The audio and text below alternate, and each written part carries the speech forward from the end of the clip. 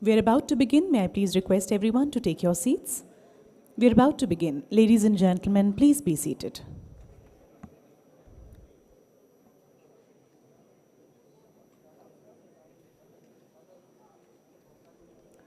सभी से निवेदन है कि जितने लोग भी खड़े हुए हैं प्लीज अपनी जगह पर बैठ जाएं.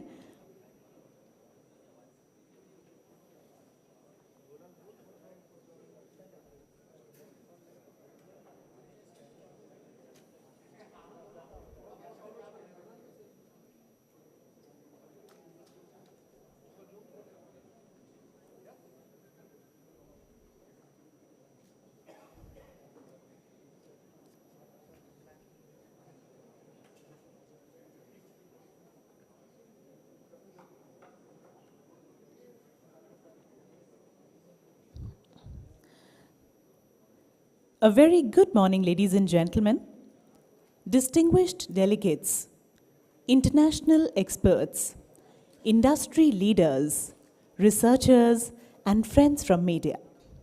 It is my absolute honor to welcome you all to the Global Heavy Haul Seminar 2025, organized by the Dedicated Freight Corridor Corporation of India, a visionary initiative under the Ministry of Railways that is transforming the landscape of freight transportation in our country. As we gather here today, we are standing at the crossroads of innovation and infrastructure, where engineering excellence meets global collaboration. The dedicated freight corridors, Eastern and Western, are not just freight lines. They are the very lifelines of India's future logistics ecosystem, built to handle high axle loads, faster transit times, and cleaner transport solutions. This seminar, where thought leaders, technology pioneers, and policy makers come together to share their insights, explore cutting-edge heavy haul technologies, and shape the next chapter in global freight movement, will focus on advancing predictive, data-driven maintenance strategies to enhance the sustainability, safety, and efficiency of dedicated freight corridors.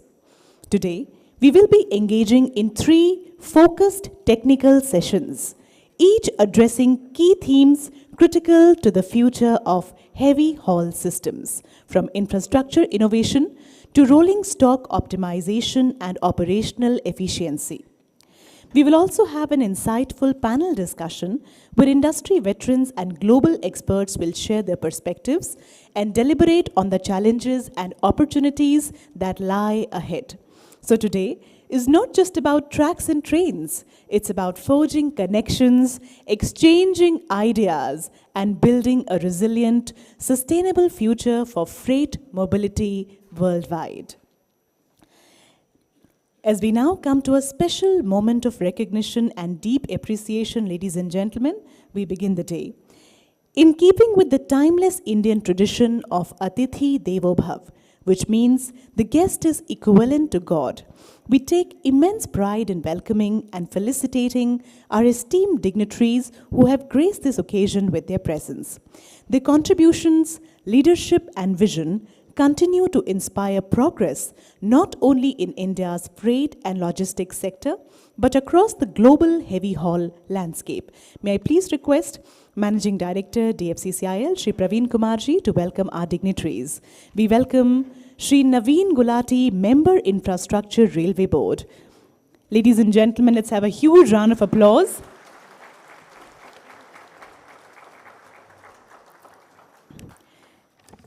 I request you, sir, to also now welcome Shri B.M. Agarwalji, Member Traction and Rolling Stock.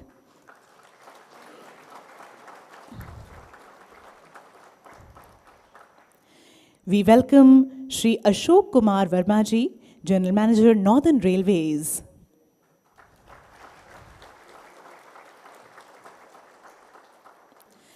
And we welcome Ms. Carrie Gonzalez, Chairperson, International Heavy Haul Association. A very warm welcome to you. This plant represents life, renewal, and a future rooted in strong foundations, much like the values we celebrate at this gathering. Once again, a very warm welcome to all our participants who have joined us here. As we begin the proceedings for the day, may I please request Managing Director, DFCCIL, Shri Praveen Kumarji, to kindly welcome our August gathering and also set the tone for the day that lies ahead. Sir.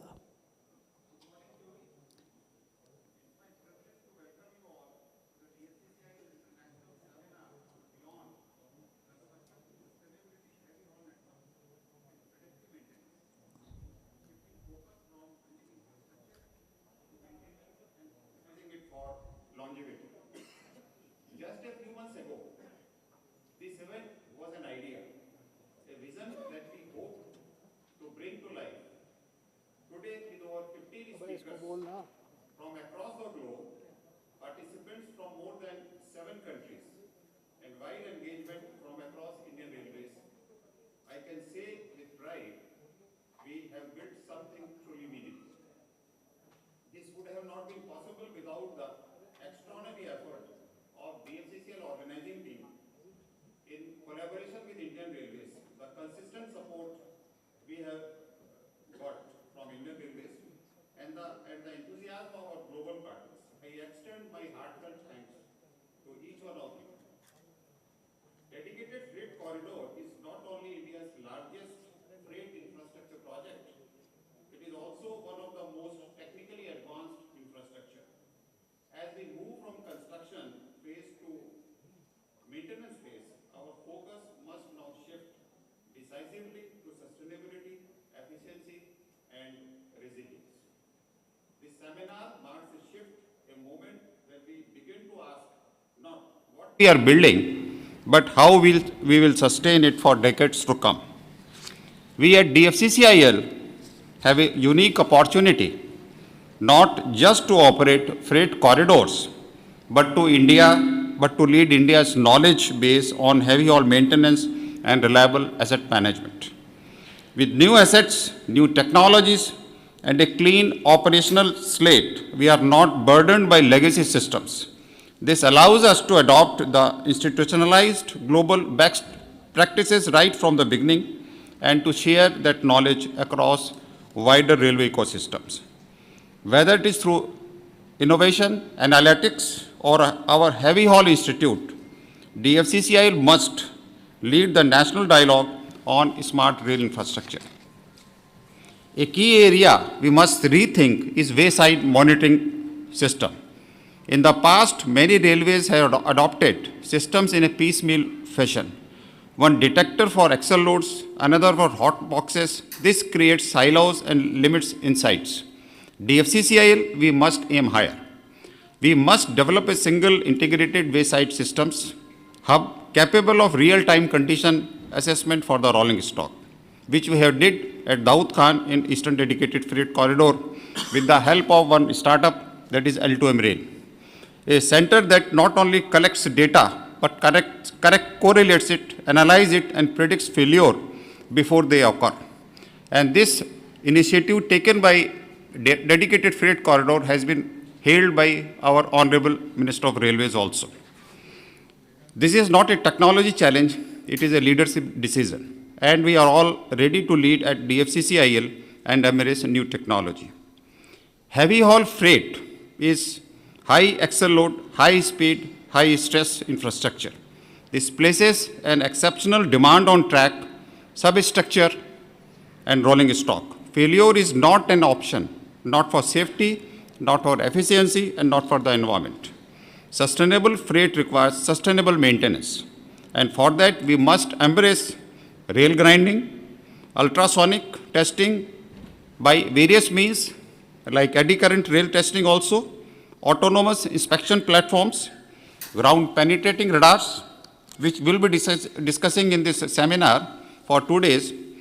Over the next 2 days, we will hear from global experts, share our own experiences, and explore new frontiers in inspection, testing, and maintenance. Let this seminar be more than a meeting of minds. Let it be beginning of new collaborations, new pilot projects, and a new area of precision maintenance for DFCCIL. To our international guests, your presence enriches us. To our Indian colleagues, your experience empowers us. And to the dedicated freight corridor team, your dedication inspires me. This is a moment of transition, a moment when we go from building tracks to building a system, one that lasts, adapts, and delivers values for generations. Let us embrace this technology not just to modernize, but to lead. Let us invest not just in hardware, but in knowledge. And let us move beyond construction to the future of sustainable, intelligent freight movement. Thank you and Jai Hind.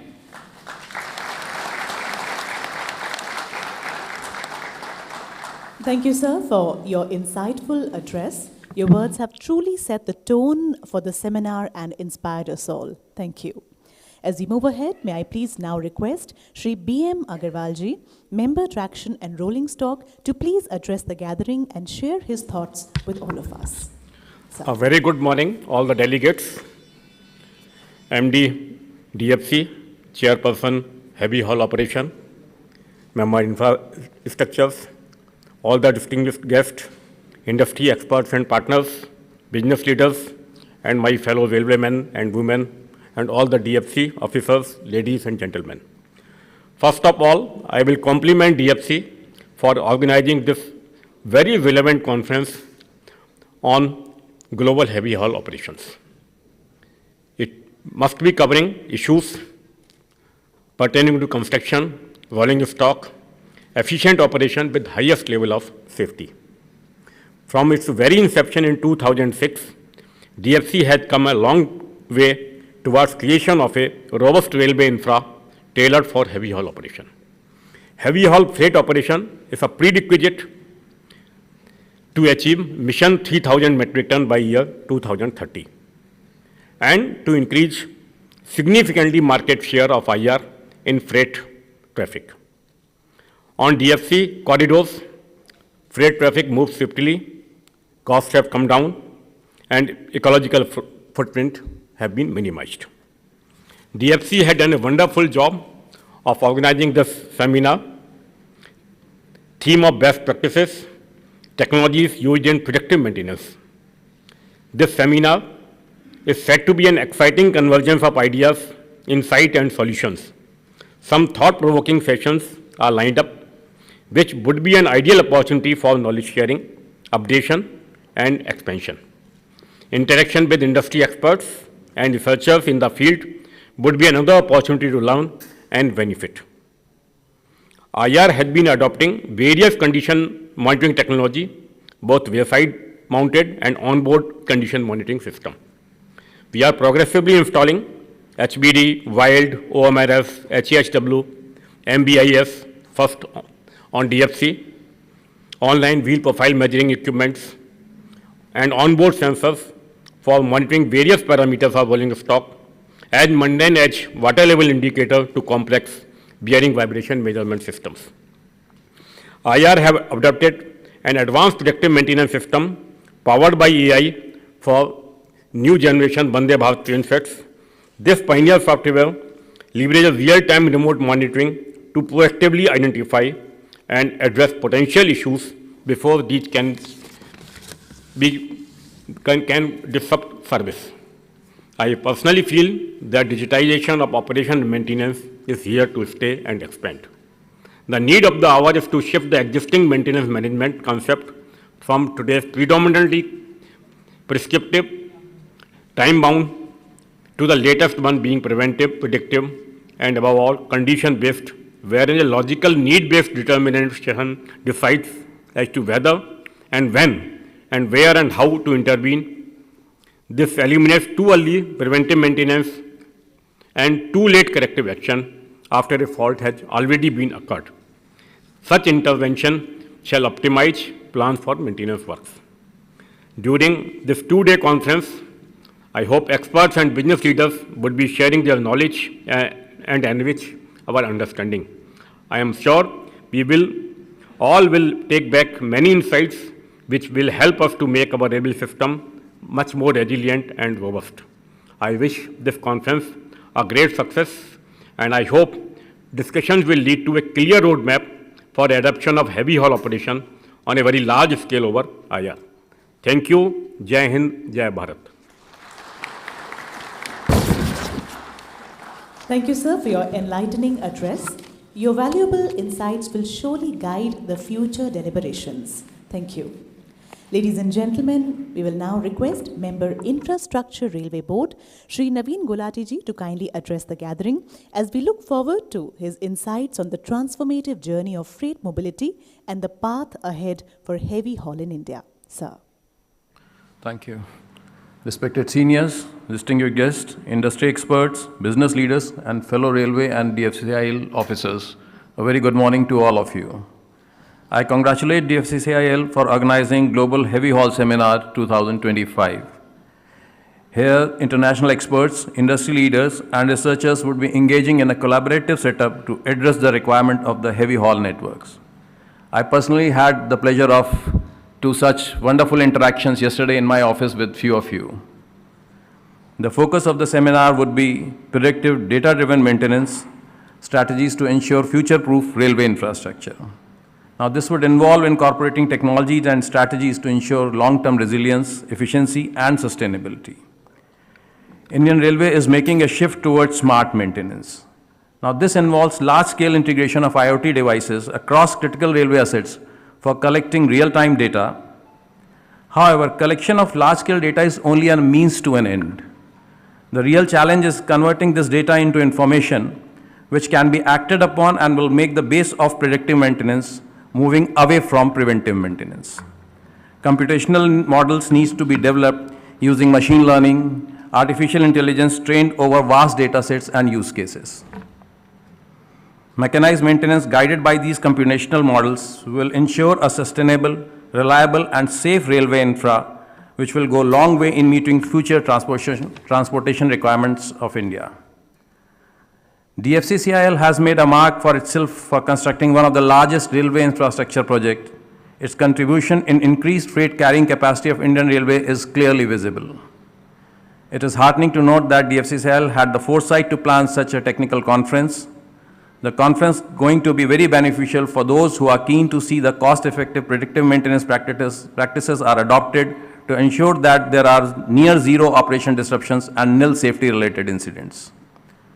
During the seminar, learned speakers, experts, and business leaders would be engaging in a collaborative setup. I am sure that the results of such engagement would be very productive and result-oriented.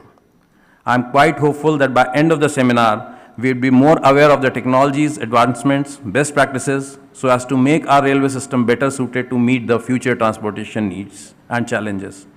I wish this seminar a great success. Thank you and Jai Hind.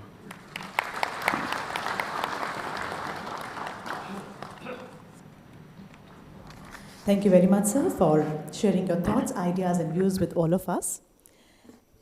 It is now time for a special moment as we will unveil the official seminar compendium, a comprehensive collection of knowledge, insights, and contributions from industry leaders gathered here today. This compendium serves as a testament to the collective vision and innovative discussions that will shape the future of heavy haul and freight logistics. May I please request Member Infrastructure, Shri Naveen Gulati ji, to press the remote button marking the formal digital launch, followed by the unveiling of the hard copy. A big round of applause, ladies and gentlemen.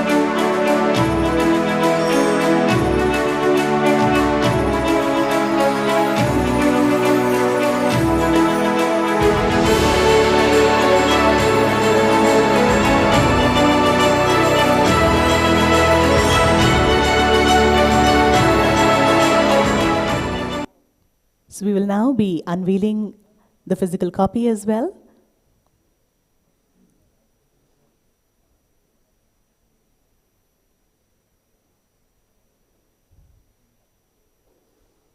So after the digital launch, here's the launch of the physical copy. A big round of applause.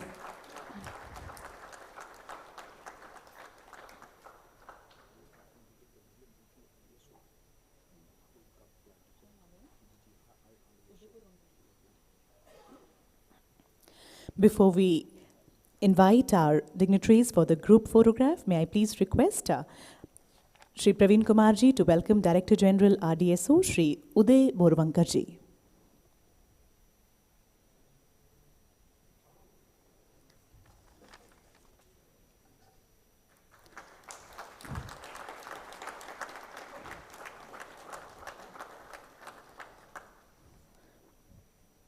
Thank you very much, and once again, a very warm welcome to all our dignitaries who have joined us. Ladies and gentlemen, we will now be requesting all speakers, moderators, foreign delegates, senior officers of Indian Railways and DFCCIL to please gather for the group picture immediately outside the summit hall onto my left-hand side.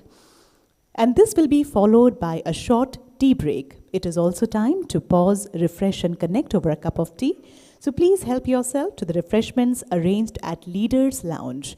We will be reassembling in 15 minutes, but first we'll proceed for the group picture. I repeat, all speakers, moderators, foreign delegates, senior officers of the Indian Railways and DFCCIL to please gather outside the summit hall for the group picture, followed by the tea break.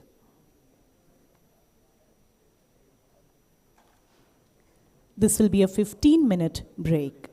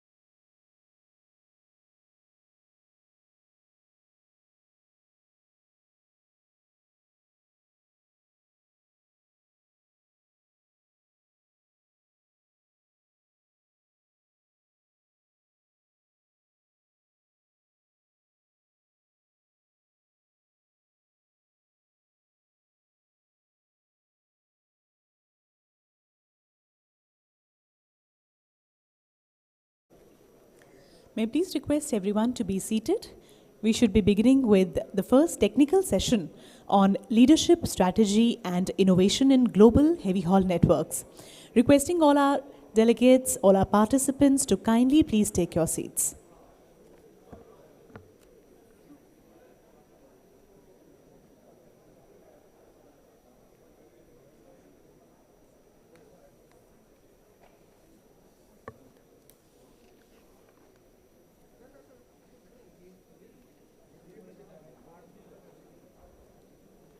सभी से निवेदन है कि अपने अपने स्थान पर सभी बैठ जाएं।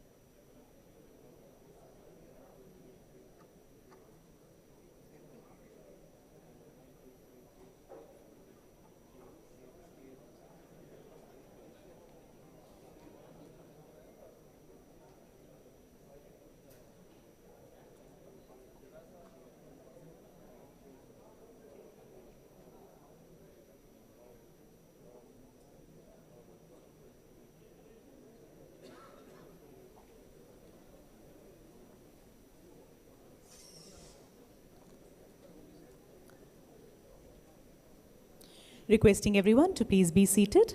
Also, there are a lot of mobile phones which are still on the ringer mode. May I please once again request our delegates, all the participants to kindly check their mobile phones and please put them on the silent mode strictly.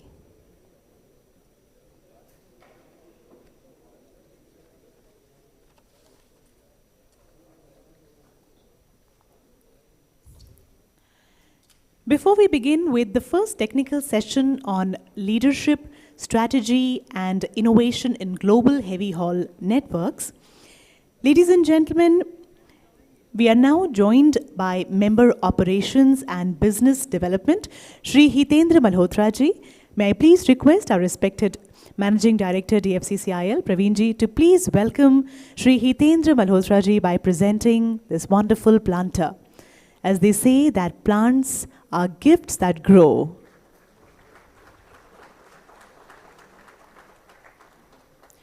We welcome you, sir. Also, Shri Naveen Gulati ji and Shri B.M. Agarwal ji will have to leave because of their further commitments. So we would like to present them with tokens of respect and appreciation. May I please request our respected MD, sir, to kindly please present tokens of appreciation, respect and acknowledgement from our side for their presence and their valuable time that we received. Thank you very much, sir. Shri Naveen Gulati ji, Member Infrastructure Railway Board. Thank you. So we have a special statue of unity and a special memento of the seminar. We thank Shri B.M. Agarwal ji, Member Traction and Rolling Stock, for being present here today. Thank you very much for adding value and giving us your time.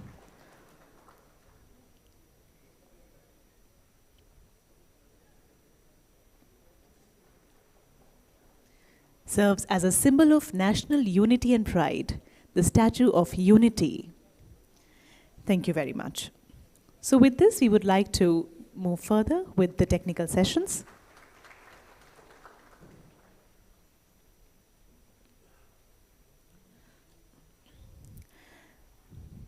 It is with great pride that we now commence the first technical session of the DFCCIL International Seminar, titled Leadership, Strategy and Innovation in Global Heavy Haul Networks. This session brings together global leaders whose insights and vision have shaped freight corridors across continents. As India transitions from construction to sustainability, this session will set the tone for how strategy, innovation, and cross-border collaboration can accelerate our journey. From high axle load freight operations to data-driven maintenance and network resilience, today's speakers bring world-class experience and perspectives.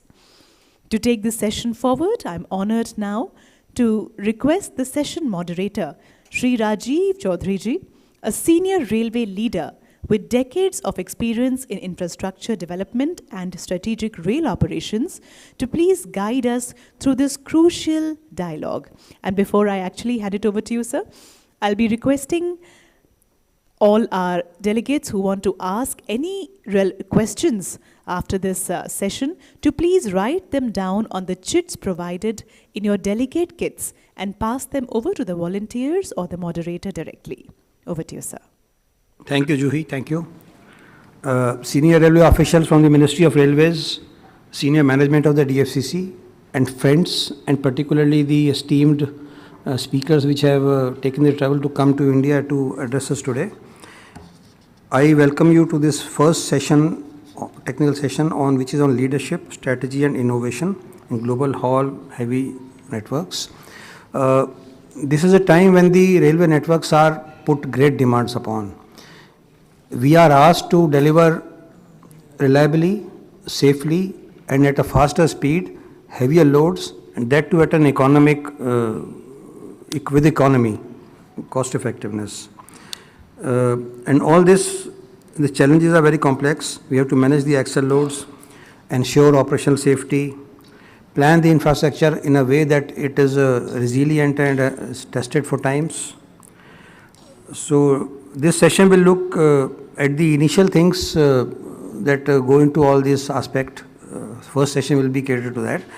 And to address these, we have speakers who are perfectly placed to offer a very panoramic, worldwide, deep, and yet insightful practical view on this subject. We are honored to have with us Ms. Carrie Gonzalez here. She is the President and CEO of MXV Rail and the current chairperson of the International Heavy Haul Association. She has over 2 decades in the railway sector. experience. She has led advancements in vehicle track dynamics, systems integration, and performance-based testing. Under her leadership, MXV continues to be a global hub for innovation in freight railways in the American network.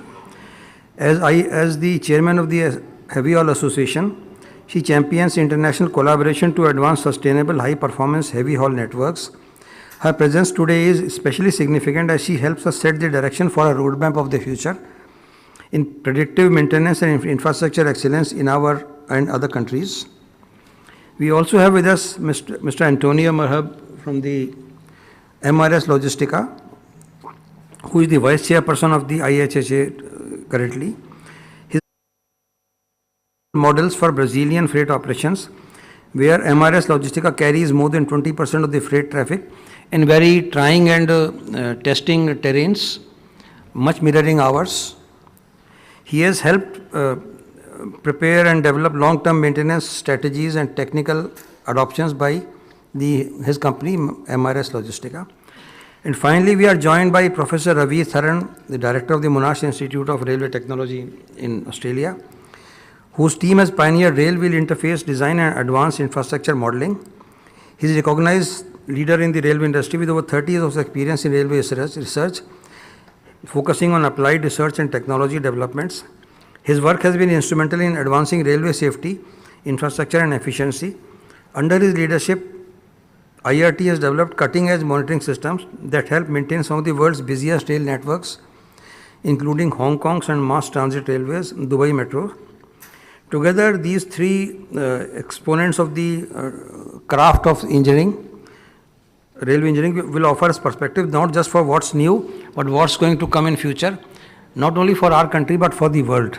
Before I request Ms. Gonzalez to lead the show, I would request all the delegates here that please don't interrupt the speaker while they are delivering their address.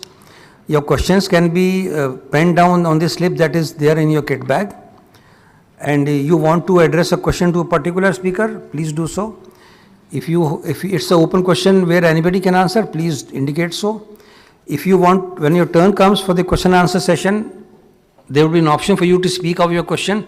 So if you want, you can keep a copy of your question with yourself. And we'll have about 20 to 25 minutes for the question and answer session after the last speaker has given us his thoughts.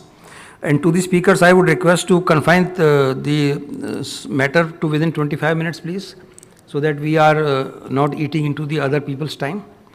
With this now, let's now begin with Ms. Gonzalez. Please, ma'am, if you can. Thank you.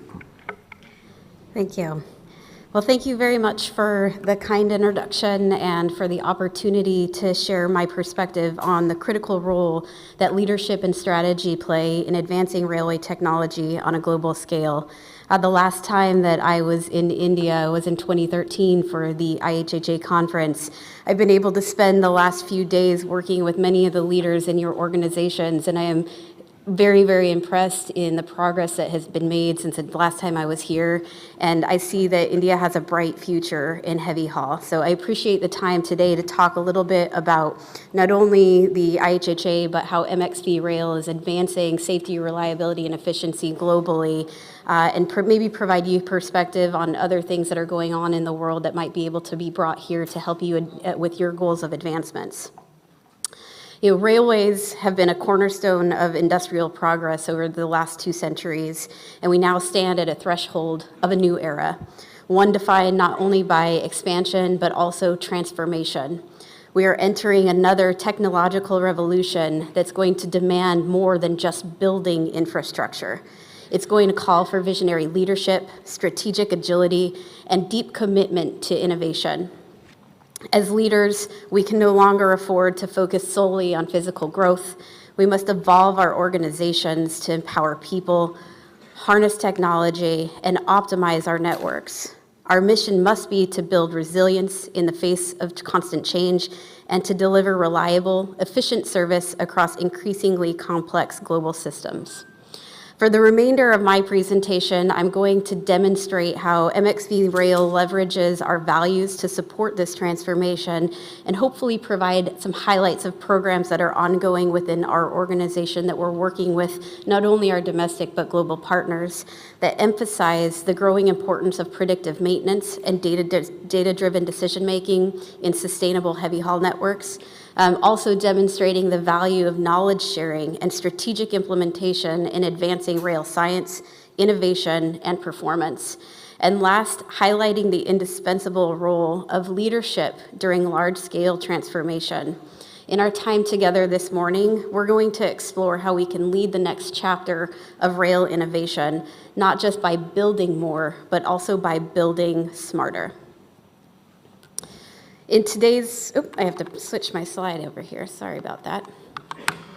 In today's rapidly evolving heavy haul environment, leadership must be more than operational. It must be visionary, collaborative, and adaptive.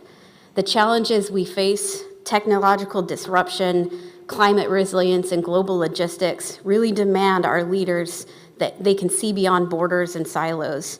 Modern leadership in rail means building bridges, building countries, building connections between public and private sectors, and creating connection between legacy systems and future innovations.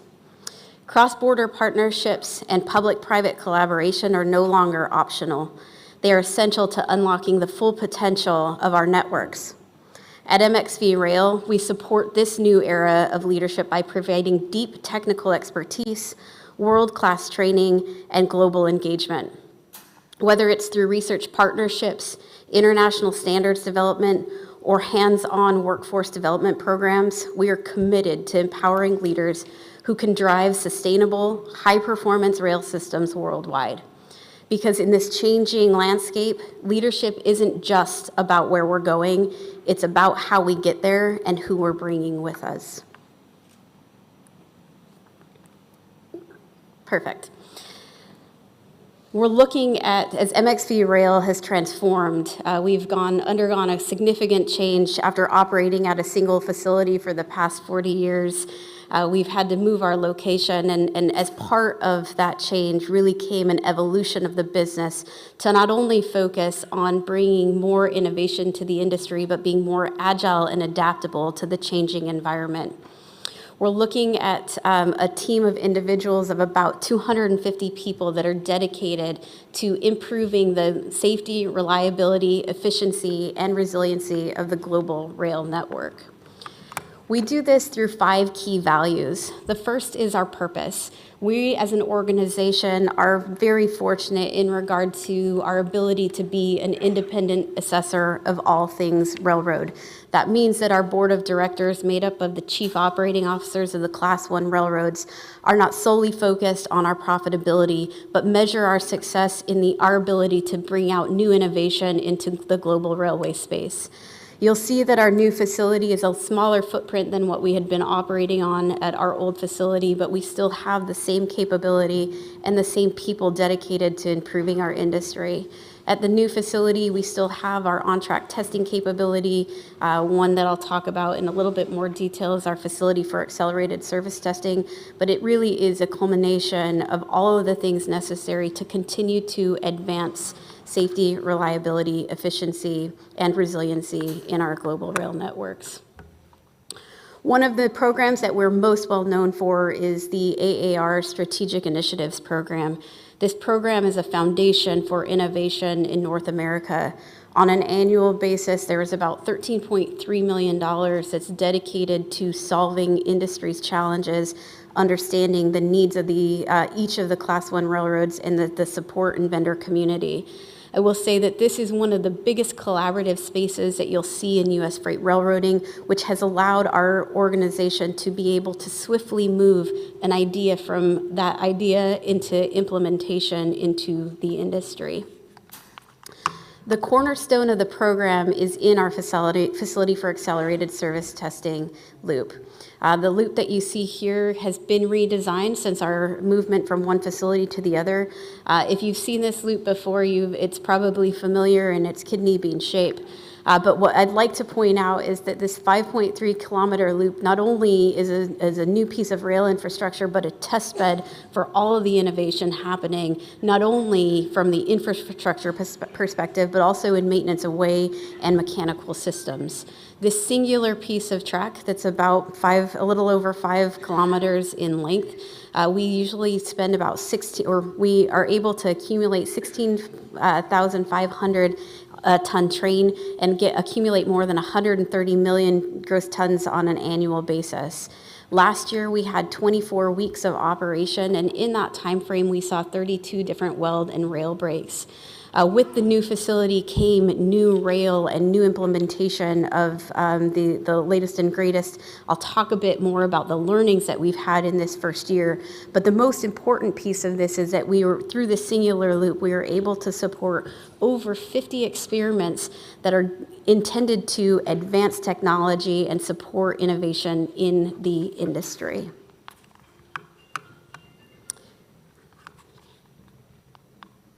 Maybe. Can somebody advance this slide for me? It seems to not be working from the table. Thank you. When you look at the objectives of our facility for accelerated service testing, this is really an opportunity to accumulate high tonnage in combination with heavy axle loads to understand the performance of individual components on an annual basis. This leads to track degradation, component degradation that we're able to study, validate, and collect a lot of information on that leads to information that's shared with vendors and supply community to develop mitigation strategies and ensure long-term strategic performance of all of these components that we're testing. When you think about the high-level strategic view of this particular loop, it really starts from a concept modeling and lab testing. Once we get through those initial tests, it moves into the in-track testing at FAST. Where we're uniquely positioned is that MXV Rail has such close partnerships with the Class 1 railroads that once the product performance can establish good performance in both the concept modeling and lab and also in our controlled test environment, we're able to put these components in a semi-controlled environment in revenue service. We'll continue to monitor those components to ensure the effectiveness and demonstrate that not only did they have the capability to perform in a controlled test environment, but they're doing what they're supposed to be doing in a revenue service environment. This pathway to implementation accelerates the implementation of all of these new technologies. And over the last few days, I've learned that you also have been developing a similar track infrastructure for testing. Number one, I would offer our services to talk about our experiences to understand the best opportunities for experiment design and collaborating with the vendor community, because that collaboration does lead to faster implementation of technology. But number two, I want to emphasize the importance of the singular tool in being able to move quickly through the idea and deployment of these technologies into revenue service. It really has been a groundbreaking facility for us for the past 35 years, and I see it as part of a bright future for the Indian Railways to be able to advance the goals of the organization. The next piece that I'd like to talk about is momentum. And as you've seen, we've transitioned our name from the TTCI to MXV Rail. Part of that rebrand was to reestablish our place in the organization, but also to remind everybody globally that mass times velocity equals momentum, and that is what we're charged to provide as an organization. One of the interesting things about data collection is you can do a lot of data collection and not have anything to do with the data if you're not thinking strategically. This was actually very well highlighted in our recent changeover from one facility to the next. Prior to operating in our new facility, a lot of the record keeping that we were doing for our facility for accelerated service testing was actually done in paper logbooks and by hand. What we didn't see was the benefit of the amount of data and the connectivity between the experiments by doing it that way. So as we transformed our organization to our new facility, we introduced an internal records for statistics and testing, which we're calling FIRST. This database started to house all of the collective data that we were taking from each individual experiment and being able to combine it into some decision-making tools for our organization, which then got communicated out to the railroads in a much more rapid fashion. In that, we're taking wayside detection data, we're taking logs or data from any fatigue tract and fracture data that we might have, and also from ultrasonics. I know that each of you are going to hear from this range of experts that you see on the right side of me in the future discussions. I'm not going to go into a lot of detail in those technologies because you're going to be getting that from a different expertise. What I'm trying to do today is to demonstrate how the collaboration with all of the partners that you see at this table in combination with well thought out experimentation can lead to significant changes in the business that will lead to improved safety and efficiency in operating networks. One of the key things that we found through our studies was a significant number of weld failures. In the first year of operations, I would say, again, this is brand new rail, all electric welds. We had some thermite welds, but what we saw is that all of the welds that happened, the weld breaks that happened in the first set of running was very minimal. In 2024, we saw 31 different broken welds. Each one of those welds was saved for analysis in our metallurgical lab. We looked at the impact of hand grinding on the failure modes that were associated with the weld breaks. The chart at the bottom is showing the distribution of the welds based on the location in the track. So you'll see that we had 2 in spiral, 7 in tangent, and 22 in the curves. There's a differentiation between the high and low rail, along with the types of EVB or thermite welds, which you'll notice that our electric flash butt welds had a significantly higher rate of failure than our thermite welds, which is an interesting takeaway because I know it raised a little bit of eyebrows because that was outside of what the expectations were. So when we dug into the weld failures, again, with the collection of the data through our first system, we started to see some very similar characteristics. If there's one thing that you take away from today, I hope that it is this in our recommendations on the pre-weld and post-weld grinding, and this is all hand welding. This is not what or grinding, sorry, it's not what you're going to be talking about with your maintenance grinding. This is specific to welds. But it's very important that we remove stamping and branding marks on the rail web because they're causing stress risers from what we've seen in the overall data collection that we've done in the past 2 seasons. You'll see a variety on this slide. You'll see a variety of fatigue cracks that generated weld failures. These were all associated with the stamping that's included in the rail manufacturing process. So it's highly recommended that you're removing those manually when you're installing the electric flash butt weld. The other piece is the post-weld manual grinding. This is very important, again, to reduce the amount of stress risers in the weld as it's installed. This is important to be able to do a hand grind after, and you can see again in the fillets here, we had several different indications and failures of the welds. This was definitely due to shearing from the head web fillet to the web base fillet. So another takeaway, I'm not going to spend a significant amount of time because I am limited today. We will have, I think we just produced a technology digest that will get into more of the details and what our recommendations are in the hand grinding requirements. But I highly encourage you to take a look at this because it's a simple solution for a failure mode that is significant across the industry. We also saw some thermite weld defects. You saw it was much less than the electric flash butt welds. But the suggestion here is making sure that you're adequately preheating the rail to minimize porosity and voids in the material. This will remove the removal of the sand and refractory from the head web and web base fillets using the needle scaler. This again is addressed in our technology digest that has just come out, and we'll be doing more discussion on this as we're moving into the November timeframe at the International Heavy Haul Association.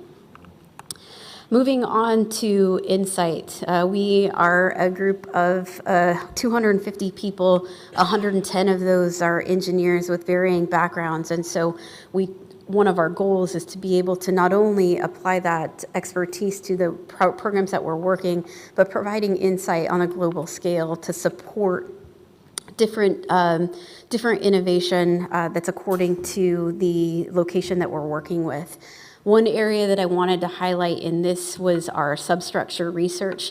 There's been a significant amount of research done through our Strategic Research Initiative program with a goal to improve the substructure maintenance practices and produce actionable steps to improve ballast and maintenance conditions. Again, I know that you're going to be hearing from several experts on different ways to address this, but looking at working with all of these vendors to look at lateral track strength, ballast degradation, and balance maintenance in the way that it can improve the longevity and durability and overall performance and reduce potential disruptions in your network. One of the studies that we did was a reclaimed ballast study. This obviously is an operational cost saver, but we wanted to understand the implications of reclaiming ballast. What we saw in this was that the performance showed that there is definitely a trade-off between reduced cost and reduced performance. Again, I will point you in the direction of the Technology Digest, and I'll show you at the end of my presentation where you can access those articles today. But as you're thinking about operational efficiency and trade-offs with cost, I would highly recommend that you take a look at this, because as you're using reclaimed ballast, there are implications in performance and longevity and resiliency of the ballast under those conditions. On the next side is rigor. We always approach things in a new and innovative way, and we never settle for our last year's results or things that have been done the way they've always been done. We're always looking to push the boundaries. One area that I'd like to highlight in this, associated again with the track and infrastructure piece of what we do, is in the rail temperature monitoring work that we're doing. This is another highlight area of where we've been able to work with universities and industry partners to be able to emphasize the and provide our end objective is to provide tools and information to aid track buckling, risk management, and best maintenance practices. This is a significant problem in the industry when we're looking at lateral shifts of the track. But what we know is that track buckling involves many different forces and resistance factors. So what we're gearing up to do is to isolate those various factors and their influence, and then combine that into a single risk assessment. We're going to estimate the changes in buckling risk from changes in track structure and operations, and then simplify these all together so that we can have actionable decisions to be made from an office or a field environment. This really, again, when you're looking about network planning and minimizing disruptions, understanding from the implementation of rail to how you're providing maintenance is another key piece of being able to keep your track bed healthy. So far, we have been able to measure rail temperatures from train operations. We've been able to investigate rail neutral temperature measurement technologies, and we've also completed a track buckle test, which is shown on the left side of this slide. And we've also been able to work with universities in Texas A&M to be able to understand all of the elements of the track buckle phenomena. Moving forward, we're going to continue to explore the impacts and the various conditions that are causing these in-track instabilities, with an end goal of getting tools out to industry to be able to prevent these in the future.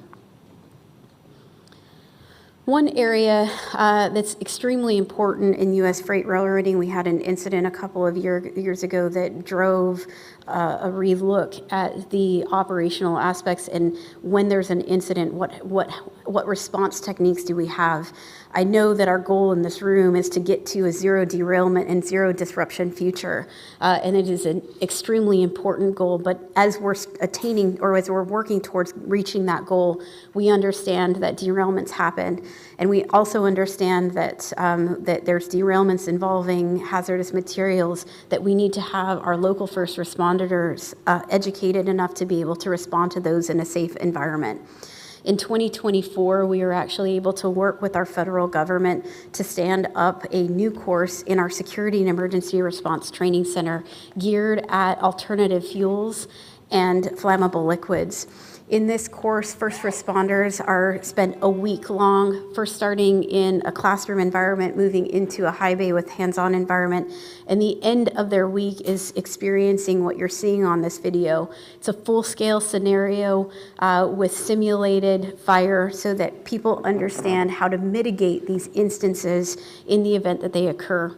I always like to remind people that in U.S. freight railroading, about 99.999% of all shipments that are carrying hazardous materials arrive without incidents.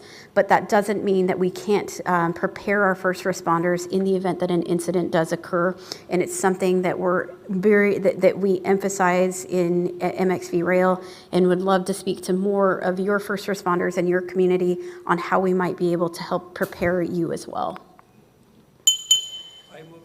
Perfect. On the teamwork side, I'll kind of work through these a little bit more. We are looking at inspection systems research. I know that this is an area of importance for the community here, looking at testing methodology for the wheel impact load detectors. This is an area that wheel impact load detectors have been around for many, many years, but we have new innovation in the vendor space, and so being able to accommodate our standards and introduce new technology is very, very important as we're moving through the next iteration of wheel impact load detectors. That slide did not come up. One that I know that you'll hear about later is in the automated track inspection technology. We've had a lot of opportunity in U.S. freight railroading, working with a lot of vendors to look at the most efficient way to be able to inspect track on a regular basis. I will say that there are plenty of technologies that are available today, and it is not a one-size-fits-all solution. Really, network design and planning is a key element of implementing any new technology, particularly when you're looking at track geometry defects. The other important piece of this is making sure that you're able to take the data and making good business decisions. So not only selecting the right tool for the right job, but also having the back end for decision making is going to be extremely important. Can you advance the slide for me? I think it's stuck. Let's go one more. I promised you that I'd tell you about the Technology Digest. We have over 1,000 articles that are available covering about 30 years worth of research. This is on our website. I'd be happy to share the link at a later time. This is a searchable database with a keyword look at all the things that I've been talking about today. I would be remiss if I don't talk about the International Heavy Haul, another piece of the representation of my presence today. We have our conference in November of 2025. I invite all of you to attend. We will have over 700 individual peer-reviewed sessions and papers covering 12 concurrent sessions. We're expecting anywhere from 1,000 to 1,500 people at the event. 3 days worth of learning and a visit to our facility on the last day. So I highly encourage you to, again, focus on that collaborative aspect, create a broader network to be able to help you achieve your goals and be able to be structured and lead the way as you guys continue your journey to excellence in heavy haul railroading. Thank you so much for your time today. Thank you, Ms. Gonzalez, thank you for maintaining the time and for such a lucid presentation of what all MXRail does and what new areas you are working upon. Before I invite Mr. Marhab now, I would request all the delegates to please raise their hands if they want their question slips to be collected by the volunteers. And I request the volunteers to please go around and collect the question slips and hand them over to me over here. Now, Mr. Marhab, we are waiting to listen to what you have to say to us. Thank you. If you want, you can take the dais if you so want. If you want to speak from a dais, you're welcome. You would prefer here? Wonderful. Carry on, please. Thank you. Okay. Can you hear me well? Hello. Thank you for having me here. It's a big pleasure. My first time in India, and I'm sure I'll come back. It's a beautiful country, beautiful people. And thank you for the organizing committee, DFCCIL, Indian Railways. Thank you for this moment. Really a pleasure for me. So today, I'd like to bring you more information about the company I work for, and also IHHA, and the association that we are working for almost 5 years. So can you put, please, my slides? Okay, thank you. So yeah, I'm bringing the MRS to you. MRS is a Brazilian company located in southeast Brazil. And I will show a few slides about us and about me, the next slide. So I started this business about 16 years ago, but I started working in the industry as an aluminum company in Brazil, in North Brazil, 18 years ago. And then I moved South Brazil to start working in railways, specifically working in university before. Then I moved to MRS, and now representing IHHA around the world. And thank you, Kerry, for introducing IHHA to the team here. I will bring some slides about IHHA first, and then I cover Brazil and MRS, and what we do in the heavy haul business, and what we have improvements to show you and change information. So, heavy haul, we know a little bit about the heavy haul, but everything starts when we move from 20 tons per axle to 25, 30 tons per axle in 70. And then IHHA was born in 76 in Australia. I believe Ravi knows about it. And we start to share knowledge and share experiences between the main heavy haul companies around the world. And we are here to be part of the group and change information. There's no wrong and right. We are to learn and, of course, share information. IHHA is very known about the longer trains, heavy trains, safety improvements, the reduction in costs and mastering railway interaction, and of course, improve the sustainability and economic systems. We are here to do sustainable systems. So every single IHHA member in the world has very good tasks and very good improvements. As I said, there is no wrong and right. We are here to learn with each other, improve our systems. And I will bring a little about Brazil to you see what we do in Brazil and what we have done the last years in MRS. So in Brazil is not a big market, a network as you have in India, but we do broad gauge and we have metric gauge. We have about 50,000 people directly working for the railway companies in Brazil. We improve the productivity, the reduction, the safety derailments, and also we are now creating new tracks. Brazil is growing from now from 30,000 kilometers of track to 42 kilometers of track in the next 5 years. So Brazil is growing fast and sustainable systems. So those are the main projects in Brazil that are coming up soon. We have 41 contracts undergoing, about, as I said, 12,000 kilometers of new tracks across all Brazil, connecting the productivity area in the center of Brazil to the ports and Rio de Janeiro and São Paulo, and also the North Brazil. The goal is to reduce the Brazilian costs and increase the metrics of railway responsibility in Brazil by 30% in the next years. And we are there, Southeast Brazil, MRS, the company I work for. We transport almost 20% of all Brazil cargo inland. We do heavy haul, iron ore, pig iron, soybean, container, chemicals, almost everything. Connecting the main cities in Brazil, we have about 20,000 wagons, almost 700 locomotives. And MRS, I used to say that was not developed to be a heavy haul, but we made a heavy haul system working very well in southeast Brazil. Those are our main customers for MRS. We connect the main companies in Brazil between São Paulo, Rio, and Belo Horizonte. And those are our core players working with us since we began in 1996. I have just a short video about MRS. You'll see what we do. I hope it works. Can you play the video for me, please?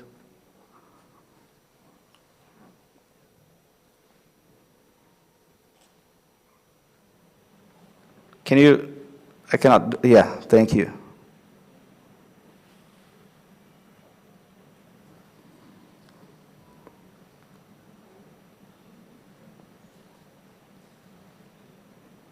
I hope it works. So there's an embedded video in this, needs to be played, please.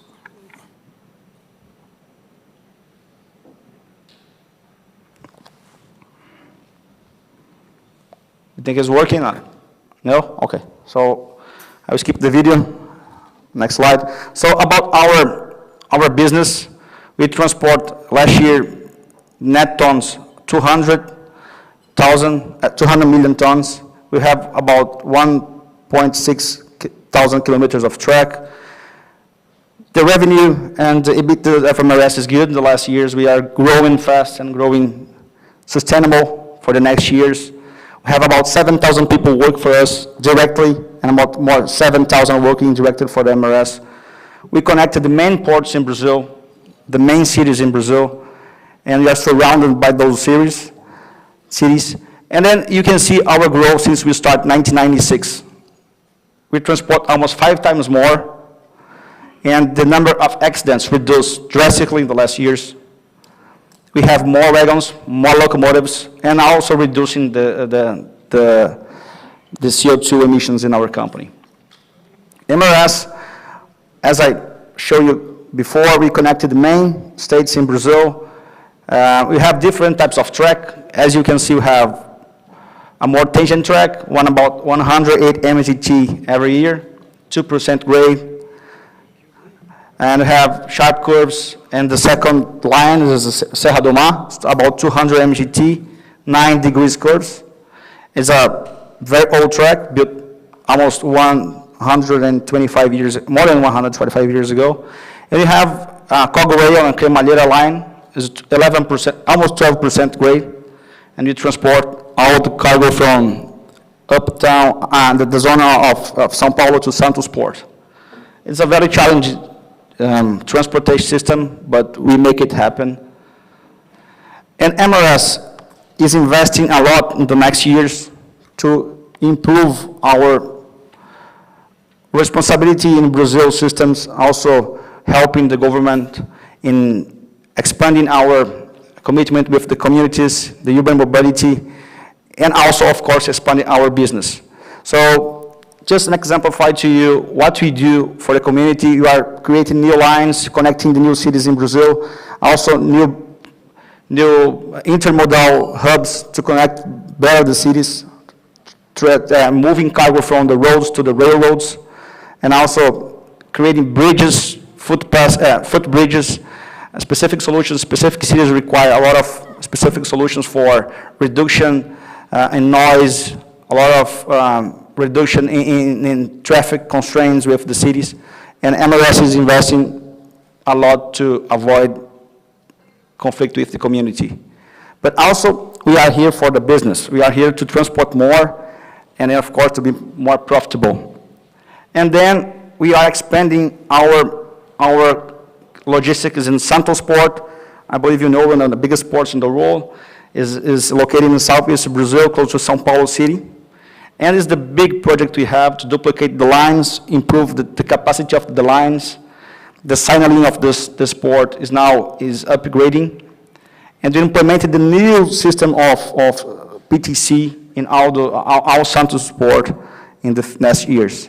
And of course, creating new facilities to improve our logistics.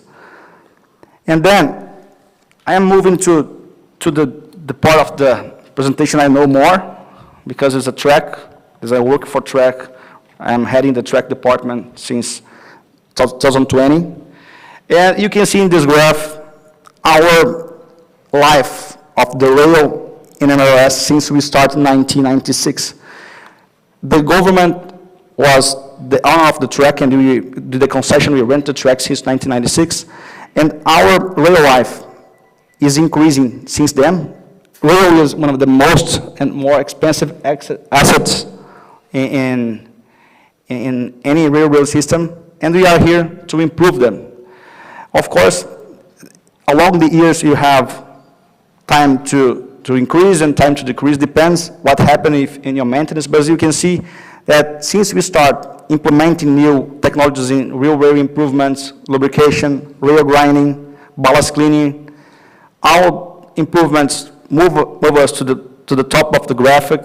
And we also have constraints. As I said, MRS was not built for the heavy haul. And we are doing the heavy haul business, but we have to improve the track, substructure, and of course the resilience of the track. And bring to you a lot of information about predictive maintenance, how we treat the data, how we improve our data to become more efficient in information, and how to implement and track maintenance. So those are the three big areas of improvements next year for MRS operations, track, and rolling stock. Sorry. On the operations side, we have a challenge to implement the duplicate train. Now it's implemented, operating very well. We are increasing the speed of MRS and also increase the tons per axle. The track also is another department we are working very hard to replace all the wood ties to the concrete ties, the steel ties in some lines, and implementing predictive maintenance in MRS. This is already implemented. I'm going to show you some results. And the rolling stock, we are working with new locomotives, hybrid systems, and now working hard to get more EI support in the wagons maintenance analysis. So about the track machines and what we have, I believe you already have the same machines in India. We have tagging, stampers, shoulder box cleaners, grinding machines, radio vacs. Just an example of the machines you have in Brazil, MRS, and also track machine inspections, as some players are here. So we have Trackstar, ETGMS, another system, GPR information, ultrasonic.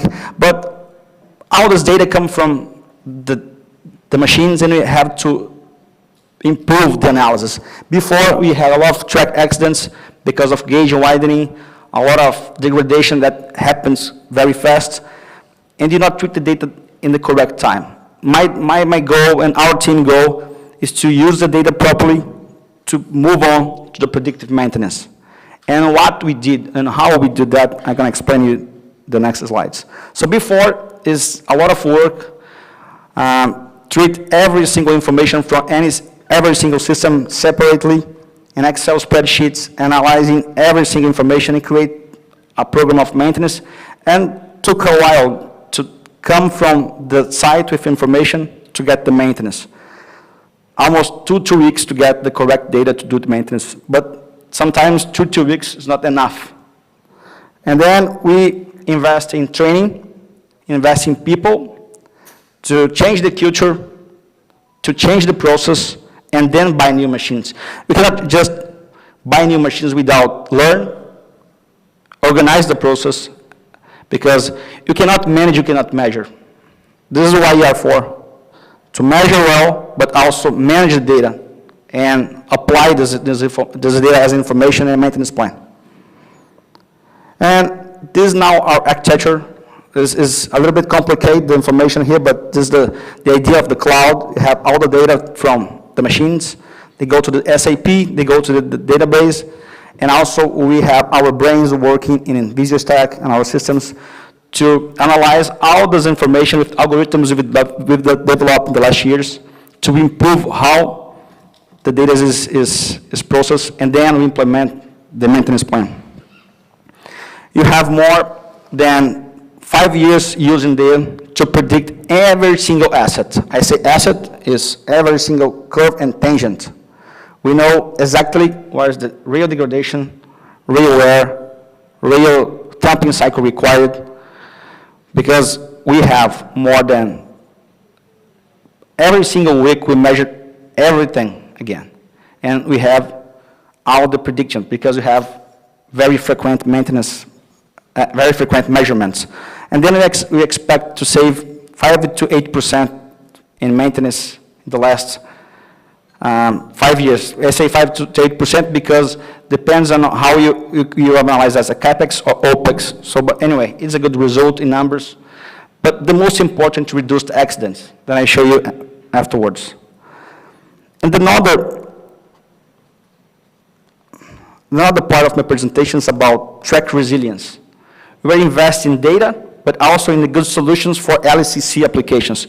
We think in longer-term behavior, because thinking just now is not the correct approach. Sometimes when you invest money now, you can save a lot of maintenance afterwards.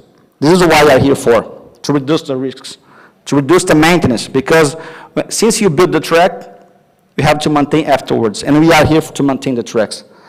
And my goal is to improve the maintenance, to reduce the OPEX. And this is what I'm here for too. Extend the life of the systems without compromising the quality. It's the main goal for any engineer in this world. And we are replacing the ties, the sleepers of course, replacing the ballast, and creating a safer track. MRS track renewal program, the last years, it's undergoing. It's a challenge because it's a very tight track. No clearance for track renewal program, but we made it. And we have replacing more than 100 turnouts, the concrete ties, all them on the sleeper pads, new machines, new service cars, and new shops. Everything was built 4 years ago and undergoing. The process takes a while, but it's going in a very good direction. And I bring just an example of the systems we use and components we use for the track improvements, because we have a challenge. Moving the wood to concrete is not easy. The concrete is very stiff. Concrete has good things, but has also bad things. As everybody knows, real estate abrasion is a big issue of concrete. Ballast contact is a very issue of concrete sleeper. And we are upgrading the track maintenance, and we cannot just replace without any improvement. And we test a lot of research specific in test sites in MRS since 2014, almost 10 years of tests, testing rail pads, sleeper pads for different companies, and we got very good results with the resilient systems. The cellular polyurethane show a good improvements in the rail pad and very good results for the sleeper pads. We improved the contact between the tie or sleeper with the ballast more than 3 times. I'm going to show you more results about the tamping and everything. So this image from the base of the real sleeper, the real area of the base of contact between the sleeper and the ballast, and we show before and with on the sleeper pad, how it changed.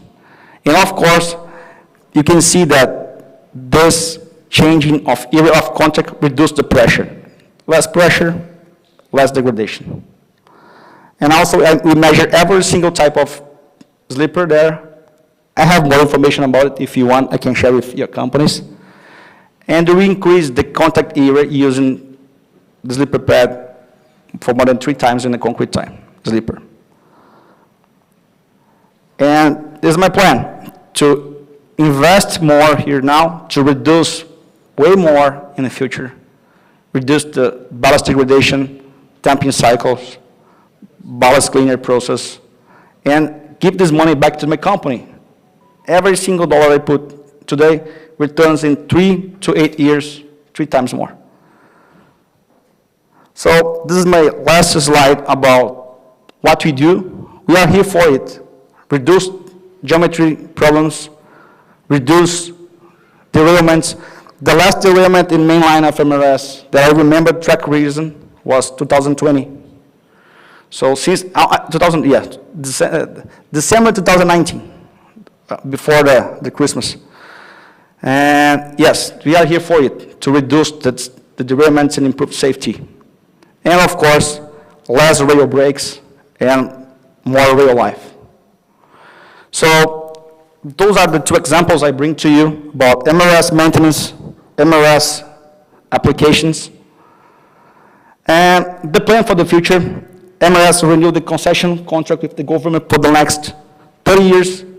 And our goal is to invest better, to improve track maintenance and reduce the costs, to be an efficient and sustainable company, and looking for the people. The workforce is our challenge now. We need to have more people working the track. Retain those people, these people is important. And of course, achieve better results for us in the future. And I have just one last question for you. What do you think is the best in Brazil? Some people think it's carnival, some people think it's the football, but I also say that's heavy haul railroad. And thank you so much for having me here. It's a big pleasure. Thank you, Mr. Marhab. We are given Professor Ravi Tharan 5 more minutes. Thank you for that, first of all. Once again, the delegates may hand over their questions slips to the volunteers. Now we have Professor Ravi Tharan with us, who will tell us his experiences on managing railway technology, railway maintenance. Thank you. Thank you, Mr. Chowdhury. If you can put my slide, that'll be great. Thank you. It is great pleasure to be here. Distinguished colleagues and friends, good morning. The Global Heavy Haul Seminar 2025, it is an important meeting point, and I have been asked to present this leadership strategy and innovation in global heavy haul network, focusing on predictive prescriptive maintenance management of benchmark heavy haul railways networks.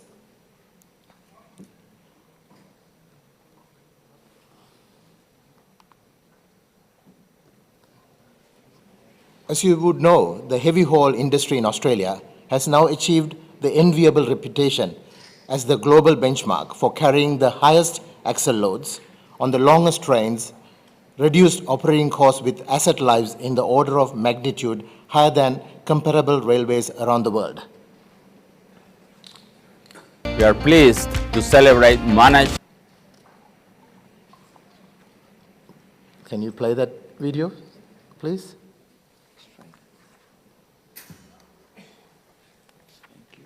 We are pleased to celebrate Monash IRT's milestone.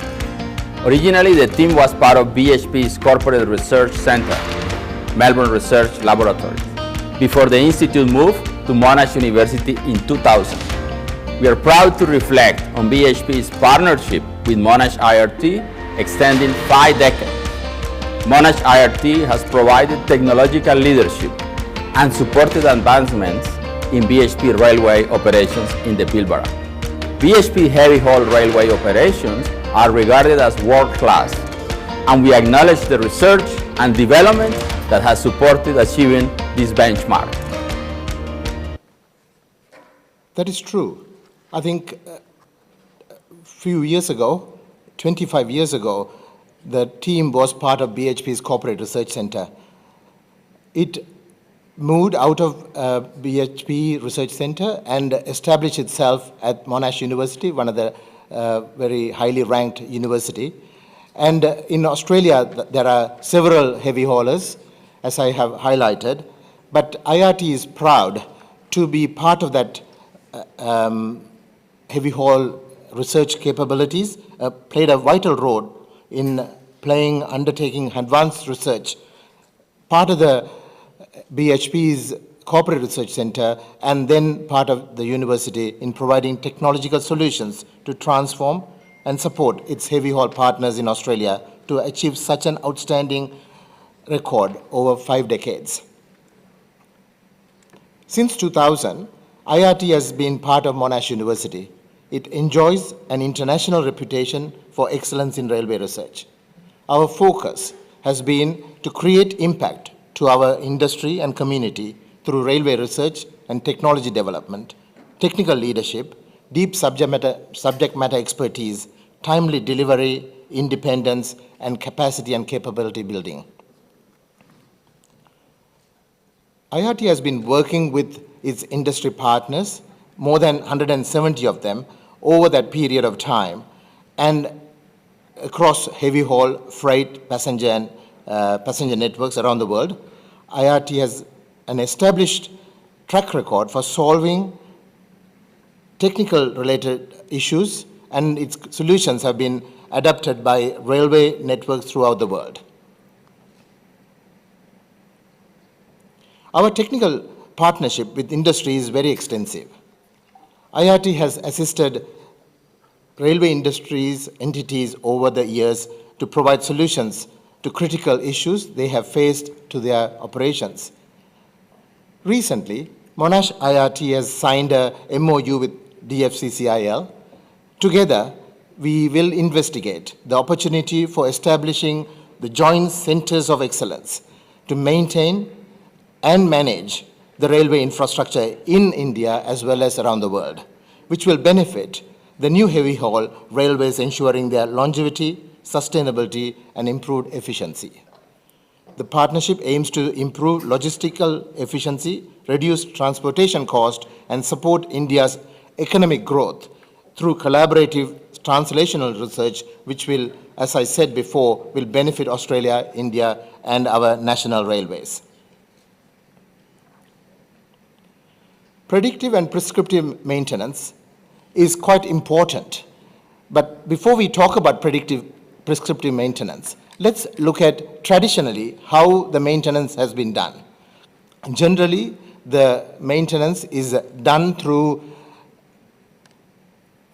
looking at one particular component, identifying the current condition of it, and then looking at how to really look at that particular condition, like track, and look at whether it has actually exceeded the limit and do the maintenance. It's practically a silo approach that we normally do in railways in the past. What happens in this case, it is the frequency of the measurement will dictate, and also not understanding what is the overall system condition it is. So the limit, as I have highlighted here, is a slow, silo, and reactive methodology, which doesn't really bring in the important characteristic of the other full system components. In this case, the maintenance of track, maintenance of the rolling stock and its condition. So to eliminate that particular scenario, I think generally what railways have done in the past is to look at a vehicle dynamic modeling of a condition that has been measured on a track. And I'm taking this particular point further to really detail how the predictive and prescriptive maintenance can be done in a real railway line, and how it is being done currently in the operations in Australia and overseas. A methodology was introduced into the system called instrumented revenue vehicle. It's a technology that was introduced into the railways in the heavy haul in 2002 to look at how can we actually bring the knowledge of the holistic railway operation to improve the railway performance. So this particular instrumented revenue technology continuously measures the system performance during normal operation. It's retrofitted. It's a near real-time condition monitoring capability. I'll explain this one because it is quite important when you are thinking about predictive and prescriptive maintenance. How do you do it? The important part is data. But the data, what sort of data is required and how that can be gathered seamlessly during normal operation for systems like dedicated freight corridor. This instrumented revenue vehicle technology is ruggedized technology. It cannot be a mothballed laboratory-based technology. It has to be useful in a real world, in a ruggedized railway environment. It actually replaces some of the track geometry measurements that we take using dedicated track geometry cars, which provides us a good indication of the track condition, but it doesn't really give us the full picture of that particular track condition, how it actually impacts the system, the rolling stock. And if there are cyclic track geometry issues, how is that going to be affected? And the important part is how often do you collect this information? How do you really react to a measurement that is actually exceeded when you do that measurement sparsely and not very frequently? The graph that I have shown here brings that whole understanding of system performance from the track, from the sub-track to all the way to the rolling stock performance to the cargo that you're carrying, including passengers. What is the instrumented revenue vehicle technology? What is it? It's just a collection of scientific, engineering, data gathering devices like strain gauges, strain gauges and LiDARs and other instruments that we normally use to measure. But the interesting part is where do you put it? How do you put it? How do you keep it safe during a normal operation so that these vehicles are not regarded as a special vehicle and it is regarded as a normal revenue vehicle and the maintenance is really done through normal time. I got a few slides just to highlight where it goes, but I won't really dwell on it too much other than saying that why we are using this instrumentation and how that information is really gleaned out from this particular technology. For example, if you put a side frame vertical acceleration, you can actually look at the vertical profile. You can look at the running surface defects and so forth. So you would say, why would you actually put it on a revenue vehicle and not really put it on a dedicated vehicle? Because you get to know what is happening every day, every time that particular instrumented car runs through this section. The bogie motion sensors, which looks at the pitch, roll and yaw of the rolling stock which is running on top of it due to what is happening on the railway track. For example, looking at the behavior on responses for lateral alignment can be gleaned from this one. Under-frame acceleration, which can actually provide more information about the performance of the rolling stock. Finally, the track geometry measurements. Track geometry measurements are quite critical, but linking that to rolling stock performance is more critical because sometimes, and most of the accidents that we have actually looked at in detail, sometimes it's within the track geometry limits, but still there was a derailment or there was a issue that has created because of either the combination of track and rolling stock or combinational effects of several defects. So that type of requirement is quite critical to be analyzed in a railway, which is very critical to really carrying passengers and freight.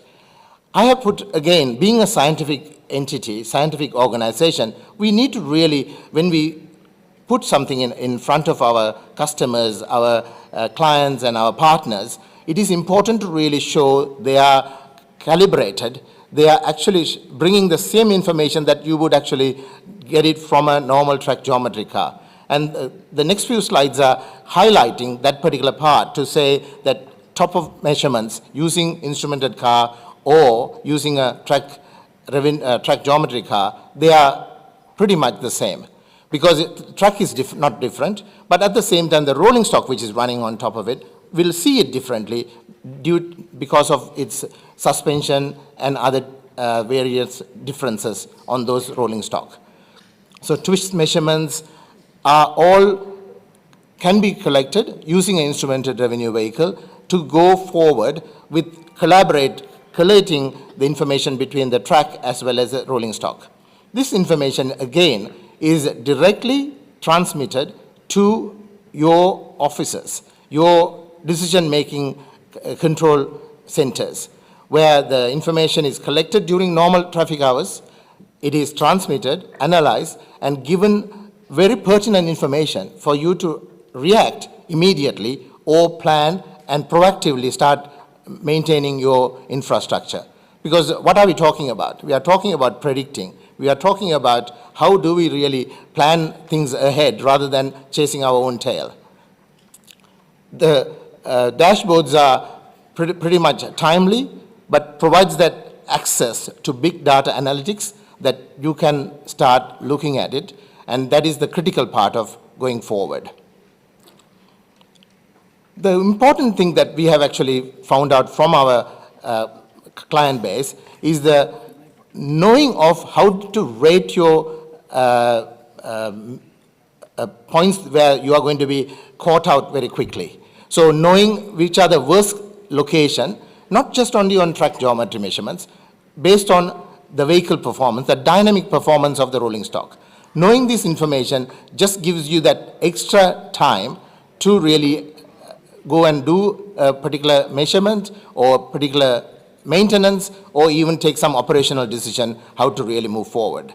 So I will take a couple of examples in this case is when you are continuously measuring, and this is a good example to show that track geometry measurements and this type of measurements that I'm talking about need to be done very regularly. You cannot really have it every 3 months because of whatever restrictions that you have.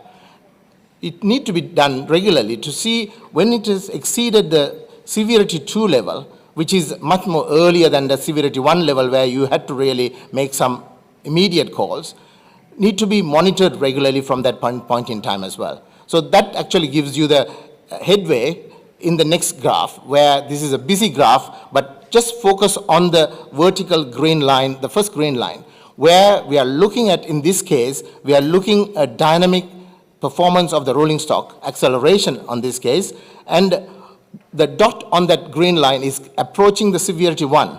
That is a marking point for a railway operation which want to be very successful, very data-driven to take decision. And if you look at the second graph on that particular slide, you will see the speed has been dropped. It is a decision made to give a bit of a time to really take the temporary speed restriction application to really give some time to continue on. Everyone who runs railways know there is a temporary speed restrictions are applied, but sometimes not knowing why we are applying it or not knowing what are the implications of it.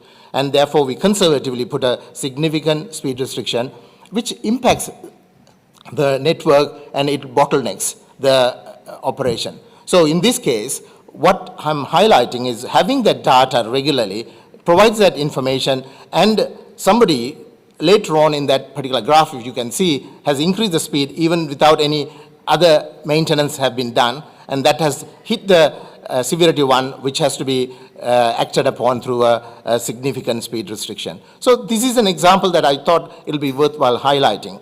But I'll really highlight this particular point in these next few graphs. In this is a graph of maintenance of twist over a period of time. Every vertical line that you see red is the maintenance. So why do you do maintenance? To improve efficiency, improve the condition of the rail track condition. And in this case, you can see the efficiency, the drop from the twist from where it is to a level after the maintenance. But what you don't have, if you didn't really have this data that regularly, is that deterioration rate, which I have shown with the arrow. In this case, it is a line just showing you the deterioration. But suddenly you will see that particular deterioration is slowed down. How did it slow down? Is because of that temporary speed restriction. That's what I was highlighting before. The temporary speed restriction has given enough time to do the maintenance rather than doing it in a hurry. But after that maintenance, what has happened in this case is that rate of deterioration is actually increased. That is typical. In any railway track, with time, the deterioration keeps on increasing until you really fix the problem once and for all. And that is the last bit that in the graph that you can see is actually you have a major remedial action, and from that type of deterioration, I think it has actually slowed down, which gives you enough time, and you can see the value of doing the remedial action. This is real data. I think this is how it has been used in a heavy haul in Australia to really look after the track and understand and prepare the business case to do certain management. But the other point that I made before is the speed restriction. Sometimes speed restriction has to be applied, and especially when it has actually exceeded a limit in the operation. The limit has gone above 100%, what is allowed severity 1, which are boxed in those 2 severity reports, which are produced immediately when those measurements are undertaken and provided to the center to take action, and also provide how to really reduce the speed restriction without significantly impacting the speed of the network or the network without bottlenecking the network. And that's what you are seeing here. If it is within the range of 100 to 110, I think it is provided that from a 60, you can actually drop it to 50. And if the deterioration is significant, as you can see for various reasons, as most of you know, if you have done some ballast cleaning, if you haven't done the tamping properly, or so and so forth, I think you can see you had to identify the deterioration rate and how do you really counter some those issues that comes through speed restriction to really buy time before you go and do the maintenance.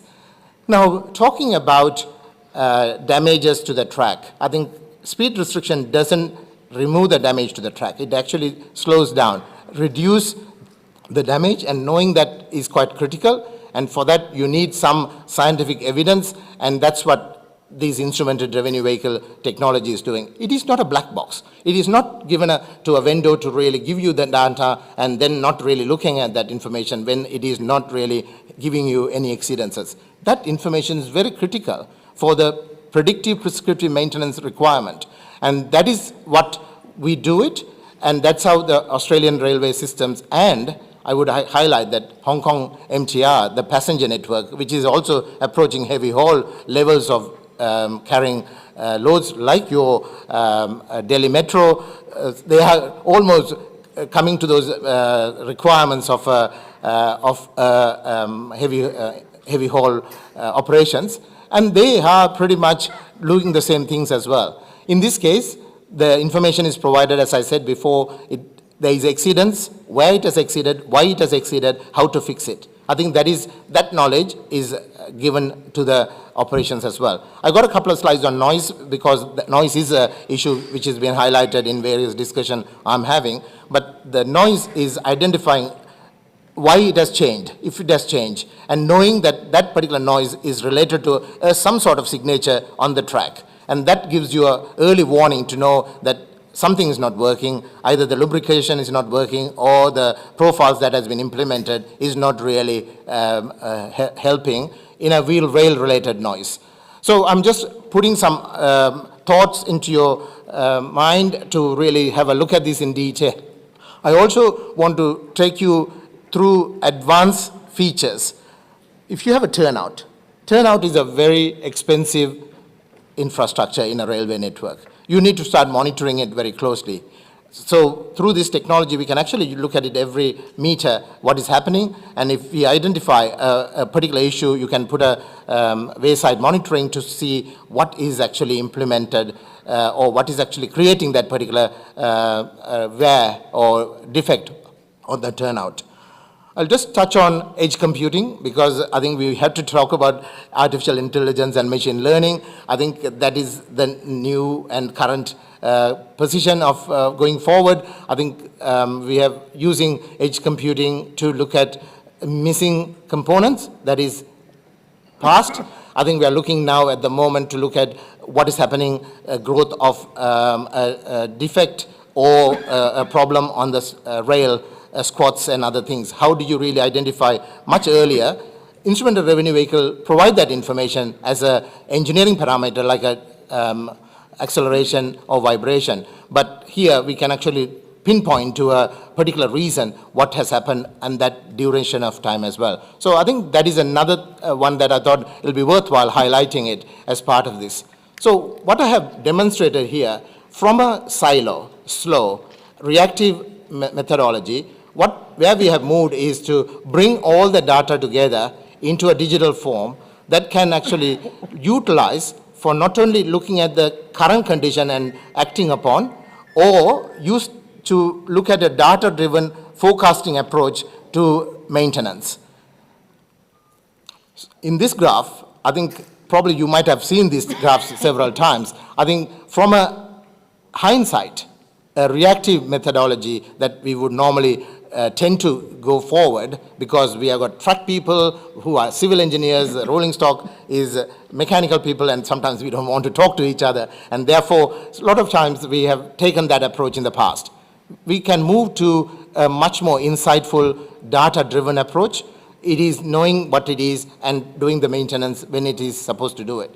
But can we do it much earlier, plan it ahead, therefore we can save a lot of money, efficiency, and have the operations running like the Hong Kong MTR, which runs at 99.96% punctuality. I'm pretty sure Delhi Metro is almost there, but I think any railway need to really be punctual and run efficiently.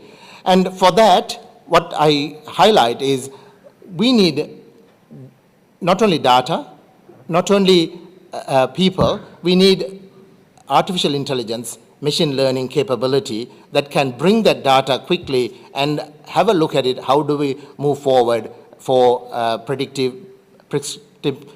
maintenance? 5 more, Professor. Thank you, sir.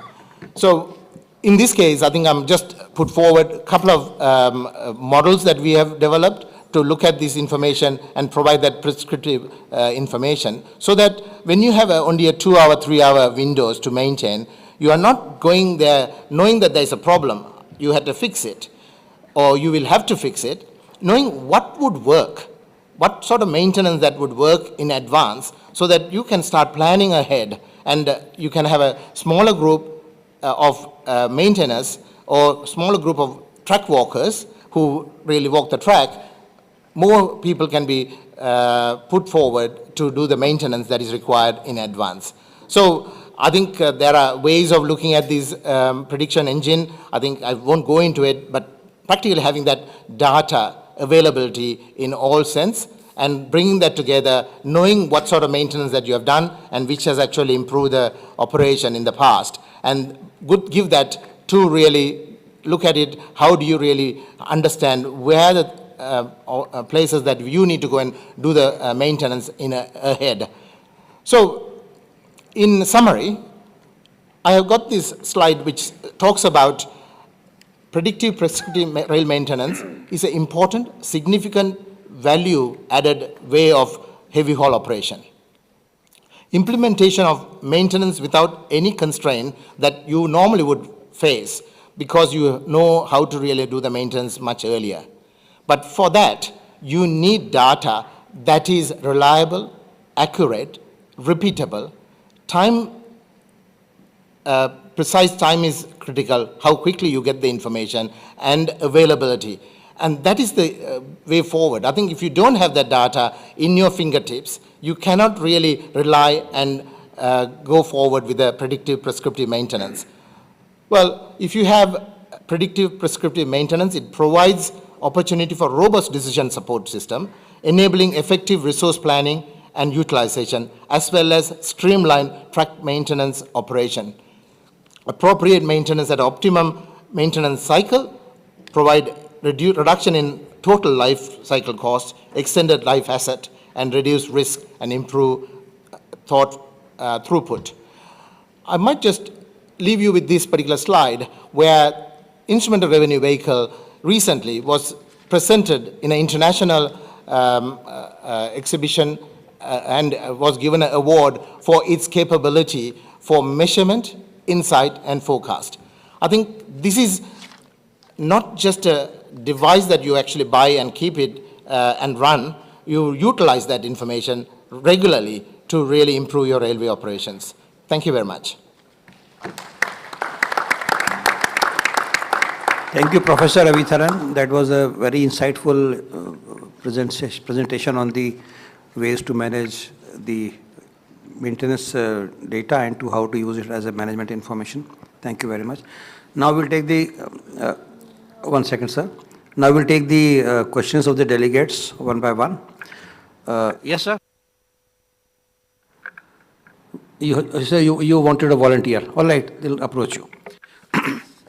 First off, we'll go with the questions addressed to Ms. Gonzalez. First one is a comment basically by Mr. VP Avasti. Would you like to read it out yourself, sir? Mr. Avasti, would you like to read, or shall I repeat for you? All right, I'll do. He says it is prudent that the IHHA collaboration and making database of various failures of rail, weld and wagon bearing, etc. and its analysis. This data can be contributory for railroad operators maintenance. This will help all concerned. Thank you very much to the MX Rail. That's from Mr. BP Avasti. Thank you, Mr. Avasti. Then we have a couple of questions from Mr. R.K. Goel, PED Bridges, Railway Board. First one, addressed to Ms. Gonzalez, is, are there any fatigue failures reported on bridges, particularly steel bridges? What was the first Fatigue part? failures on bridges, particularly steel bridges. Yeah, so we do have one of our bridges installed that we moved over. It is a specific span. We have not seen any failures in the bridge itself, but we are testing different the different tie pad structures under bridge failures. So I think there is a technology digest talking about the work that we're doing on bridge studies. So if I can get the contact information, I can give you the specific TD to look for on that one. Thank you, ma'am. Another one from Mr. Goel, again to Ms. Gonzalez. How do you see wayside monitoring develop for heavy haul networks? Are super sites the way forward? And what are the key elements of a super site if you had to give any recommendation for Indians heavy haul railways? Oh, that's a great question. So I do think that super sites have their value to be able to do extensive looks at the component level, but I also would say that I think that it's important to have a complementary wayside inspection network that's available to look at different aspects. I say this because when you have a specific site, you're getting a moment in time. When you have an extensive network, you're looking at more the performance over the entirety of your network. So I think it's not one or the other. I think it's a combination of both. And again, it's going to be specific to the things that the needs that you have within the specific network or route. So if you look at what the U.S. railroads have done, there are several mega sites that we have that are looking at various components, whether it be undercarriage, safety appliance, but you'll also see throughout the network that we're doing bearing performance monitoring, wheel inspections, hot and cold wheel. So it's a variety. As you all know that we operate as a system, and we've seen that with what we've seen even in the presentations today. So it's really important that you look systematically at the challenges that you might see and that might exist, and design your network, your detector network as is appropriate. So I would suggest it's a combination of both, not just one or the other. One more, ma'am, sorry, from Mr. Goel again. And this question is, what provisions are made for design and assessment of steel girder bridges for heavy haul loading? Design and assessment of this rail What steel? provisions are made for design and assessment of steel girder bridges for heavy haul loading? Okay, steel girder and for the rails. Right now, the ARIMA specifications really drive the bridge design. Do you remember what committee that is? Yeah, I don't remember the specific ARIMA committee, but they're responsible for the specifications associated with the steel girder design. Thank you, ma'am. The last one addressed to Ms. Gonzalez is a series of questions, actually 9 of them. Oh. And thoughtfully, the delegate stopped numbering after 3, so there are only star marks. This is Mr. Rakesh Babu from DFCCIL. I would request the gentleman to raise the questions himself, please, if he may. Mr. Babu? I can look at him too. I will pass it on to you, right?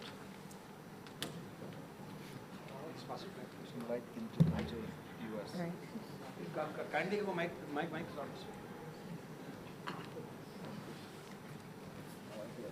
9 of them. Madam, is it okay Closer to the mic. for any lateral shift? Please help the gentleman with the mic, please. Is it okay for any lateral shifting of switch rail under the traffic? Is it okay for any lateral shifting of switch rail under the traffic carrying heavy load? Sorry, it's hard to hear you. Can I see your paper?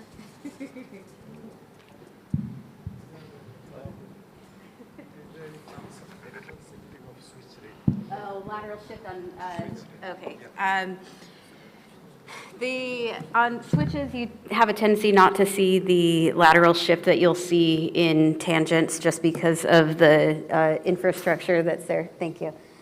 So I would not say that we've seen a significant amount of lateral shift in the in switch rails. So I'm looking at question 2. I'll do it for you, ma'am. Oh, I got it. I'm just trying to read it so that I can, friction buffer stops designs.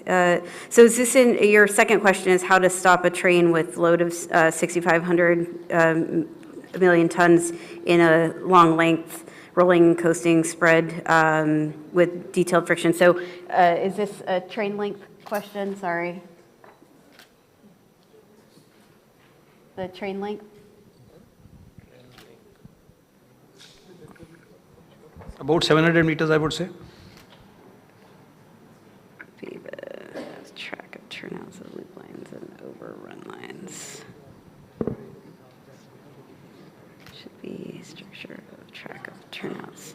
I can also suggest, Mr. Babu, is you can catch hold of Ms. Gonzalez on the sidelines Yeah, of this, I think that might be a little bit easier. seminar and clarify your doubts one-to-one. She'll be happy to, Yes. I'm sure. That would be perfect. On this side or the other side of lunch, you can just interact with her. Thank you so much. So, do you have these Yes, I questions? have them. So we'll give it back to him. We'll pass it on. Yes, I will Thank you. catch up with him. Thank you. Now, the next question is from Mr. Goel again, addressed to Mr. Marha. Can you suggest predictive inspection and maintenance practices for ensuring the serviceability of old steel girder bridges for carrying heavy axle loads? You must have done it yourself. Maintenance practices or predictive maintenance practices for old steel girders for carrying heavy haul loads. Can you suggest predictive inspection and maintenance practices for ensuring the serviceability of old steel girder bridges for carrying heavy axle loads? I think it's about steel bridges, right? Steel bridges. Yeah, we don't have many of the steel bridges. Actually, we have 3 of them in center line. We have, there's a very few number of steel bridges, but I'm not expert in bridges, but I can share my team information and of course about the bridges. We have fatigue problems in the steel ones. We replaced 2 bridges 2 years ago in São Paulo zone because those bridges are more than 50 years old. And we instrumented those bridges because we increased the tons per axle by 32, we are in the process 32 to 36. And those bridges were replaced because of fatigue problems in the beams. But I am not expert in bridges, but I can share my team information, of course, to share this with you. Thank you, Mr. Marhab. So, Mr. Goel, you can discuss this with Mr. Marhab after this session is over. And now we have the next question for Mr. Marhab. This is from Mr. Gautam from RDSO. You mentioned your organization undertakes derailment study also. Do you do derailment studies for external railways? Do your company undertake consultation on derailment study? If I understand, is about why we, how we will reduce the derailments, right, in MRS. Can you give consultation to other railways on derailment studies? We can, as IHHA member, as IHHA company and work MRS, we are able to share information. We are able to have time to host you in Brazil, and we are able to improve any railway systems in the world. The reason of IHHA is here is to share information and help. We reduce derailments in MRS for some reasons. One of them is treating our data, but also changing our culture to people learning, and also implement new systems. So, yeah, we are able to do it. We can do, not a consultant as a service, but as a support. This is the reason for IHHA is here. So, yes. Thank you, Mr. Marhab. Now, a few questions addressed to the professor here. I'll start with the smaller ones to read, maybe longer to answer. First one is from Mr. Goel again. Does Monash Institute offer some courses on maintenance of bridges for heavy axle loads? We don't specifically deliver courses for bridges in heavy axle load, but we do present courses for rail track maintenance, rail track design. Part of that, we do cover the bridges as in that course. These are very detailed courses, and if you are interested, we'll be interested to really talk about it. If there's an interest in rail bridges, a large interest, we will be happy to really provide courses for that particular requirement. We have done a lot of work in rail bridges. As you know, most of our Australian heavy haul didn't start running 42, 43 ton axle loads. They started with 25 ton axle loads. So they were all improved without significant capital investment, and bridges was one of the target area that we need to really strengthen. So we can bring that knowledge as well if there is an interest. Thank you. And the courses you do run, Professor, are they available on your website? Or one has to make separate approach for that? Yeah, we normally, just before running the courses, because that is not our main reason for being in the university, we are an applied research organization. We work with industry partners to solve problems. But as I highlighted, capacity building is part of the shaping the future of railway. So we do run, and before we run, we give enough notice to the partners who want to attend. But being in India and we being in Australia, we have a collaboration here. Some of you might know that last year we signed up to work together with Gati Shakti Vishwavidyalaya in Vadodara. And that is another avenue that we are looking into it. So if you highlight, these are the courses that you want us to do, executive training, we are happy to really look into it and deliver in India. That is one way of doing it. So answer the question, when we run, we put the notice, but it might be too late for you to really get all the permissions that are required. But if you tell us early what you want, we can actually look at it how we can deliver those courses as well. Thank you. So Mr. Goyal, the way forward would be to contact the University at Vadodara and find out what they do and what Monash does and when they do it. Next one, Mr. Professor Saab. Has any railway, this is from Mr. Suri, SK Suri, has any railway system in the world completely switched over from preventive to predictive maintenance? No. Not I yet. think railways have to do both. You cannot really just do predictive and just forget about something that is going to fall apart. So I think you had to really continuously monitor. That's why I presented when there is a real case, a significant severity one, you need to act upon. That is a reactive position. But you can minimize the reactive to the level that it doesn't really limit your operations in normal time. So predictive is the long-term look at it, but initial reactive is always need to be done. But you need to collect information when that reactive has to be done as well, because otherwise you are just going to work on your experience and knowledge that somebody has gained over a period of time, but no quantitative information on that. Well said, sir.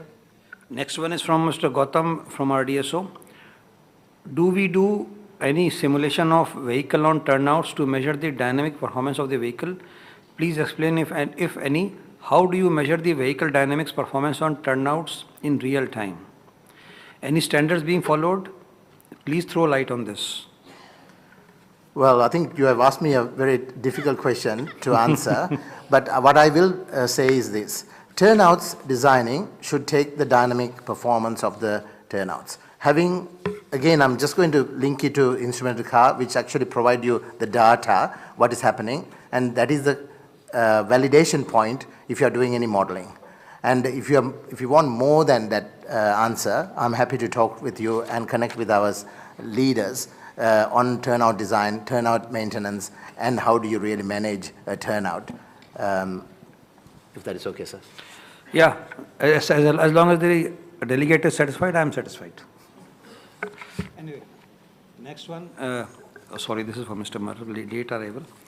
Now, for the professor from SK Sinha from L2M Rail, how do you provide power to the data acquisition communication systems on wagons?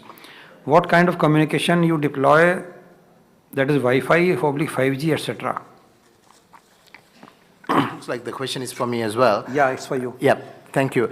Well, we use 4G now because there's no 3G, 4G or 5G to communicate between the train, which is collecting the information, and the process data, or the data that is collected to process. In Australia, if you have been to Australia, some parts of the country has not got 4G or 5G, and that's where the important part to look after the track. So in that instance, we use satellite. So I think that is a way we look at it, because we are running driverless trains in that part of the world, and we need to really know what is going to happen for the train, and therefore we use satellite to send packets, just that information alone. And this technology is called asset protection. It is to protect asset that can be detrimental for the operation. So that's how it is done. If there's anything else that you need, and the Wi-Fi connection, 4G connection are through secure network, and Monash has got one of the best cyber secure system for operational reasons and also secure reasons, where we can actually bring it back as soon as possible, because it's separated into two different sides with the, I don't know the exact terminology, but cyber security wise, the top gold standard, being a very significant university, that is one of our requirements. And Professor, all your networks are covered by 4G network? Generally, I think there's, in Australia, that we don't have any more 3G.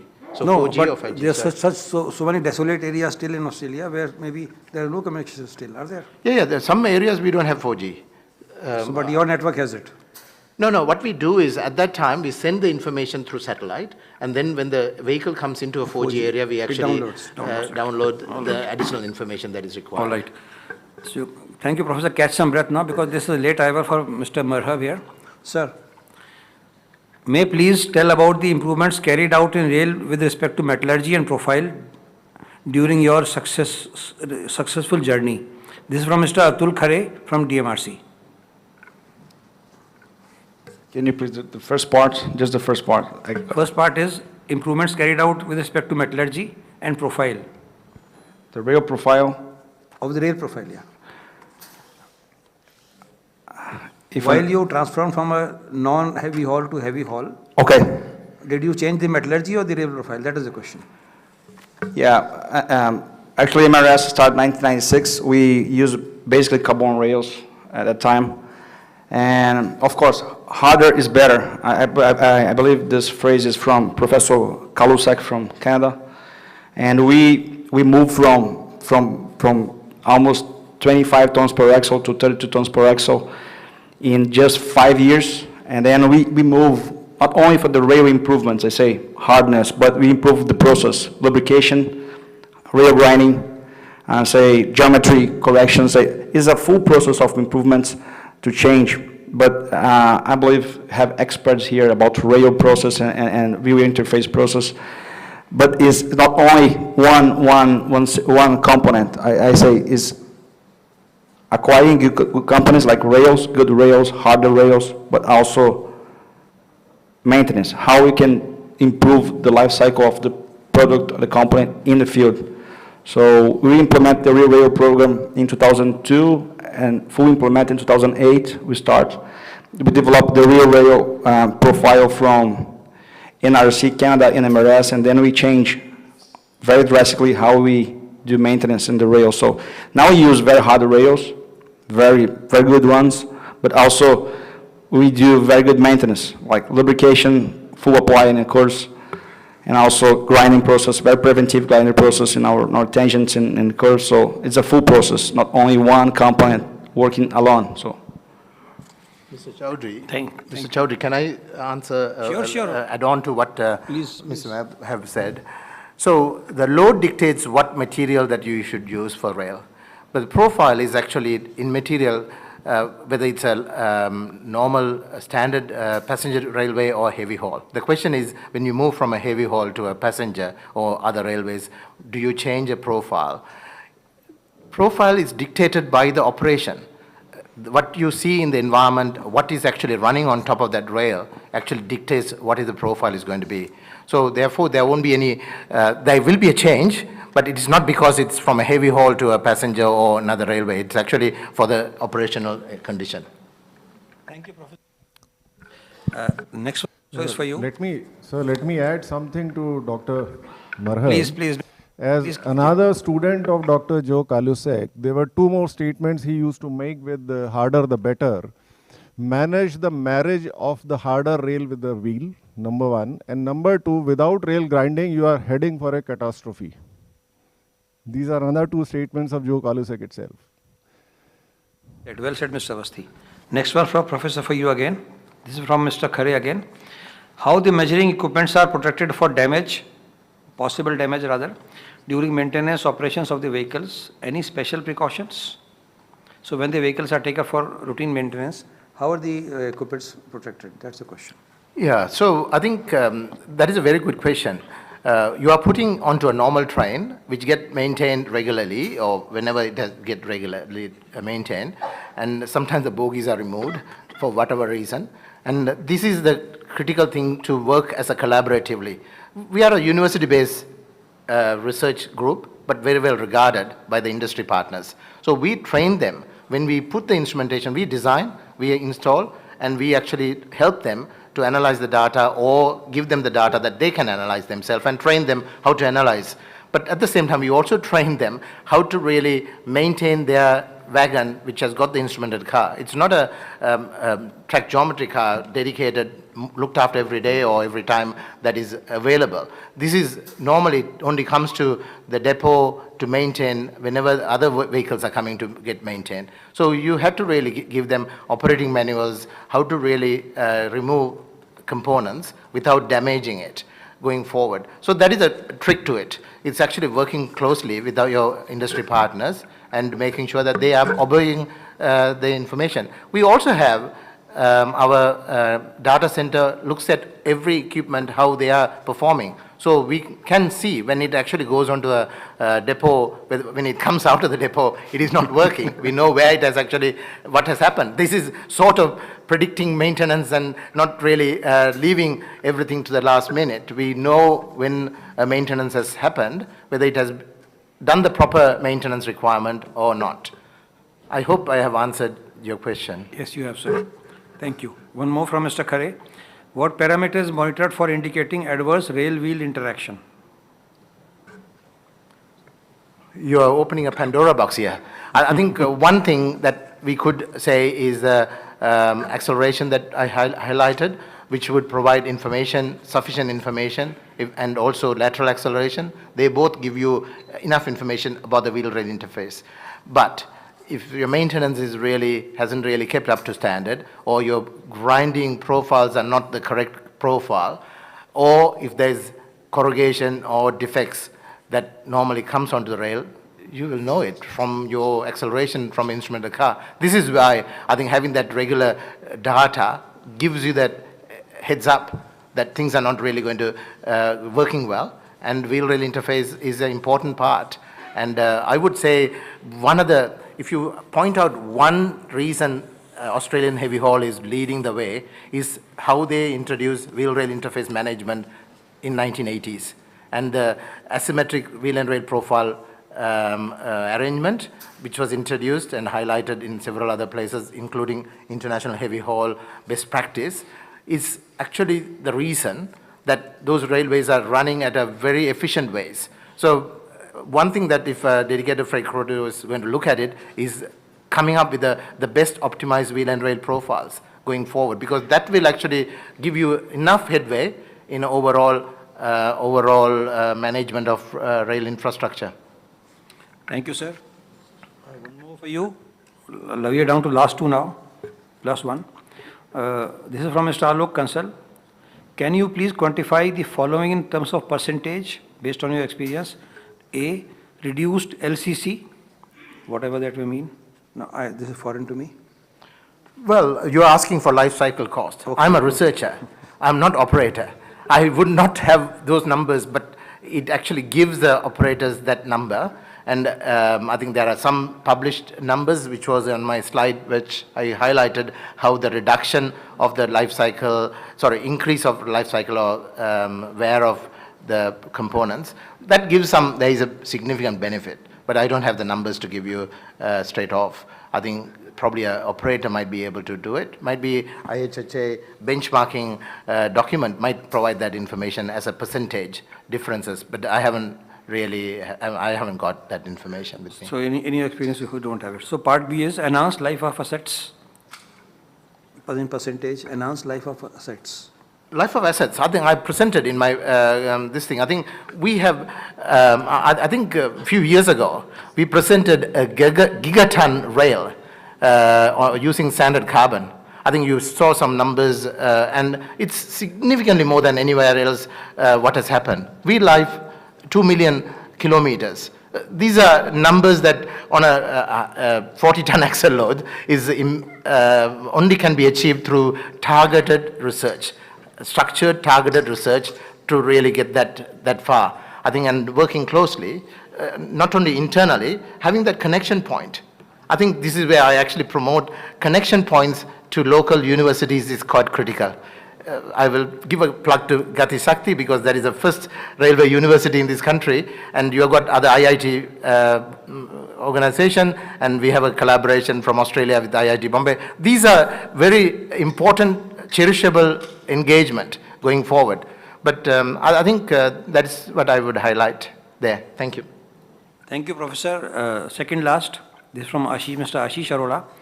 What challenges did you face to implement vertical acceleration and bogie motion sensor?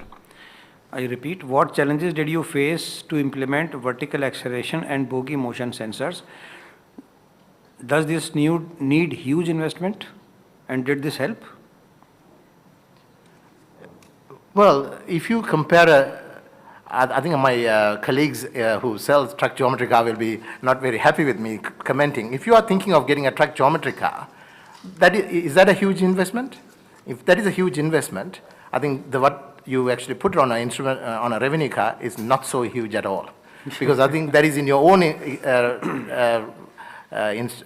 car. You put instrumentation. And the important thing is to maintain it, make sure that they are not really falling apart, and it is actually collecting information that can be transferred to give you heads up. I think that is how I would say it. So it is, in railway, nothing is huge. I think just operating railway is huge, but everything else is not that huge if you really target the correct way of going forward. Thank you, Professor. May I also ask you a question? Yeah, of course. Okay. Now, we in the DFCC do not have any dedicated rolling stock or even revenue wagons. So, we have track monitoring cars. If, as an option of what you are doing in Australia, is it possible to have attach on and take off kind of boxes to wagons which come to us and measure whatever little they will give? And to then to do all the juggling that you are doing? There are systems like that which just you can attach and collect information. Not, as far as we have seen, it's not to the same level of what we are utilizing. So I will bring this example of Australian Rail Track Corporation, which is in Australia, look after the track. They don't own any of their rolling stock. They actually run somebody else's rolling stock. And they work together, making sure that the trains which are running on their track has got instrumented cars. So that you don't really take and put it onto different wagons. You actually have it on wagons. When they come through your section, you actually record it and monitor it. But you can also take that information when they run on other tracks, you can provide them that information as well. Therefore, it's a win-win situation from the wagons which are coming. That might be one way of looking at it. But there are systems that can be just put on and collect information. They are wireless and they have got their own issues. And they, in my view, they are not as accurate as what we are doing. The answer is no. Yes, I think you could take it as no. So friends, this brings us to the close of the session number 1. It's all not over yet. We still have the rest of the day today and tomorrow. And the panelists are not going to go anywhere. So if in case you have more things troubling your mind, do catch up with the panelists and they will be happy to interact with you all. I thank the panelists for doing their stuff and giving us such enlightened discourses within the shortest time possible. And I'm sure the organizers would be happy that we are closing in time. Thank you very much, all of you. Thank you very much. Juhi, you take over now. Thank you very much for that interactive and enlightening sessions. We truly have some important takeaways today, ladies and gentlemen. Before we actually take a lunch break, may I please request Shri Praveen Kumar, MD DFCCIL, to kindly please present tokens of respect and appreciation to our speakers and moderator for the session. So we'll be presenting the Statue of Unity, the symbolizing vision, strength and national integration. This is also a tribute to leadership and progress that all of us are making. So beginning with Ms. Carrie Gonzalez, in the order of their presentations. Thank you very much for sharing your thoughts with us today. Let's have a big round of applause for Ms. Carrie Gonzalez. And then we also have a seminar memento.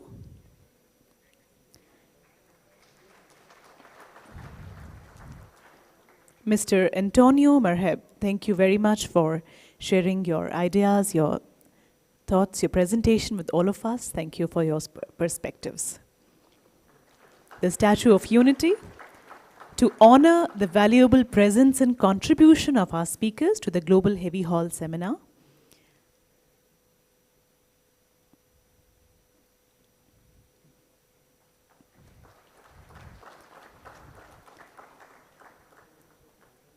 Professor Ravi Ravitharan, thank you, sir, for your presentation, for making this session interactive. Thank you very much.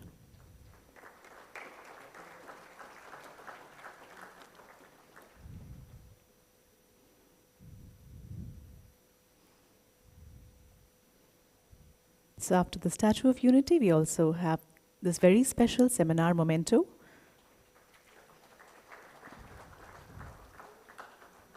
We thank the moderator, Shri Rajiv Chaudhary ji, for conducting this technical session really well. Thank you very much.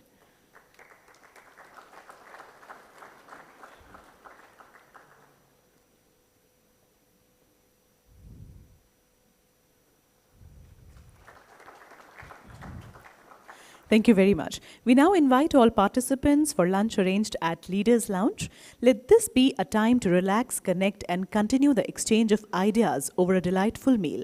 Also, while you enjoy your meal, kindly also visit the technical exhibition arranged near the lunch area. Ladies and gentlemen, may we please request everyone to reconvene at 1:45, that is 15 minutes before the next session, please. Thank you very much.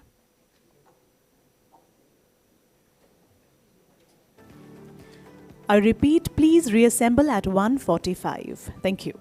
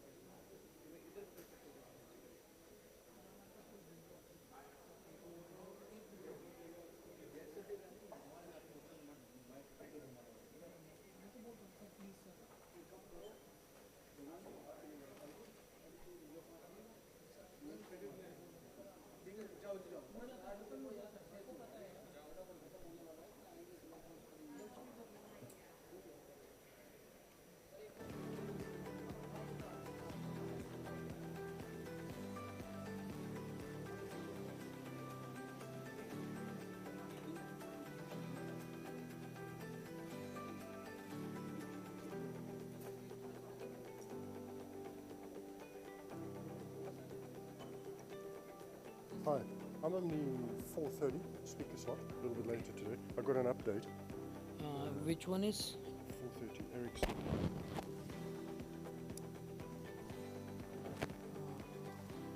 Which one is? This one?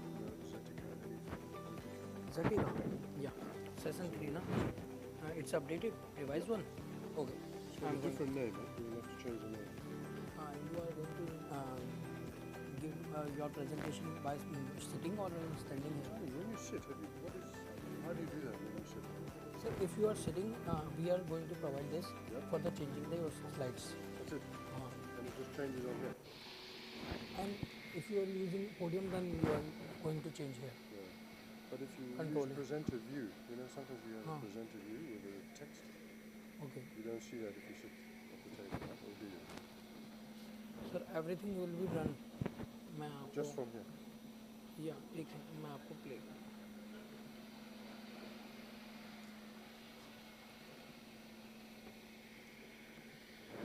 This is yours. Okay. But Just if you press this. If you go presenter view. Yeah.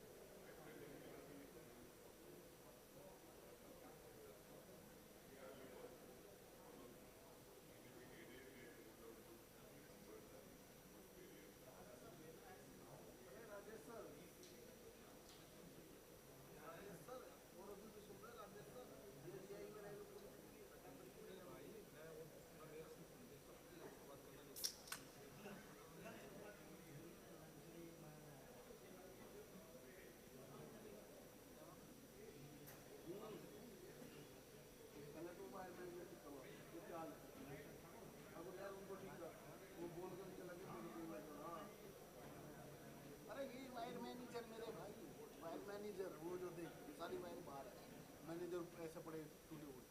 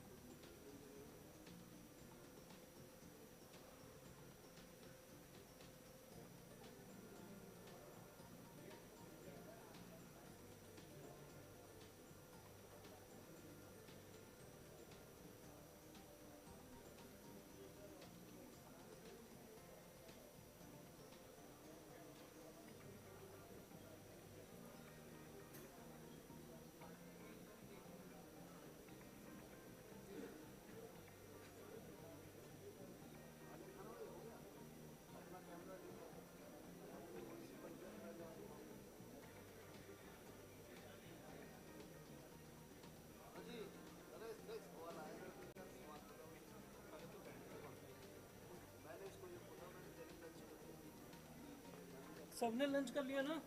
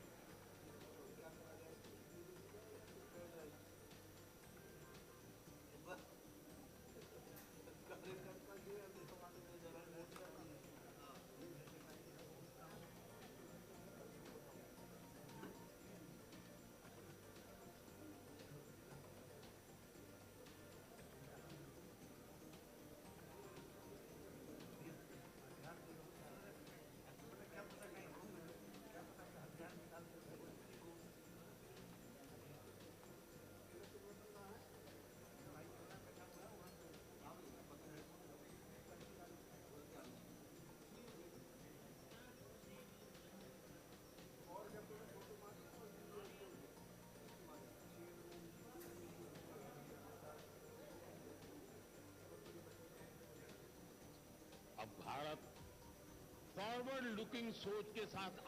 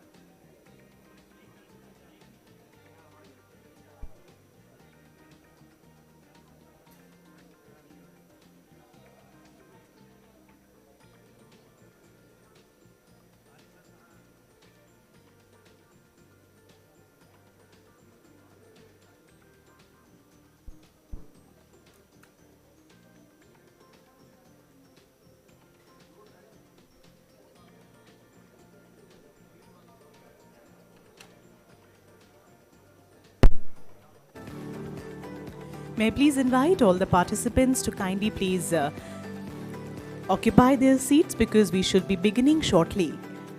Requesting all the participants to kindly please take your seats. We should be beginning shortly. In the next 5 minutes, we're about to begin. May I please request everyone to be seated.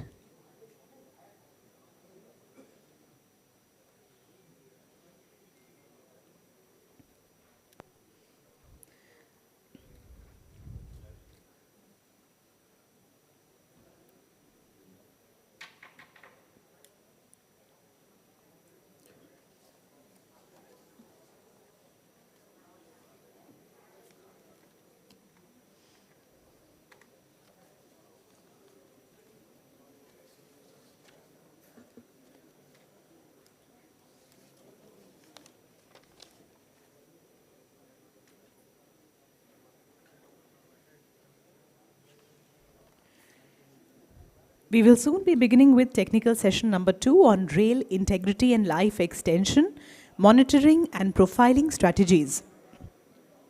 Before we will be beginning with the technical session, we will look at a small video, a very special video on DFC that has been specially prepared for today. So after that small video, we would be diving into the proceedings of the session. Forward looking सोच के साथ आगे बढ़ रहा है। 2047 तक विकसित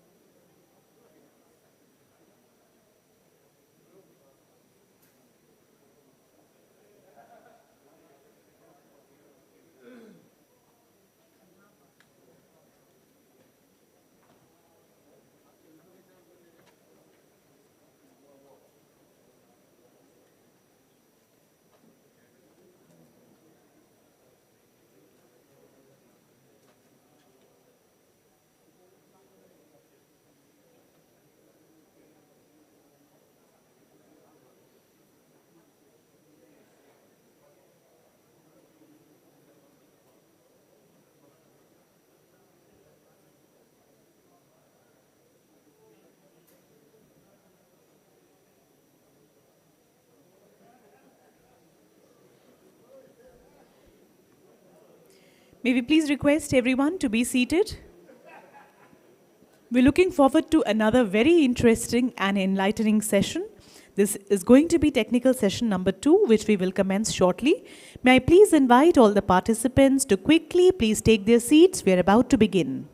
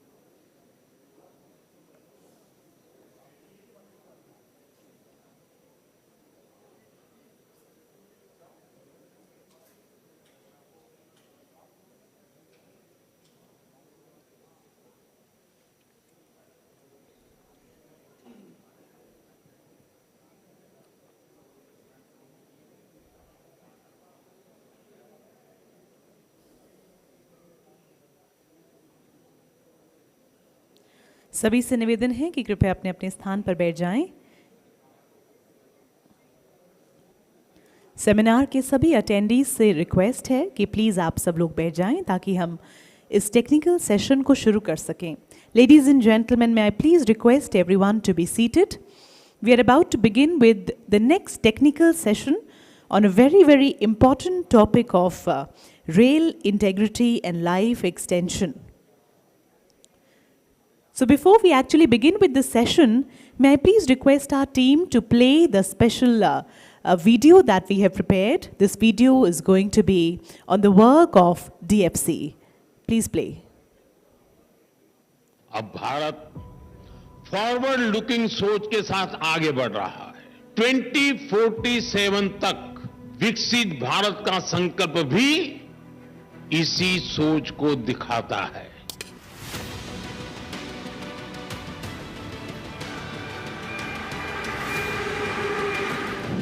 This is New India, a nation that has surged forward rapidly in the global economy and is poised to be the world's third largest economy in days to come.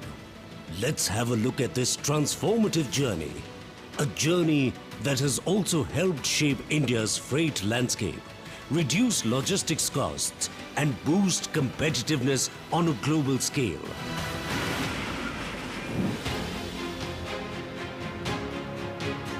The dedicated freight corridor was envisioned as independent India's biggest infra-project to increase the railway's share in the freight landscape, bring down India's logistics costs from 15% to below 9%, and bolster India's economic strength by stimulating trade both domestically and internationally.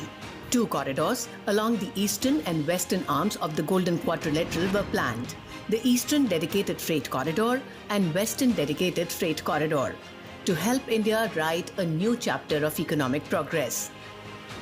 The road to building this massive freight network was not an easy task. To begin with, DFCCIL had to acquire more than 11,000 hectares of land, which is equivalent to 22,000 football fields. Today, the DFC proudly runs across 7 states, namely Punjab, Haryana, Uttar Pradesh, Bihar, Rajasthan, Gujarat and Maharashtra, directly benefiting a large number of industries along the way. The 1,337-kilometer long Eastern Dedicated Freight Corridor connects Ludhiana in Punjab to Sonnagar in Bihar, significantly benefiting industries like coal, food grains and engineering products.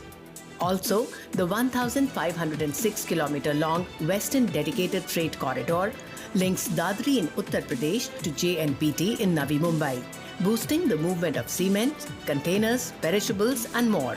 Both corridors offer cutting-edge rail infrastructure with 2 state-of-the-art operation control centers in Prayagraj and Ahmedabad, ensuring smooth and efficient freight operations. With speedy project completion, timely commissioning of sections and efficient operations, DFCCIL is now running more than 350 trains daily across its network. To date, DFC has facilitated an impressive 2.5 lakh train trips on both corridors. The year 2024 will be remembered as a defining year in the history of DFCCIL, when more than 96% of the project construction work was completed and the DFC network moved from construction to operation. Our Honorable Prime Minister dedicated the project to the nation from OCC Ahmedabad on 12th March 2024, which was a historic moment. Today, only the last section of the project from Baitarnad to JNPT is under construction, which will be completed by 2025. The latest data from DFC Transport and Logistics sector.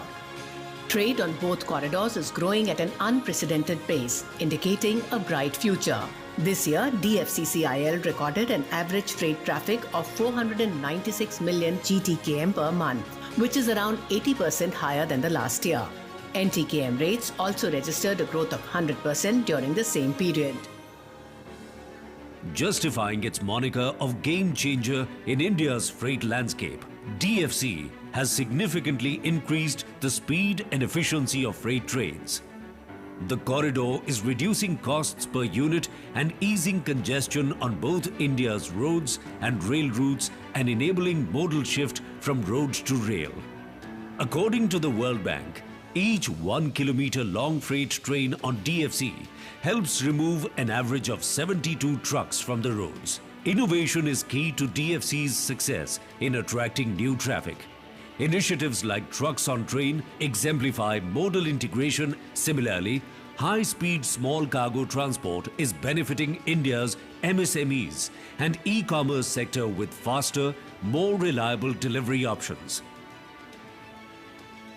As DFC operationalizes, we are witnessing a wave of business development along its network. The growth of Gati Shakti cargo terminals, multimodal logistics parks, and goods sheds on the corridors are facilitating supply chain development and stimulating the growth of new industrial hubs. Despite covering just 4% of India's rail network, DFC is already handling over 13% of the total freight of the Indian railways. A recent study by the University of New South Wales in Australia has revealed that the DFC has contributed to a 0.8% increase in India's GDP and significantly contributed to the revenue growth of the Indian railways. The study also highlighted the social equalizing effect, under which lower GDP states are experiencing noticeable economic growth due to DFC, which is helping in bridging the economic divide and creating opportunities for equitable regional growth in the country. There is no doubt that by achieving its full potential in the near future, DFC will play a vital role in realizing the dream of Atmanirbhar Bharat. I declare DFCC as the jewel of Indian Railways. DFCCIL, the pioneer of infinite possibilities of development, dedicated towards nation building.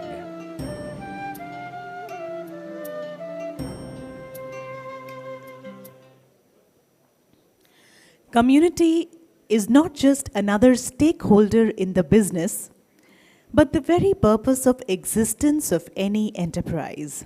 As said by someone, DFC plays a vital role in country's progress. That was a wonderful video that all of us enjoyed. Now, beginning with technical session number 2 on the subject of rail integrity and life extension, monitoring and profiling strategies.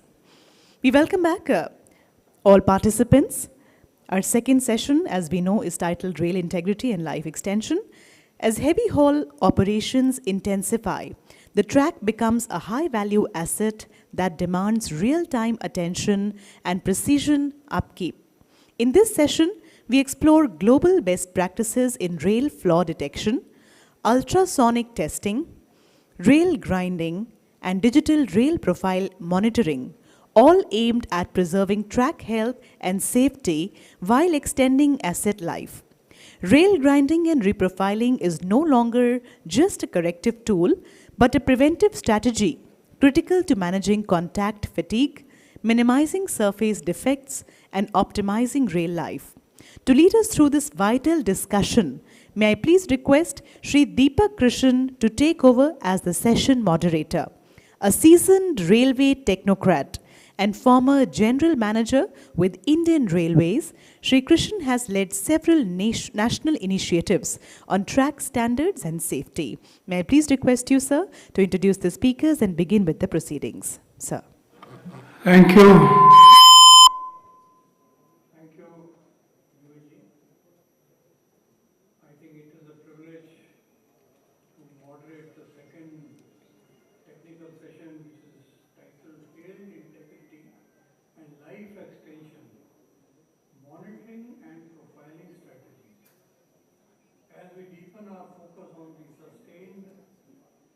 Sustaining our real estate investment, this session zeroes on the critical infrastructure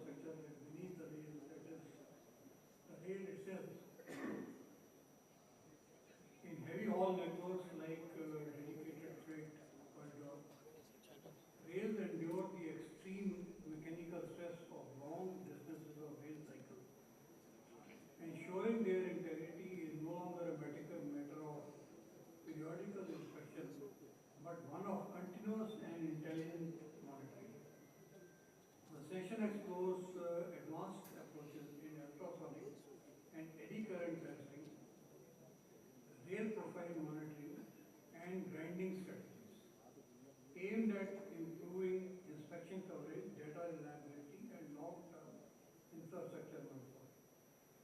We are joined today by three distinguished speakers from three very distinguished organizations and our associates of the Indian Railways in the last 50 years, who have been continuously involved in the various endeavors of Indian Railways to extend the rail life and improve the reliability of the track. The three distinguished speakers are Mr. Simon Broomhead from Sperry Rail Corporation. Sperry Rail Corporation, we all know, has a huge experience in the non-destructive rail testing technology.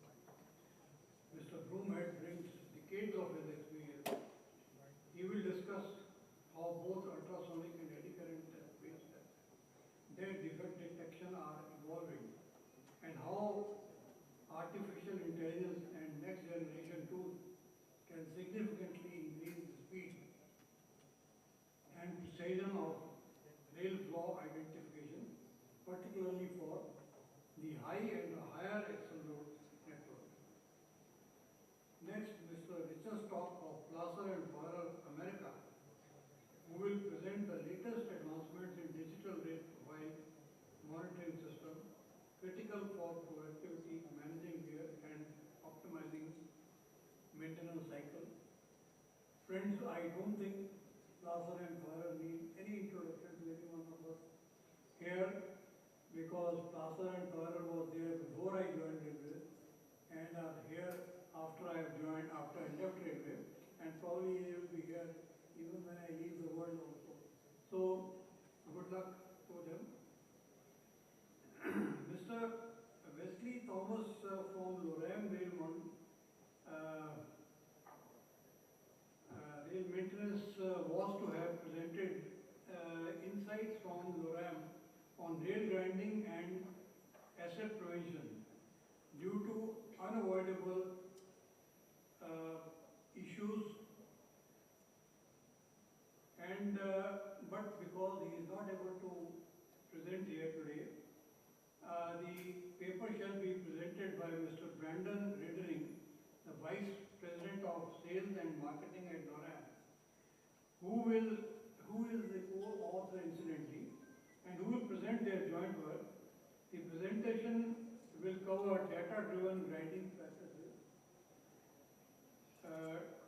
tribological modeling. Now, this is something, a new word which I have yet to understand exactly, and how predictive strategies are being operationalized globally to reduce contact fatigue. So, we begin with Mr. Simon Broomhead to please share his experiences. The only thing I tell you is that the time allowed for each one of you is 25 minutes, and thereafter we'll have a question and answer session.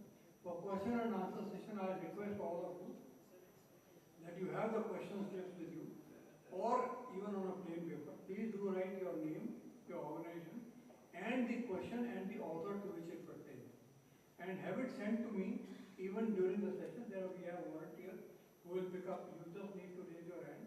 They will pick up the paper. So with that, I will once again request Mr. Simon Broomhead from Sperry Rail Corporation to please present. Okay, thank you. First of all, let me say it's a real pleasure to be at this conference. It's incredibly well organised, and even though this is the after-dinner session, I will try and keep you awake. So in the next 25 minutes, I'll give you a very quick talk about the latest developments in rail flaw detection. So I'll just start with a slide on Sperry.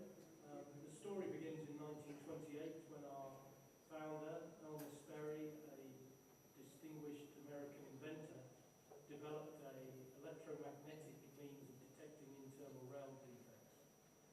Since then, the company's gone a long way. In the 1950s, ultrasonic primary means of detecting defects in rail. And then about 12 years ago, we developed eddy current technology for giving information on the surface of the rail.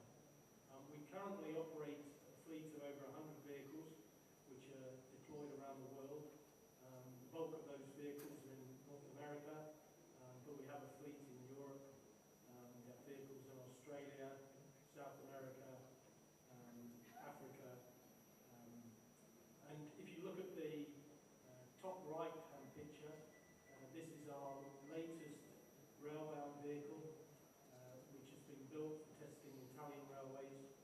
So this is what you would call a spurt vehicle, self-propelled ultrasonic eddy current test vehicle, and that will test the track at up to 80 kilometers an hour. Below that is a picture of our latest generation North American rail-cum-road vehicle, and that would test at typically 40 kph. Our customers include the European high-speed passenger lines, the North American Class 1s, and some of the extreme heavy haul mining operations which have already been discussed at this conference in Australia and South America. And each week we find approximately 600 defects for our customers around the world. So, first question, why inspect rails? I mean, the obvious answer is to ensure the safety of the railway. Rail floor detection along with track geometry recording are in my eyes the primary means of ensuring safety of a network. But there is also a second reason, and that is to provide condition information that enables you to carry out cost-effective maintenance strategies of grinding and milling.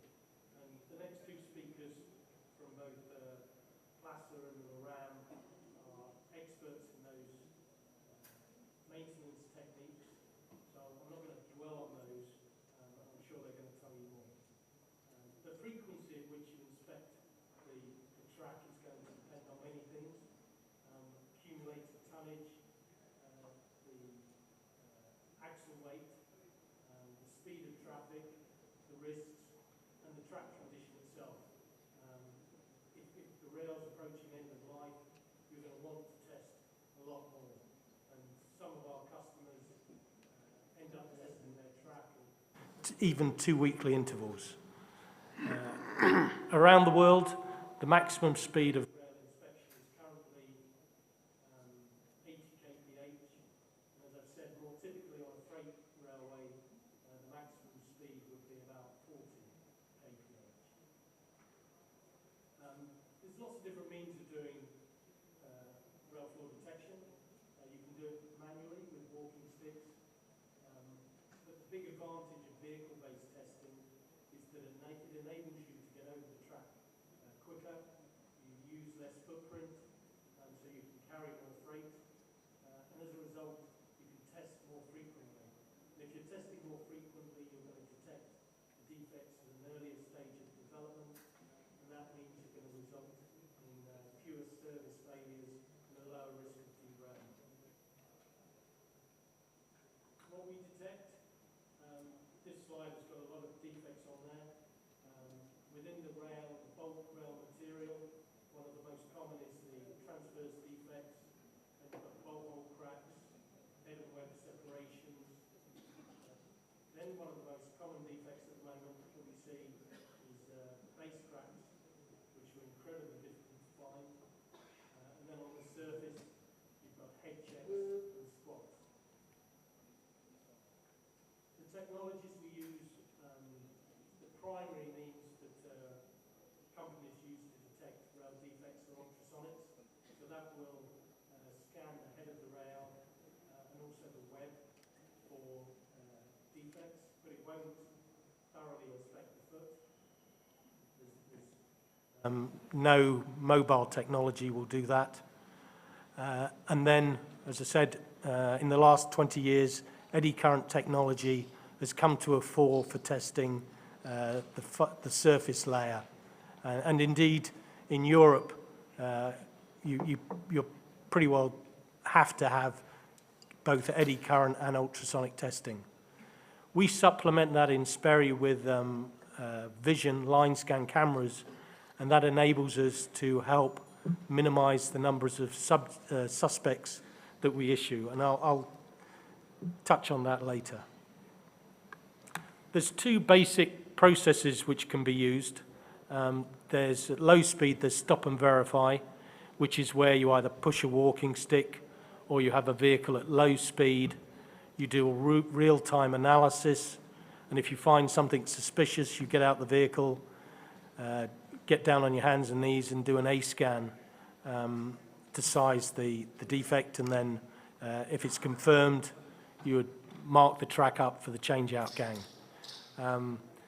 More recently, for high-speed testing, the non-stop process has been developed, and this is a process Sperry pioneered, and this is the process that we advocate for the majority of our customers.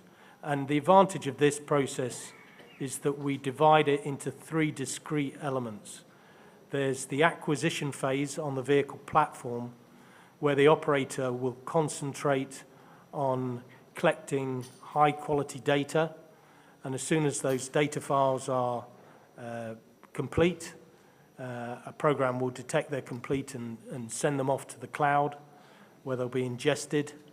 And then the second phase of that process starts, which is the analysis phase, where the data will be analyzed by an AI recognizer to look for suspicious indications in the B-scan, and then a trained analyst will review those indications, and if warranted, he will publish those as a suspect for verification by a trained verifier. And the verifier is probably the most skilled person in the chain, and they will be doing the final confirmation and sizing of the defect. Sperry's really focused on this process. So my engineering team have been working on this process for many years, and our aim is to really reduce the human dependency in this process. What we're trying to do is, regardless of the operator or the vehicle, collect consistent data, and that's a lot harder than it sounds. You know, this winter we were collecting data in minus 40 degrees Celsius in Canada, you know, and you range from that to conditions in Arizona. So, you know, incredibly high variation in ambient temperature and weather conditions. But we always try to collect consistent data.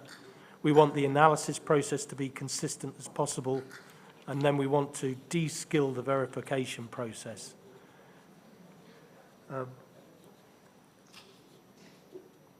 So let's start looking at the recent advances in those three stages of the process, from data collection, analysis to verification. There's two ways that the ultrasonic probes can be deployed. They can be deployed in sliding probes, or they can be deployed in roller search units, and there's a couple of photos of roller search units on this slide. Sperry believe in the advantages of the roller search unit. We believe that this conforms better to the rail profile. It can cope with step joints better, and it can continuously test through switch and crossing work.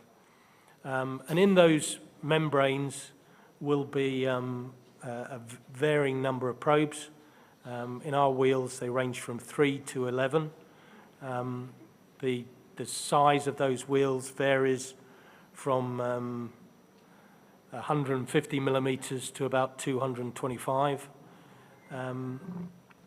They incorporate various devices such as temperature control, pressure control, and we even vary the angles of the probe depending on rail weight. So we would use different angles for testing a 60 kilo rail to testing a 75 kilo.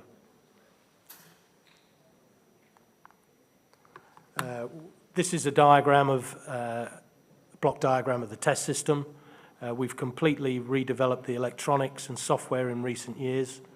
So we have a module for ultrasonics, we have a module for vision, controlling line scan cameras, a module controlling eddy current, and all of those are synchronized together with an encoder. We feed in GPS, and then there's a range of subsystems on the vehicles, one for deploying the RSUs, another one for laterally controlling the position on the rail head, and then we have other systems for applying the couplant. So there's a whole range of infrastructure on the vehicle. As I said, eddy current technology was developed in the around about 2000 and onwards.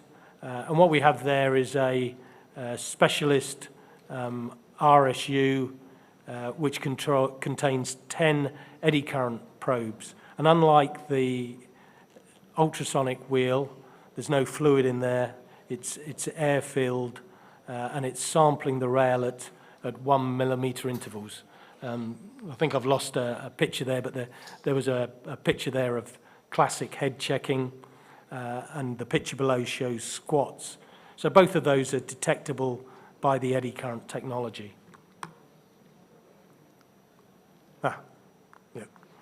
So there's really two value streams to the eddy current application. There's the one that you would obviously think of, which is for maintenance and renewal planning. So if you can detect the presence of head checks and record how deep they are and how extensively across the rail head they have gone, you can feed that information into your maintenance planning tools and optimize the rail maintenance between grinding and milling. But there is a second very valuable use for the eddy current technology, and this is the value stream that has really caught on in North America, and this is what we call enhanced detection. So one of the problems with head checking is that it masks the presence of transverse defects below the head checks. And this is because the head checks can partially block the ultrasonics. So what we do now is, for our vehicles which are equipped with eddy current technology and ultrasonics, the eddy current data is automatically ingested. We look for various conditions, the severity of the head checks, and what we'll do is we'll mark in the analysis viewer the presence of the head checks so that the analyst has forewarning that this is a region where the ultrasonics could be compromised. And that's shown by that teal line in the lower diagram. And we've recently just deployed eddy current across one of our North American customers, and this is already resulting in increased numbers of defects being detected and a lower risk for that customer. In terms of deployment options, there's really two options. We use on the road-come-rail vehicles and some of the rail vehicles, we use mechanical deployment means, which is either a carriage carrying multiple RSUs or a gauging axle as shown in the picture. And we tend to use those up to speeds of about 50 kilometers an hour.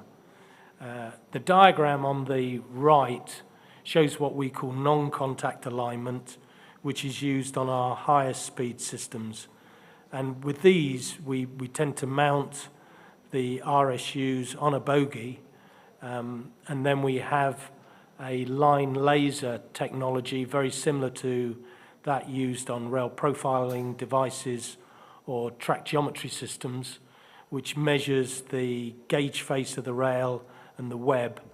And then we process that information in real time and feed the information into an actuator, which drives the roller search units and maintains them over the web of the rail.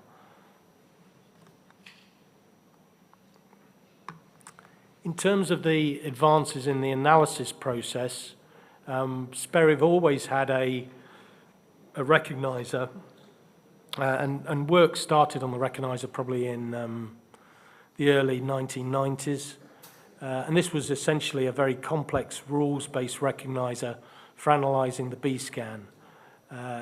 With the advent of AI, attempts were made to build an AI recognizer, and in fact, Sperry worked on an early one around the turn of the century, but the computing power just wasn't sufficient in those days. The computing power has increased rapidly, the AI technologies increased rapidly, and so in 2022 we introduced our first AI recognizer, which was named after our founder, Elmer Sperry. So we called that Elmer 1.0, and that was introduced in May 2022, and that reduced the numbers of suspects that our analysts had to deal with.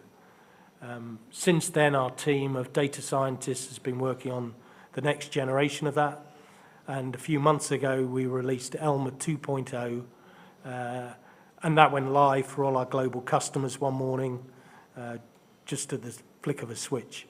And that's 10 times faster, and that generates 30% suspects for the analysts. Work's continuing in this field. The team are focused on data fusion between vision, eddy current, and ultrasonics. And our aim is to try and get to, simplistically, we want to get to where the AI is detecting defects, not suspects. And that's going to take many years, but we're focused on doing that. We've also spent a lot of time developing the software. So this screen display shows what we call the analyst dashboard. So 24/7 data files are coming in from around the world to our analyst centers in the UK and America. And this shows the progress of those files coming off the different vehicles for the different customers through the analysis process. So in that first stage, they've gone through the AI, then it's whether an analyst has looked at them, and then we have a final stage in the process where a very experienced analyst audits the results of the first analyst to check that they're not over-picking and they're picking the right defects. This slide's a bit complex, and I'm going to take a while to explain it. This is the view that the analyst would get when they're analysing data. And the screen's really divided up into three portions. The top portion is the top rail, right rail, and in there you can see a B-scan of the rail, a small section of the rail, probably a few meters. And on the left-hand side is a rail joint. You can see the classic B-scan images of 6-hole bolt hole joint. You can see the embedded vision picture captured by the line scan cameras. And below that is an electromagnetic trace coming from one of our measurement systems. On the right-hand side is a welded joint nearby.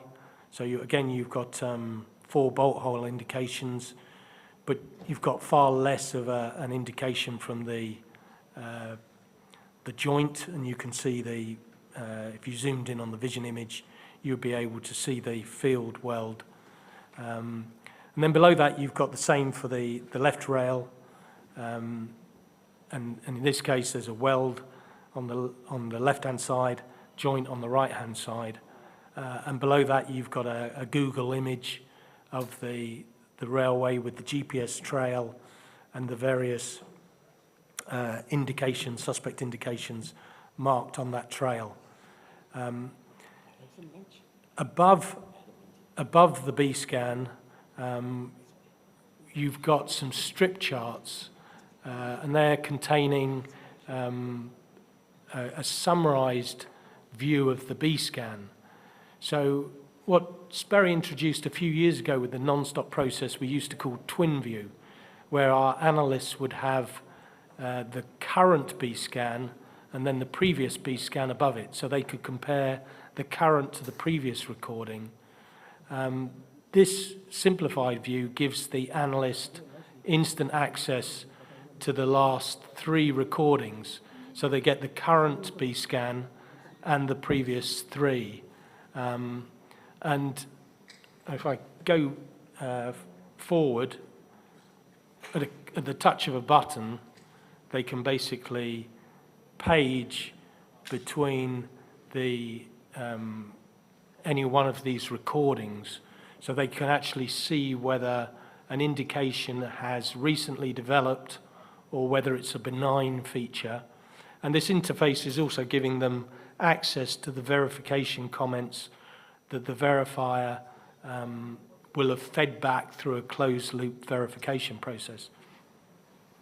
So this looks a simple screen, but it's taken years of development.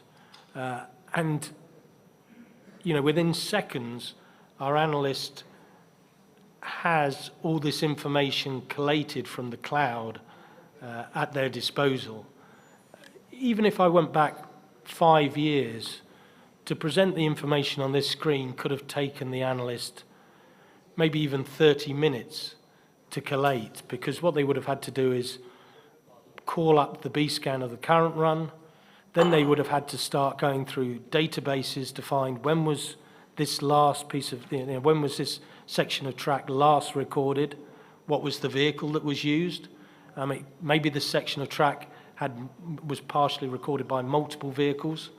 Then they would have had to go to the servers, retrieve the data file, retrieve the vision images, load them all up, then start synchronizing on mileposts and GPS. So it was, you know, our analysts were spending 80% of their time digging around in the archives trying to find data rather than actually analyzing the images. So now we've completely reversed that, so these highly trained analysts, who you can think of as, you know, it's a bit like the medical industry where a doctor would be looking at a scan of your body, are spending their time looking at the abnormal B-scan indications. And more the AI is stepping over normal indications. So what we're doing is using the AI and data fusion to minimize the numbers of stops that the analyst is making through these recordings. In terms of the verification process, there's really 3 parts to it. There's locating the defects on track, confirming the size of the defects using either a walking stick or an A-scan hand probe, and then there's reporting it. Probably the one that we've seen the most advances of in recent years is in locating the defect. We embed the GPS into our data stream, but I think, as most people in the room will know, GPS is good, but it's not brilliant. But some of our railway customers are using very advanced forms of GPS. So one of the Class 1 railroads in North America has rolled out its own RTK network for positive train control. So we piggyback on the back of that. We utilize their RTK receivers, and this works by them having over 100 base stations around their network that communicate a real-time correction to the GPS receivers on our trucks, and that improves the quality of the GPS. And what we see when we analyze it is we're getting repeatability of 0.3 of a meter. In the UK, one of our customers is trialing an advanced location system from another supplier, And that's what's shown in the right-hand side. And that's claiming 30 millimeter precision, which, if it's true, is a real game changer. We have an application we've developed for verification, and this application is used. The verifier will download all the suspects at the start of the day. This guides them to the location and gives them access to the B scans. And this is just a picture of our latest verification technology. Many of you are familiar with the SRTs. This is the latest one, which is an 11-channel SRT, which incorporates the side looker probes into the UX9. So what does this all mean? All the North American Class 1 freight railroads are adopting the Sperry non-stop process and using our core technology and processes. And since 2023, 2 of those railroads, which each have over 34,000 kilometers of track, have achieved 0 mainline derailments due to rail breaks. I know we all aim at 0 derailments. That should be the aim. But this is a real achievement for those North American railroads. I mean, they sweat the asset. They carry a lot of tonnage. This was the first time that's been achieved in history, which is a significant safety milestone. So in summary, what I'd recommend and advocate to the dedicated freight corridor is that they would benefit from a modern rail flaw detection program. And that, I would recommend, should include the non-stop process, vehicle-based testing for higher speed, multi-sensor technology of ultrasonics and eddy current, an AI recognizer, closed-loop verification, and a topic I haven't touched on is quality metrics for both the data acquisition, data analysis, and verification. And if I can just conclude, you know, Sperry looks forward to the opportunity to collaborating with the direct dedicated freight corridor on the introduction of the latest technology. Thank you. Thank you, Mr. Broomhead.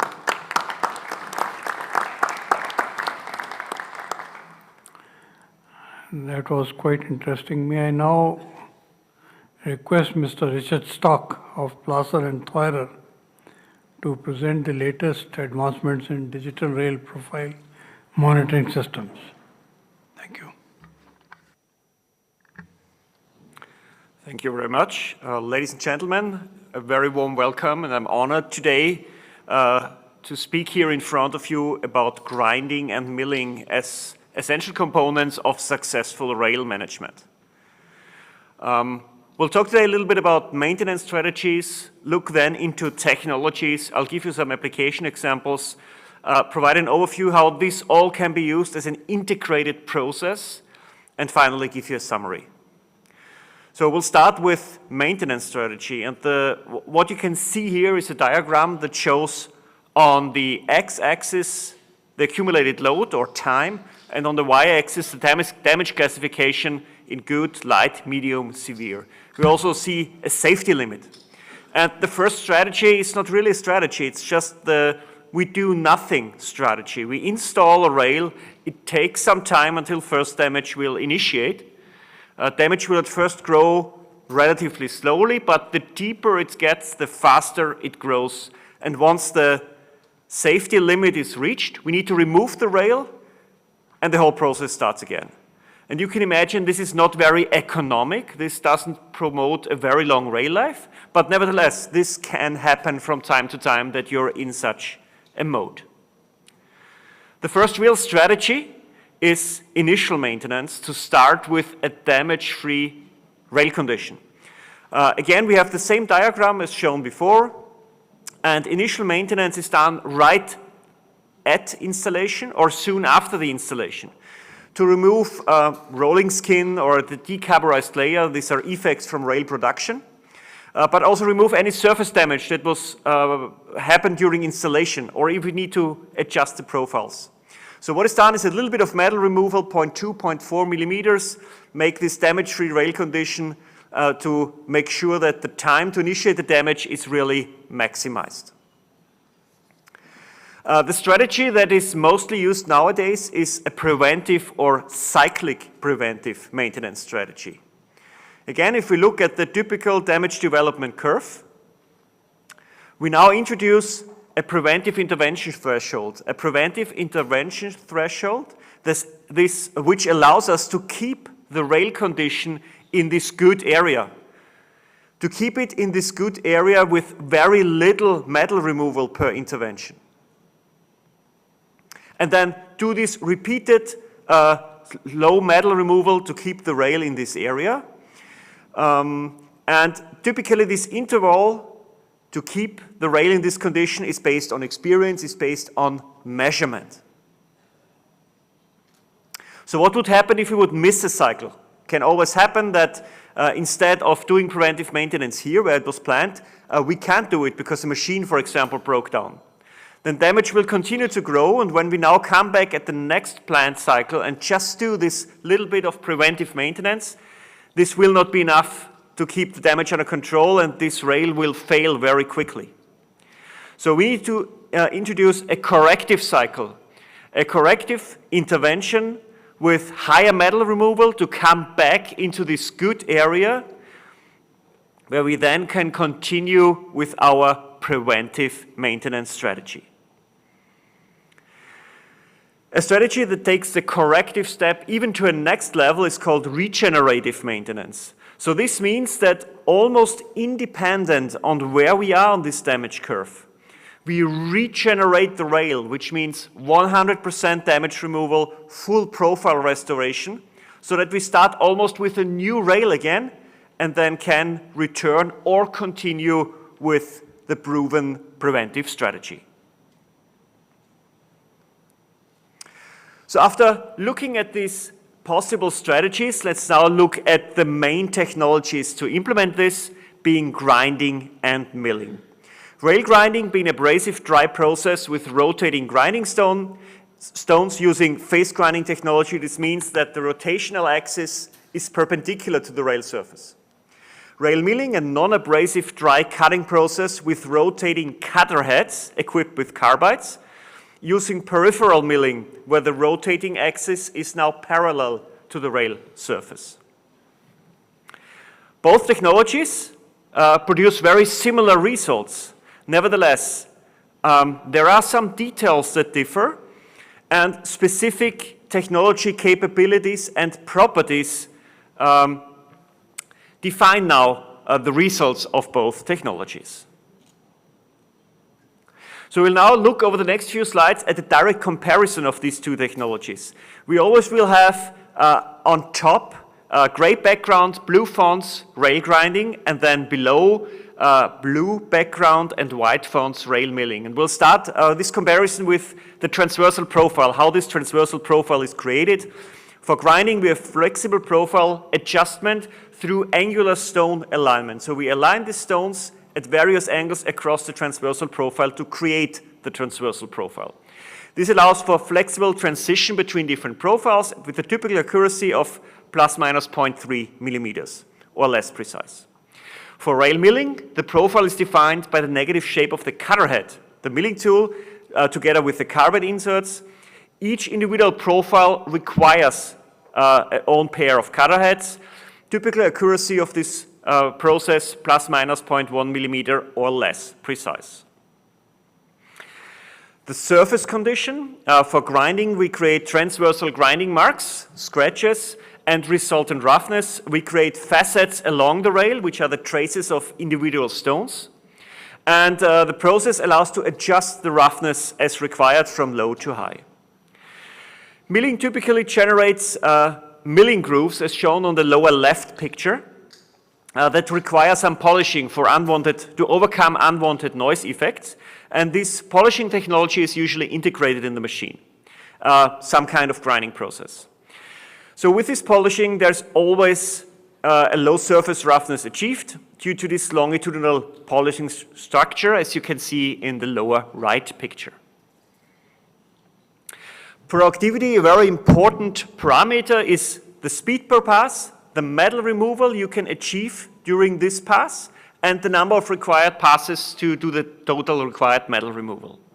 So grinding can achieve speeds up to 32 kilometers per hour. It is a bidirectional process, so we can grind in both directions. The average speed, typical speed, is between 5 and 15 kilometers per pass. Metal removal varies something between 0.1 and 1 millimeter. Looking at this as a uniform metal removal across the profile. This, of course, depends on the size of the machine. A small 8-stone grinder can remove less than a big 120-stone grinder, of course. Milling, on the other hand, achieves speeds up to 3 kilometers per hour per pass, and it's a directional process, which means I need to set back to do a second pass. Average speeds of milling are somewhere between 0.4 and 2 kilometers per hour per pass. The metal removal that can be achieved is again between 0.3 and 2 millimeter per milling tool. This means a machine with several milling tools can achieve even higher metal removal per pass. Process byproducts.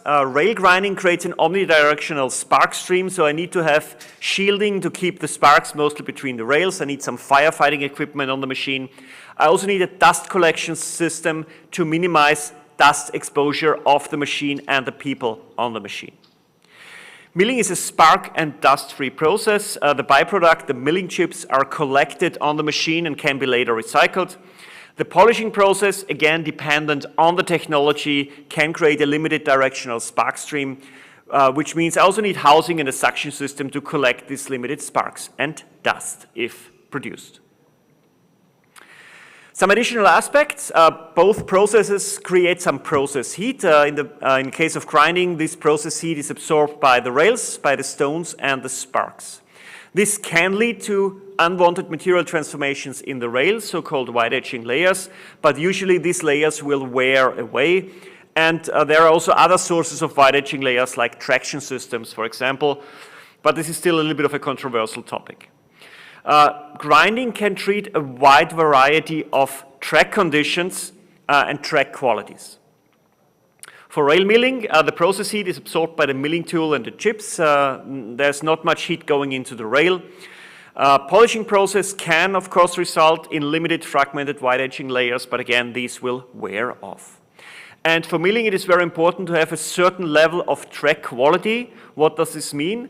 The rail is not allowed to move underneath the milling tool for this process to be functional.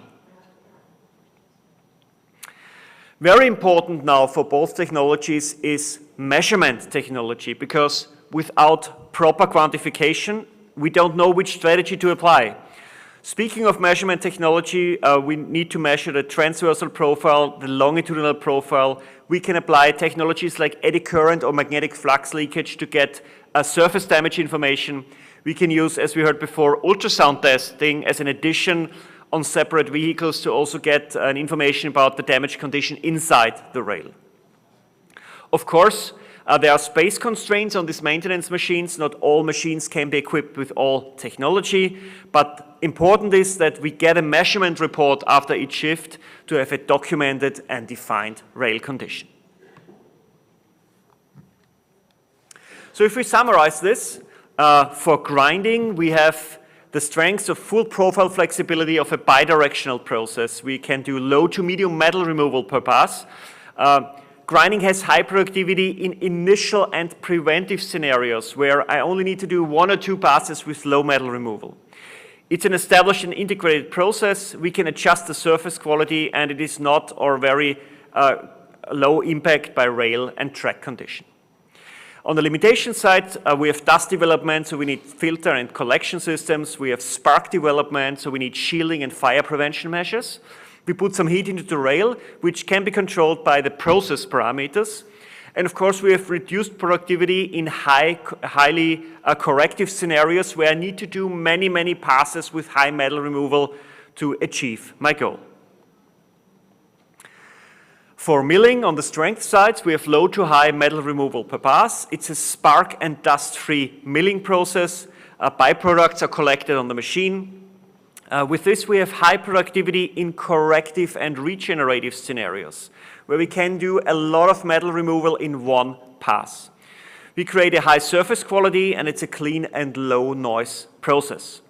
On the limitation sides, with reduced productivity in preventive scenarios where I only need to remove very, very little material per pass.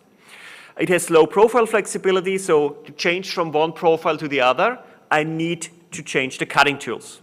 It's a unidirectional process.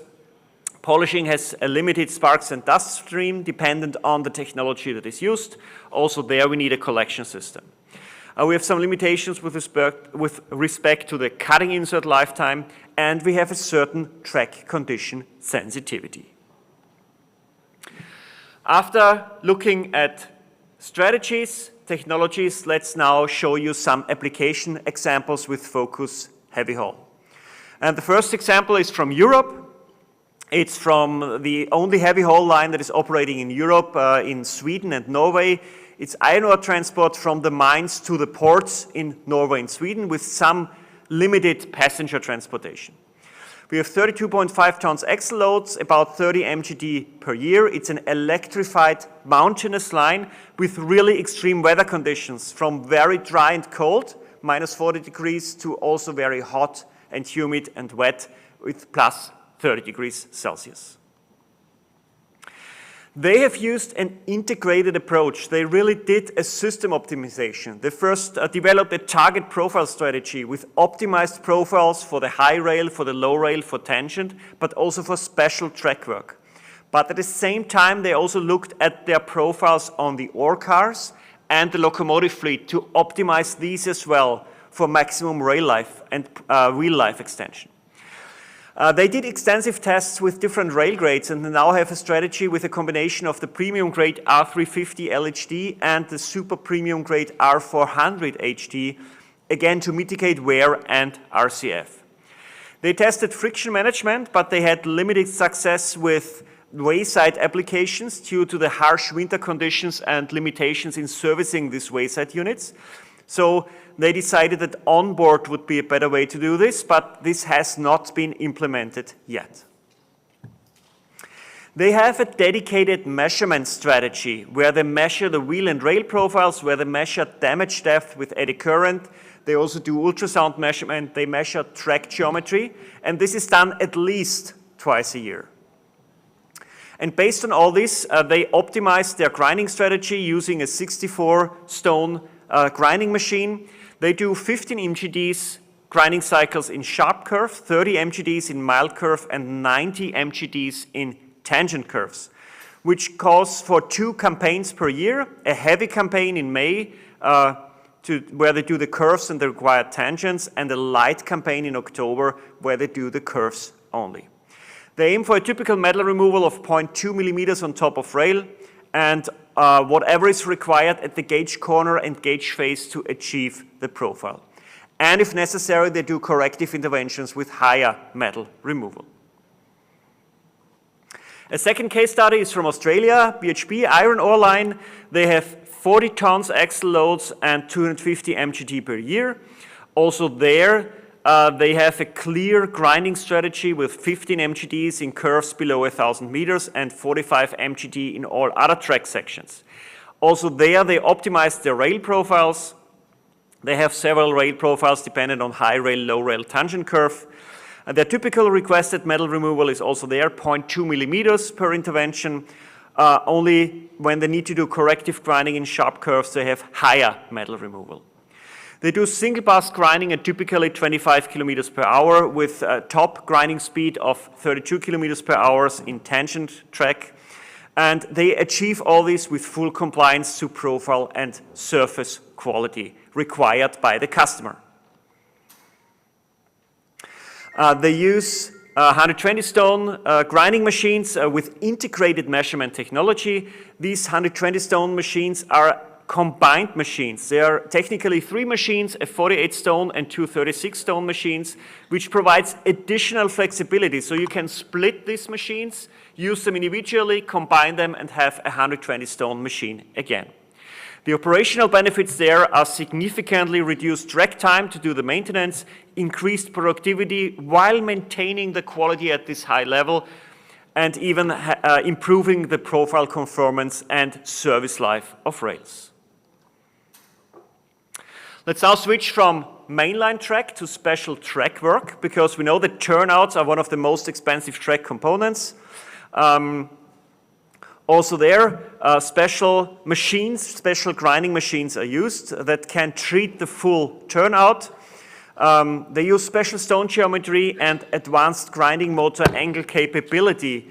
With these machines by Spin Australia, a typical cycle time is 25 minutes per unit. A unit means half a turnout. The example from another heavy haul in Australia, ARTC, they have a coal network, and what they do, they have several track maintenance shutdowns distributed over the year, where they have 3 days where no trains are running and all the maintenance is done. A special utility grinder, the HRR12, is used there, which is a high rail vehicle that can drive on the roads, but then operate on the rail with 12 stones. And typically in such a maintenance shutdowns, around almost 60 units can be done with 100% compliance to the customer specification. On the rail milling side, we need to deviate a little bit from heavy haul because there are not many applications to date of milling in heavy haul environment. So we'll first look to Japan, where the mainline milling machine Romill by Roble is operating, and where they do use this type of machines by GR East and GR West to do regenerative treatment of non-high-speed networks that so far have not been treated at all. So what they do there is profile restoration and damage removal with something between 0.8 and 2 millimeter of metal removal per milling machine pass. Another example from the USA, which is more from the transit side, where a transit milling machine, Romill Urban 3E3 is used. Again, regenerative treatment of a transit network that was heavily affected by deep stud-squat defects. And in this case, a metal removal of up to 6 millimeter was done in up to 4 passes to regenerate this rail, to prevent premature rail exchange and to significantly extend the rail life. I also want to highlight how these technologies can be used and are already used as part of an integrated process. So this means that there are pre-measurements done with track inspection vehicles, with measurement trolleys, with carrier vehicles, with autonomous systems. This can be transversal profile, longitudinal profile, eddy current, ultrasound, whatever is measured out there. This data is then synchronized and centrally collected for analyzation, for making sure that the data integrity is there, and also to do decision making and work preparation. And this provides you with a report of your track as inspected. This data is then synced to the rail treatment machines, to grinding machines, to milling machines, to execute the work. But it is also very important to have live adaptation capabilities on the machine, to have measurement technology on the machine, because there might be some time between these pre-measurements and the actual work execution. And then, of course, we need to have this measurement technology also on the machine for quality control measurements. Then again, this data is synced and provides a transparent documentation, defined condition, and provides you with the report of your track as maintained. And then the whole cycle starts again. Speaking of this integrated approach, Plaza and Teurer has chosen an approach here to use technologies within the group and with preferred partners. And this is just the focus on rail maintenance. Plaza and Teurer, of course, does way more. So on the grinding side, we have the preferred partner of Spino International. Milling machines are provided by Roble. We have a number of technologies in our group dealing with measurement technology. Very important also the data handling part through Track Machines Connected. And then the whole support and consulting through experts within all these individual companies, but also through our preferred partner, Global Rail Group.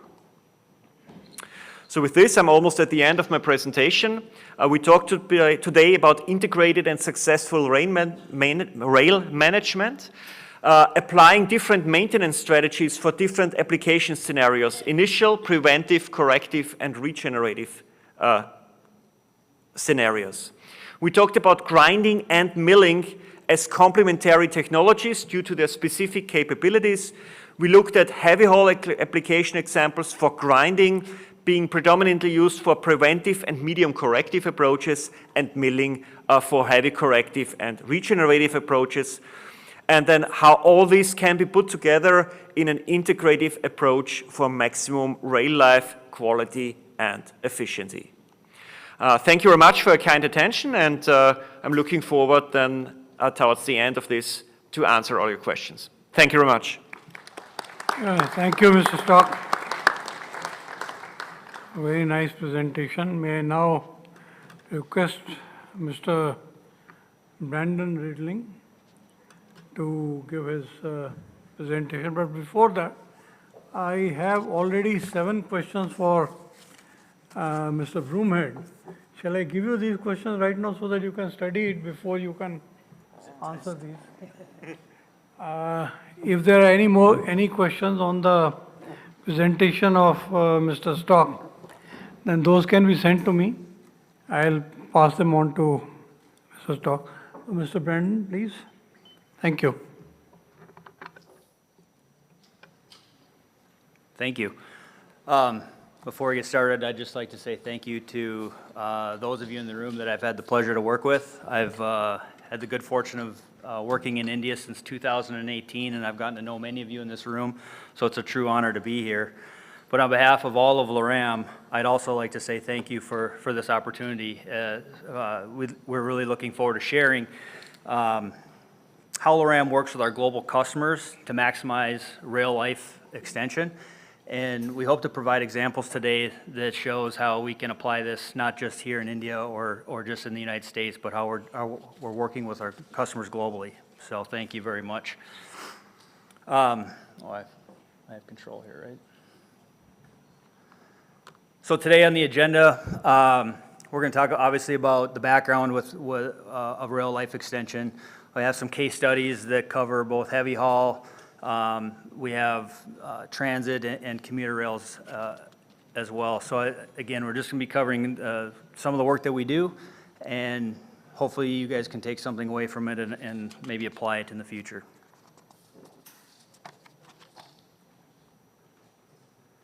So there are 2 major factors that influence railroads for choosing to replace its rail, and it's simply how the rail evolves due to wear and the accumulation of rolling contact fatigue and other data that can affect these defects.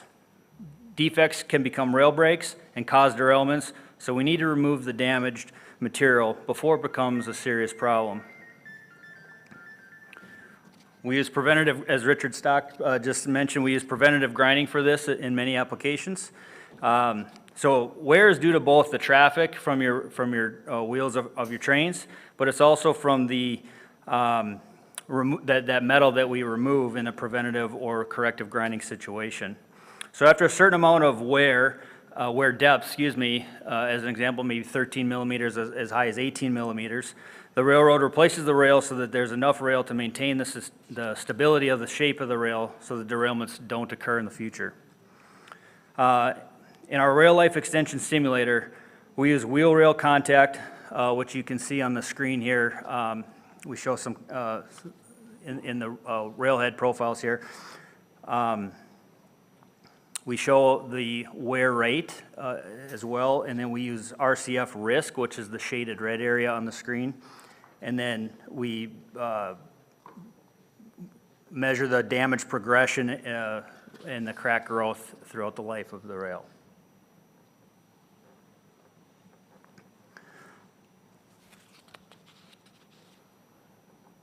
I didn't play the slide as I was talking, so I'll just give it a second. All right, so with rail life extension, as I mentioned, the approach to achieve the life extension is different around the world and in different contexts, but the physics and the decision approach are the same for everybody. These simulations on the screen, and I'm going to see if they play. I think only the one's going to play. These different simulations that are demonstrated on the screen show different railroads. They're transits, mixed passenger and freight railroads, passenger only, and then heavy freight such as a mining railroad. And these are from all around the world and represent the countries of India, North America, the EU, and Australia. Each have different curvatures for tangents. We're representing mild curves, sharp curves, and they each have different wear safety limits, anywhere from 6 millimeters at the lowest and as high as 18 millimeters at the highest end. Again, despite the different conditions, the need to maintain the rail to maximize the life is the same, just at different parameters. So Loram's customers actually motivated us to get into this type of analysis that we'll be sharing today. So our we're motivated to find data-driven location-specific grinding planning approaches, and we were invited as a key supplier and partner to assist in their asset management process. So many years ago, this started with CSX when they approached us many years ago, and they shared their vision with Loram to create a digital twin of their rail network so they would be able to use all the data they've collected, optimize their decisions around their maintenance, and plan and track how they execute the work. So Loram said we would be happy to join in this adventure, and we built our digital tools so we could be a single end-to-end partner for the railroads to manage this, from deciding the right the right profiles and frequency needed for specific locations, to condition-based decisions, and post-grind reporting and continuous improvement. Here's some more examples. The first case study that we worked with CSX was it was a condition-based grind scheduling and planning using our rail inspection vehicle. The rail inspection vehicle data. We share this first because it's been a long-standing practice and recognized widely across the globe. Since moving to a condition-based grinding strategy many years ago, CSX shared with Loram that they had seen a 90% reduction in spalling, shelling, corrugation, and a 20% reduction in transverse defects that can lead to no test sites and rail breaks. So this shows the most basic pre-grind and post-grind quality still helps a lot, but we knew that there was more to learn and we could dive deeper. About 5 years ago, CSX said, hey, when we're talking about this digital twin, they said they had their network was showing accelerated damage in their high rails and gauge corners, and they really needed a solution. They had not updated their target grind profiles for over 10 years, but in that 10-year period, they had changed their wheel shapes. At that time, the only method CSX had was to work with another third party in the industry to design new rail profiles.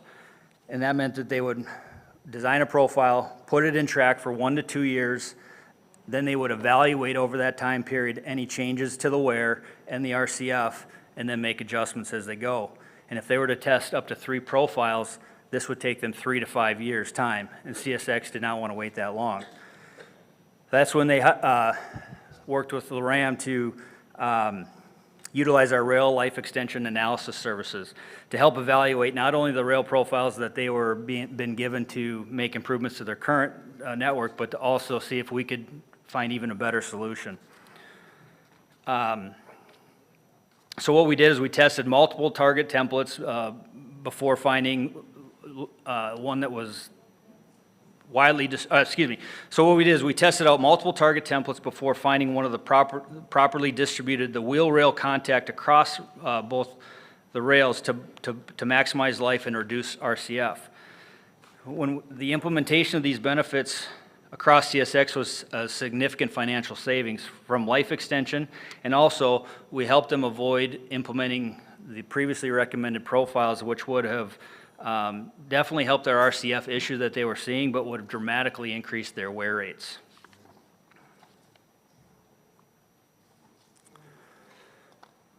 We did a significant review of why the first proposed profiles by this third-party vendor led to such a dramatic increase in gauge wear. We learned that the original profile was designed to account for the average wheel shape, as shown here on the left, top left, The average wheel does not come into, when you see here, the average wheel does not come into contact with the gauge.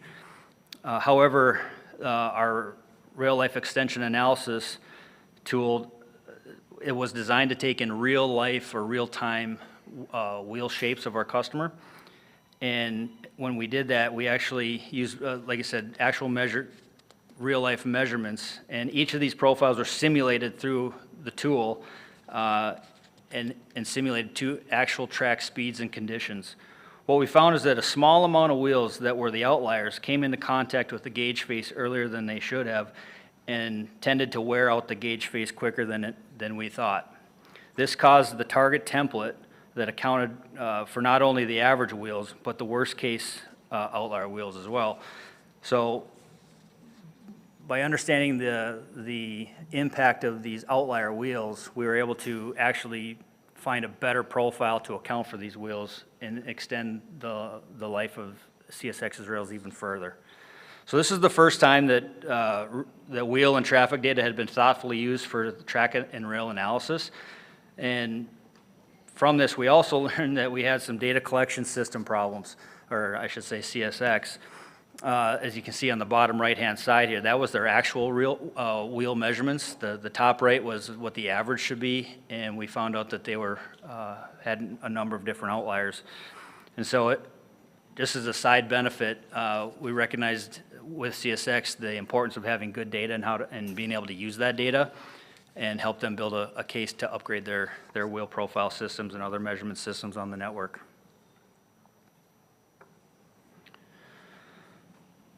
So further here, we've added more capabilities in our rail life extension analysis to combine it with our pre-grind inspection vehicle work. So this work can tell us exactly how much the grinder is required to remove and what patterns must be called to achieve a new target template. And then we can include that in our grind schedule, and we can include that in our grind schedule and calculate how much the implementation of the work will cost. So for these new profiles that were recommended to CSX, we actually found this to be a little bit of a problem. We found that it would require significant additional metal removal to achieve the optimal profiles, and this would slow the grinders down by more than 40% and would extend work programs and raise costs significantly to achieve our goals. So we collectively with the customer said, you know, that's not ideal. It's going to add too much cost and time before we can see any benefits. So we, again, using the rail inspection vehicle, we identified the areas of the heavy metal removal to get to the profile that we thought we needed to get to, and we continued to dive deeper to test more profiles that didn't need us to remove as much metal, and we were able to achieve very similar, if not exactly the same, life extension without having to remove that metal. So it was a big success, but again, as you learn in this process, as you learn one thing, yes, it seems like you have to solve for another. So after all that was implemented, we were approached again by CSX that said, hey, we're having some other troubles here that we need to look at. So just as a quick review, the previous examples I talked about was designed to be a representative of the CSX network. But what they came to us here on this slide with was isolated issues, and they wanted us to help them solve those issues as well. So CSX had noticed that they were experiencing vertical split head defects, as shown on the bottom left on the screen. And these are different than their normal vertical split heads. They were occurring in the gauge corner of the low rail instead of the center, as they would normally find. And the other anomaly was that this was happening on very new rail and not old rail as we initially suspected. These vertical split heads actually resulted in a very high profile derailment on the CSX. So it was critical that we help them prevent this from happening again in the future. So using our rail inspection vehicle again, we identified what was happening in these or what the conditions were in these areas. So we identified 4 different conditions for these locations of the vertical split heads. The commonalities were they all had wide gauge. Traffic was very slow in these areas for various reasons. They had already had plastic flow or rail lip issues on the low rails, and they also had negative rail cant. So we tested these areas with our rail life extension tools and found that the wheel-rail interaction shifted on the low rail dramatically towards the gauge corner, concentrating damage and stresses in this already weak area due to the plastic deformation. So we are currently working with CSX on a new profile for these areas that have these characteristics, and we'll be implementing these here later in the 2025, and look forward to hopefully being able to report back to anyone who's interested a successful outcome. We've done similar things like this for other railroads to prevent things such as side contact and rail rollover that can lead to derailments. So more profile options implemented based on pre-grind condition assessments enables more prevention.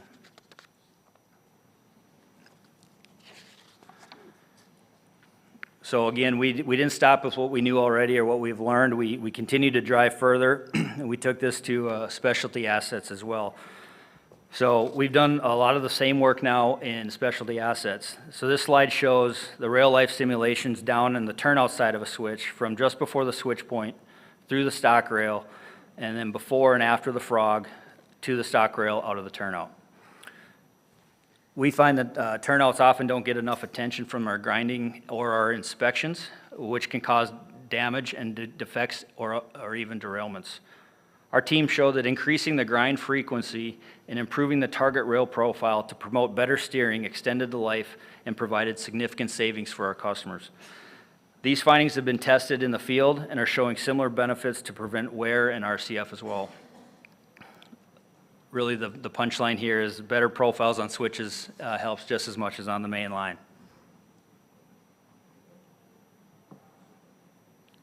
Some simulations here.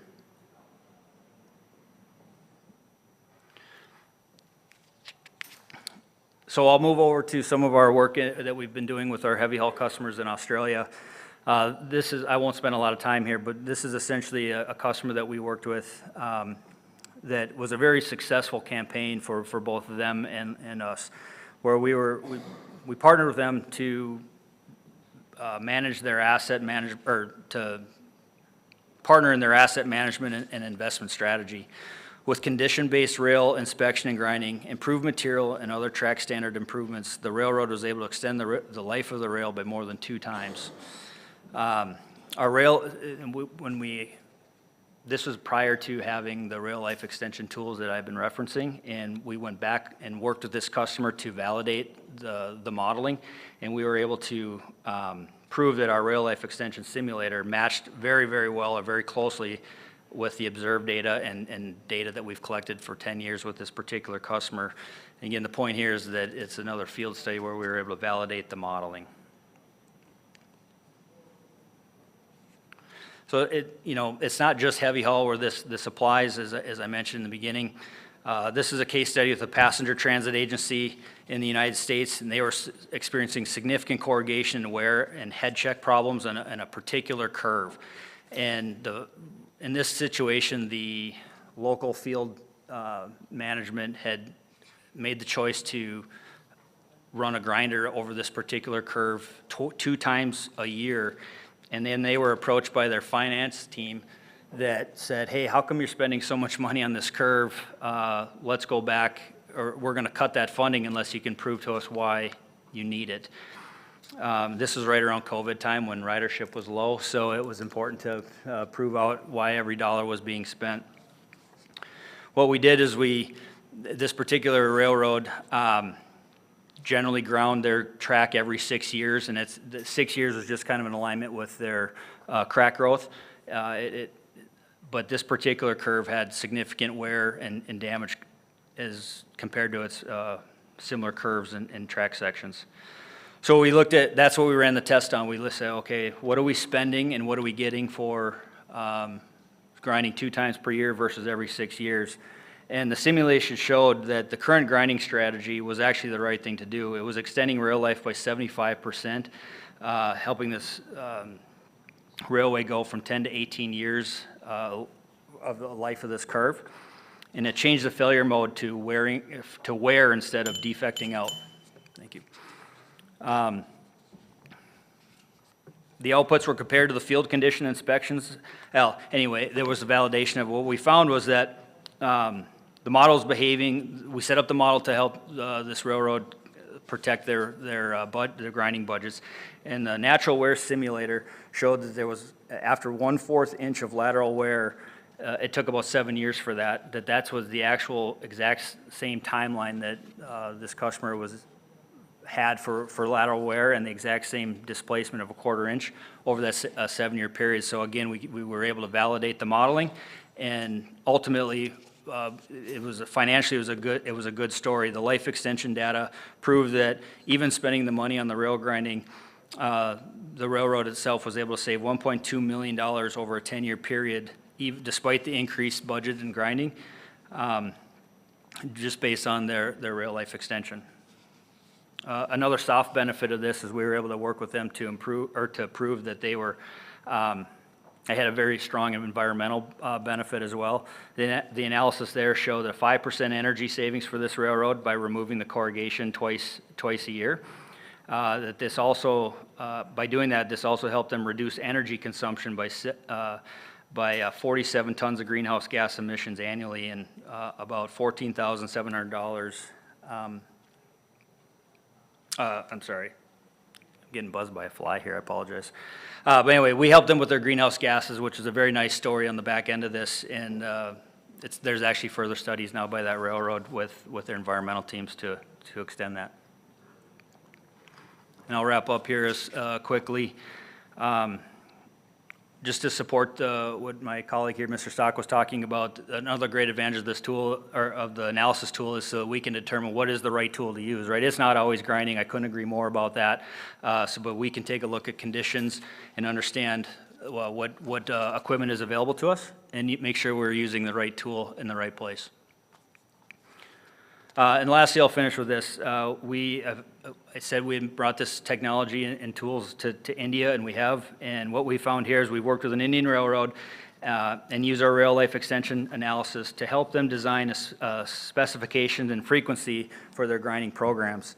What we found with this particular customer is that they had some unique things happening. Their sharp curves, it's a newer railroad, and their sharp curves had seen a lot of RCF damage very early on, and they were experiencing a lot of corrugation with a very small amount of traffic.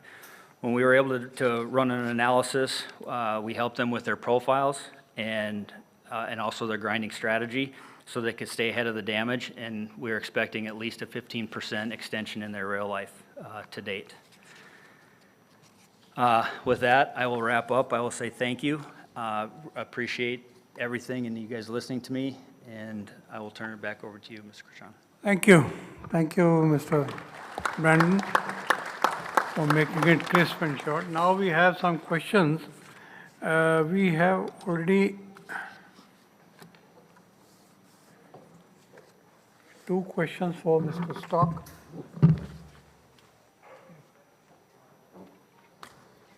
We have already 7 questions for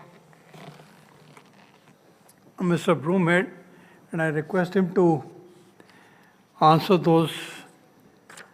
And already 1 question for Mr. Redring, which I think I'll pass it on.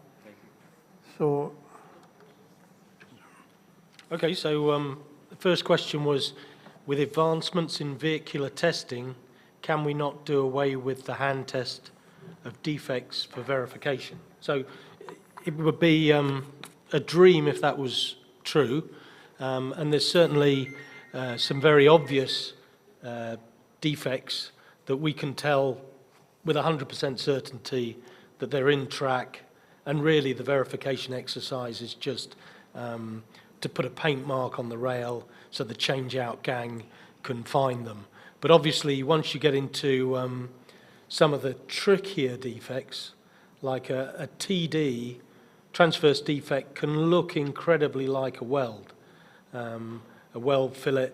So, you know, they benefit from rigorous testing, and it's a very skilled job. Then there was a question, is it possible to verify defects captured by RSU technology with a sliding probe? with respect to repeatability? And the answer to that would be yes, some very obvious defects would show up in both technologies, like a bolt hole crack. I would expect both technologies to pick up. But again, as you get into the smaller, subtler defects, you are going to get differences between the technologies because of probe angles. So you could get confusion. What steps, measures are taken by Sperry to control LERs at IRJs and switches? Well, that really is the improvements that we're making to the alignment systems. So we actually track for every single data file that comes in the amount of LER, which is, for those of you who don't know, that's the loss of expected response. So in ultrasonic testing, an obvious quality measure is, have you got the zero probe down to the base of the rail and back up again? And so we measure the amount of loss of expected response, and most railways have a criteria which they will want reporting if the length of the LER is over a certain amount. And what a lot of railroads are becoming interested in now is repeat LERs. So if you get an LER in one place on one test, probably doesn't matter. But if you're repeatedly missing the same piece of track over and over again, that's a high-risk location, and you would want to flag that up. Then there was a question about sliding probes versus rolling search units and the advantages, and I think I went into that in that we believe that the sliding probes conform to the rail better, they use less couplant, but to be fair to the sliding probe, you're closer to the rail surface so you can pulse quicker. Then there was a question saying, if you've got a rail grinding policy, do you still need eddy current? And I would say, yes, you might as well do it, because it can tell you something on the condition of the rail. So if you've got a great grinding program, you might show up nothing, but at least you know you've got nothing.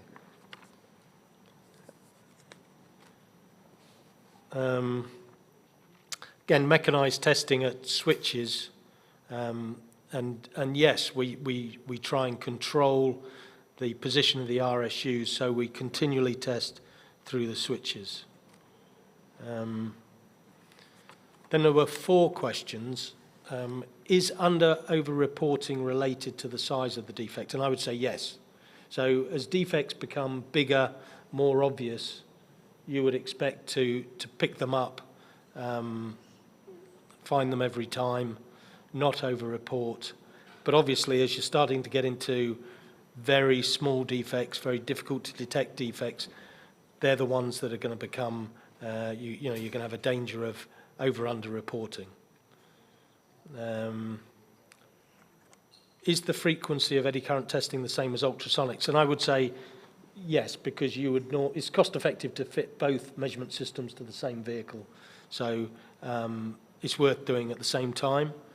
And then can RSUs be fitted to track recording vehicles that are used in India? The way I would answer that is that track recording fundamentally can be done at a much higher speed than ultrasonics. So, you can track record at line speed. So most railroads end up with a high-speed measurement fleet with track geometry, video recording, technologies like that, which can be done at up to 300 kilometers an hour. And then the slow-speed ultrasonic, structure gauging, ground-penetrating radar. So, and then there was a question on bridges, which Sperry don't test bridges, so I can't really answer that question. Thank you. Mr. Stock, you, I think, have 2 questions. I think I have 3 questions. The first one is, which material is used for polishing in milling? So this is usually some kind of rotational grinding technology, circumferential or peripheral, or a block grinding technology. But all is employed with very, very little metal removal, just to polish just to flatten the rail surface. Next question is, when polishing helps in reducing surface roughness, then can't we employ it in rail grinding also? And the answer is yes, it is done. What is done, for example, in Germany, German railways, they do like, after doing some corrective work, they do like one or two polishing passes with adjusted parameters just to create a really smooth and fine surface finish. So yes, it is employed. And then there I have another question that says, how to decide which shape of cutter head required for rails in curved track on the network? How can the shape of the cutter head be optimized for a variety of curved track? So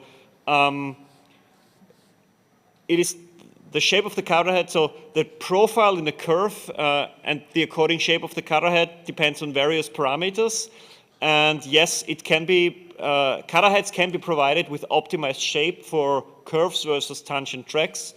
For milling, the challenge is that you need to change the cutter head from one profile to the other, which can be done relatively quickly in 10 to 15 minutes of a break. Or if you have a milling machine with multiple milling units, you can equip every milling unit with a different profile, and then the change between two profiles can be done relatively quickly, almost on the fly, ramping one profile out while ramping the other profile in.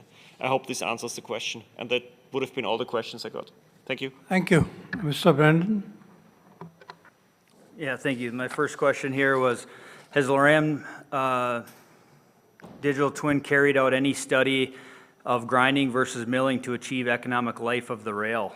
I would say there's economic analysis done all the time, and again, it's just about using the right tool for the right job, right? And sometimes it is milling depending on the conditions, and sometimes it's grinding depending on the conditions and outcomes. So I would say yes, we do that every day, but I don't know if I'd call it an official study. It's just quantifying machines and productivity and output and cost. I have one more question on here. It says why same natural wear rate has been used for both heavy haul and metropolitan passenger rail systems despite being different operating conditions. And with this, I'd say if I left that impression, I apologize. The modeling uses different wear rates. We use the actual wear rates, whether that be the past wear rates, and then predict what the future wear rates will be depending on the changes that are made. So the model takes high amounts of data from the customer themselves. It's not our data, it's their data. It's shared and run and implemented in the model. So we are using custom wear rates based on the environment of that particular railroad. Thank you. Thank you, gentlemen. Excellent presentation, and despite, I think, excellent lunch, you have kept everybody awake with your beautiful presentations. I only have to make a comment that testing, grinding, and milling as means of rail life extension and improving the reliability of the rail in service, I think is a question which will always keep on getting inquired more and differently every time. And also, it is going to be a question or alternative to track maintenance, track renewal, which is, I think, the ultimate form of maintenance, really. Renewal is also these days termed as part of maintenance, but it's ultimate maintenance. The question is that the punishment to the track, the rail particularly, is undergoing change forever, considering from the time when we just simply had some earth over which we placed some logs and we placed a rail and then nailed the rail to it and ran some very light road traffic onto it. And from there to today, when we are talking about some 40 tons of axle load and concrete sleepers and this much of hard stone ballast with totally compacted formation, things have changed a lot, and the rail, the kind of punishment that the rail is going is also very different. And my apprehension is, or rather my feeling is, that the rail will keep on getting different and various type of punishments which have not been seen in the past. So the questions of rail wheel interaction and therefore also rail examination, that is USFD, or the testing of the rail, the grinding of the rail, and the milling of the rail, and probably any other method which may come in future, must keep on getting examined, and therefore we have to keep our minds open. And therefore probably this subject shall always be alive in any kind of seminar where we are talking about track maintenance. So once again, I'd like to thank all the three authors for wonderful presentation, and I'd like to thank the organization DFC for letting me be a part of this thing. Thank you so much. Thank you very much. The innovations in monitoring and profiling strategies, those we have discussed today, offer a promising path towards a safer, more resilient and cost-effective rail networks. Once again, we extend sincere thanks to all the presenters for their valuable insights and engagement. May I once again request Managing Director, DFCCIL, Shri Praveen Kumarji, to kindly present tokens of appreciation to each of our speakers and the moderator. So we begin with presenting the Statue of Unity and the seminar memento to Mr. Simon Broomhead.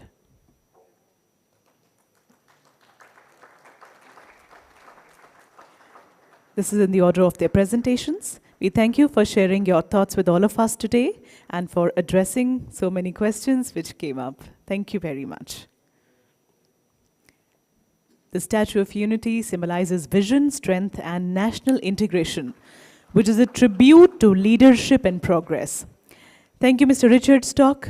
Thank you for your presentation, for sharing your perspectives with all of us today. A big round of applause, ladies and gentlemen.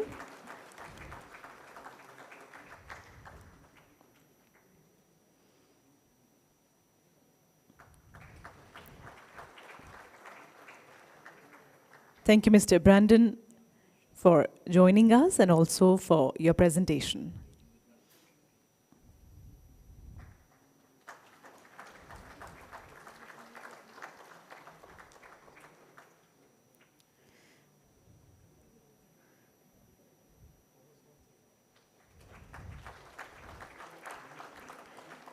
And we thank our moderator, Mr. Deepak Krishan, for moderating the session and for conducting it really well and keeping in time. Thank you very much.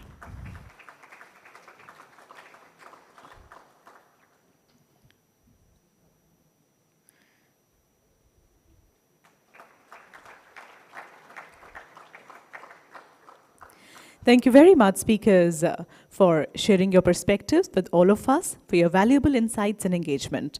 Let us now take a short break to refresh ourselves. Tea and refreshments are served again at the Leaders' Lounge.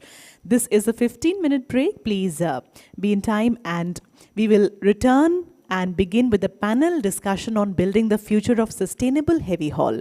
So looking forward to having you back in 15 minutes. We take a short tea break. Thank you.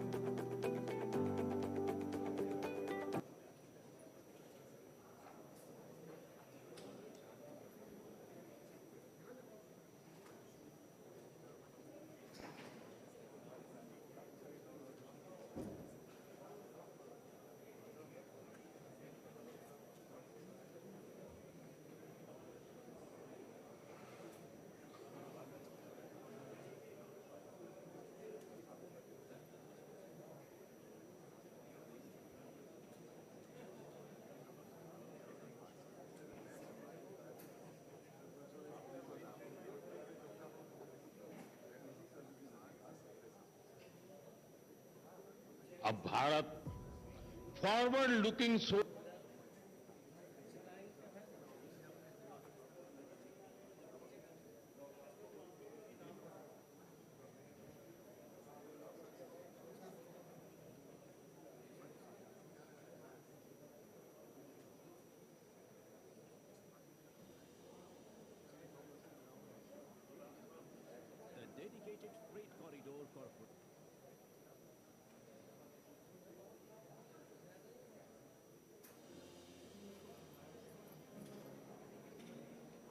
Dedicated Freight Corridor Corporation is fueling India's cargo revolution, moving freight with unmatched speed, precision and purpose.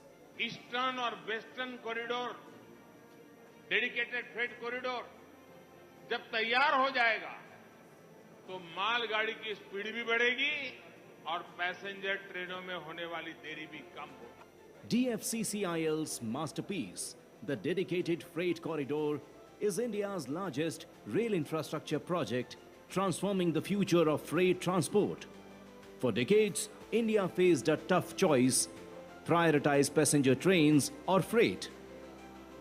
With both sharing the same tracks, delays were inevitable, costs surged, and efficiency suffered. Even though freight trains generated 67% of railway revenue, while passenger trains accounted for just 33%. The dedicated freight corridor is the answer. Spanning 3,000 kilometers, it's designed for long, heavy haul trains, boosting capacity and slashing turnaround times. A first for Indian Railways on a fully electrified network.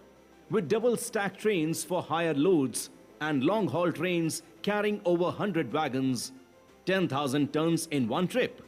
Efficiency reaches new heights. Dedicated Freight Corridor is one of the iconic projects conceived post-independence. Western Dedicated Freight Corridor starts from Dadri and runs right up to JNPT. Eastern Dedicated Freight Corridor starts from Ludhiana and goes right up to Solnagar. After the commissioning of the whole section, that is 100% commissioning, our potential, our total utilization of this dedicated freight corridor will reach to its maximum. High-speed, high-volume freight demands smarter maintenance. Instead of reaching to failures, DFCCIL predicts them using trackside sensors, AI analytics and real-time monitoring to keep the corridor safe, sustainable and reliable. An automatic signaling system optimizes train flow, while the 2x25 kilowatt power system supports heavier loads. Wheel impact load detectors spot faulty wheels early, preventing rail damage and ensuring smooth operations. Smart features include load vibration and temperature sensor to detect rail stress, acoustic sensors that hear faults before they are visible, AI models analyzing data in real time, sending precise alerts to crews. DFCCIL's tech-driven approach includes hot box detectors to prevent axle failures, machine vision systems for automated defect detection, automatic fault locators for quick repairs in overhead equipment. Track recording cars use sensors to inspect tracks, instantly spotting wear, misalignment or irregularities. This data keeps the track in perfect shape, ensuring safety and efficiency. The dedicated freight corridor is more than structure and speed. It's the backbone of India's economic growth.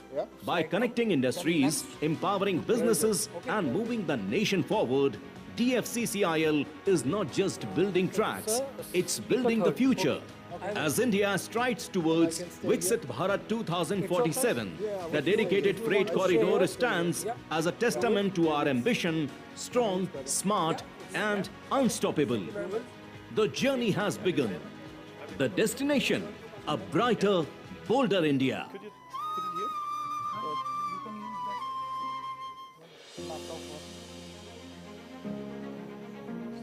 The Dedicated Freight Corridor Corporation is fueling India's cargo revolution, moving freight with unmatched speed.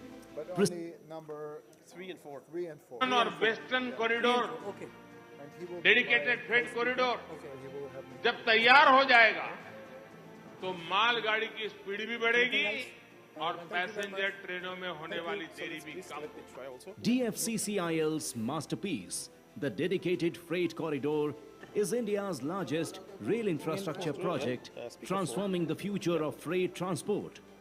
For decades, India faced a tough choice: prioritize passenger trains or freight.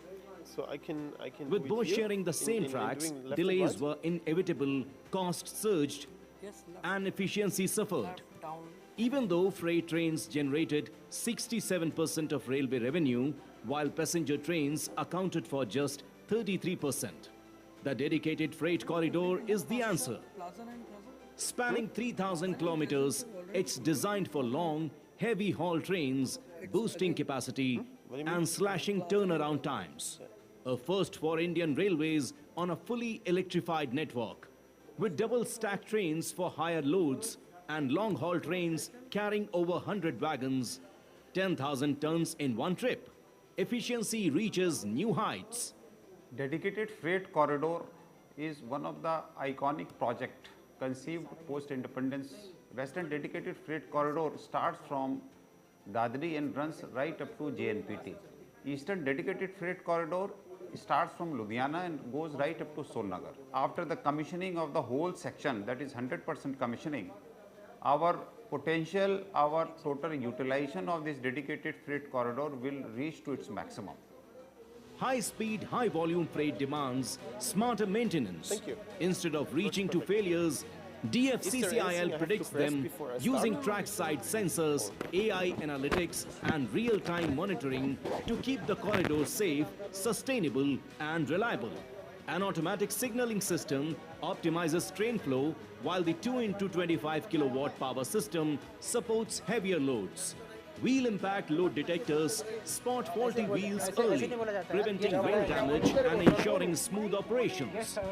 Smart features include load, vibration and temperature sensor to detect wheel stress, acoustic sensors that hear faults before they are visible, AI models analyzing data in real time, sending precise alerts to crews. DFCCIL's tech-driven approach includes hot box detectors to prevent axle failures, machine vision systems for automated defect detection, automatic fault locators for quick repairs in overhead equipment. Track recording cars use sensors to inspect tracks, instantly spotting wear, misalignment or irregularities. This data keeps the track in perfect shape, ensuring safety and efficiency. The dedicated freight corridor is more than structure and speed. It's the backbone of India's economic growth. By connecting industries, empowering businesses and moving the nation forward, DFCCIL is not just building tracks, it's building the future. As India strides towards Viksit Bharat 2047, the dedicated freight corridor stands as a testament to our ambition, strong, smart and unstoppable. The journey has begun. The destination, a brighter, bolder India.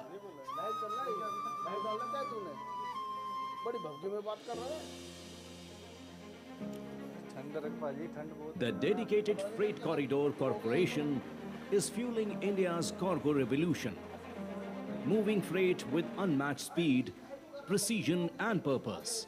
Eastern और western corridor dedicated freight corridor जब तैयार हो जाएगा तो मालगाड़ी की speed भी बढ़ेगी और पैसेंजर ट्रेनों में होने वाली देरी भी कम होगी। DFCCIL's masterpiece, the Dedicated Freight Corridor, is India's largest rail infrastructure project, transforming the future of freight transport.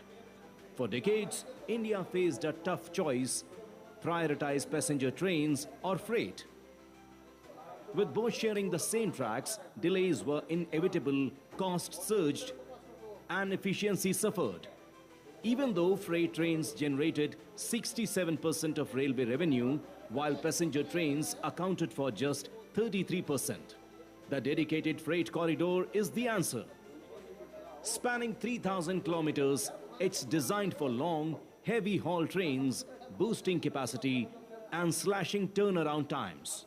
A first for Indian Railways on a fully electrified network, with double stack trains for higher loads and long haul trains carrying over 100 wagons, 10,000 tons in one trip.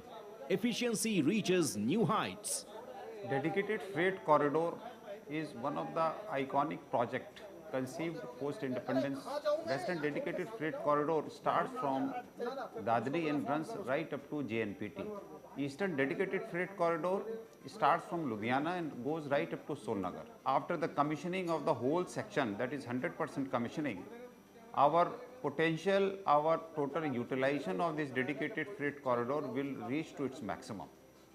High-speed, high-volume freight demands smarter maintenance. Instead of reaching to failures, DFCCIL predicts them using trackside sensors, AI analytics, and real-time monitoring to keep the corridor safe, sustainable, and reliable. An automatic signaling system optimizes train flow, while the 2x25 kilowatt power system supports heavier loads. Wheel impact load detectors spot faulty wheels early, preventing rail damage and ensuring smooth operations.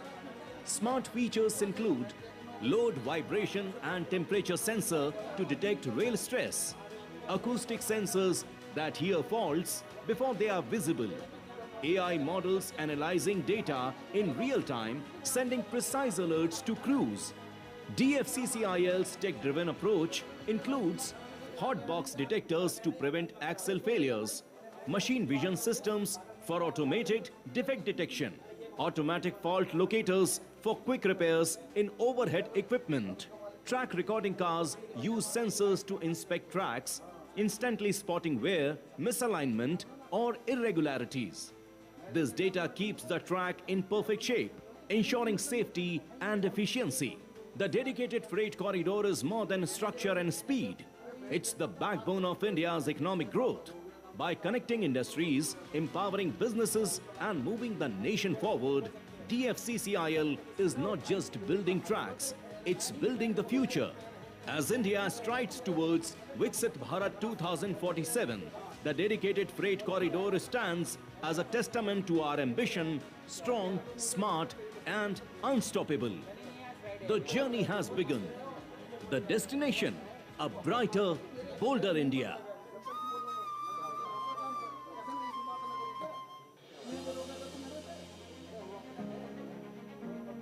The Dedicated Freight Corridor Corporation is fueling India's cargo revolution, moving freight with unmatched speed, precision, and purpose. Eastern और western corridor, dedicated freight corridor जब तैयार हो जाएगा तो मालगाड़ी की speed भी बढ़ेगी और पैसेंजर ट्रेनों में होने वाली देरी भी कम होगी। DFCCIL's masterpiece, the Dedicated Freight Corridor, is India's largest rail infrastructure project, transforming the future of freight transport. For decades, India faced a tough choice: prioritize passenger trains or freight. With both sharing the same tracks, delays were inevitable, costs surged, and efficiency suffered. Even though freight trains generated 67% of railway revenue, while passenger trains accounted for just 33%. The dedicated freight corridor is the answer. Spanning 3,000 kilometers, it's designed for long, heavy haul trains, boosting capacity and slashing turnaround times. A first for Indian Railways on a fully electrified network. With double stack trains for higher loads and long haul trains carrying over 100 wagons, 10,000 tons in one trip. Efficiency reaches new heights. Dedicated freight corridor is one of the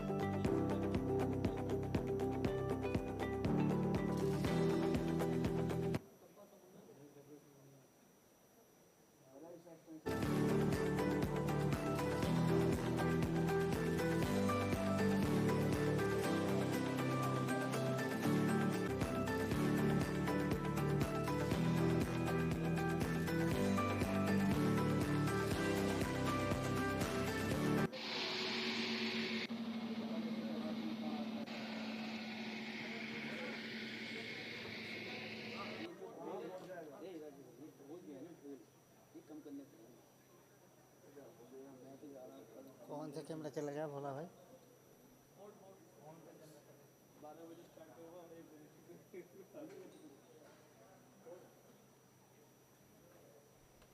इसको लगा बेटा वो वहाँ से इसको power करना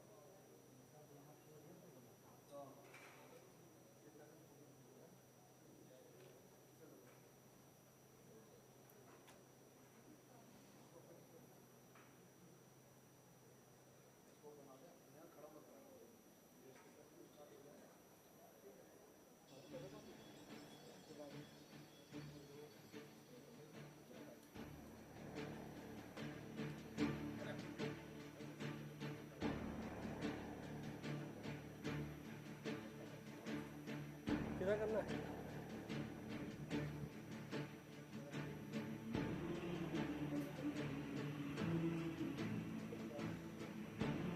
सीधा करूं इधर को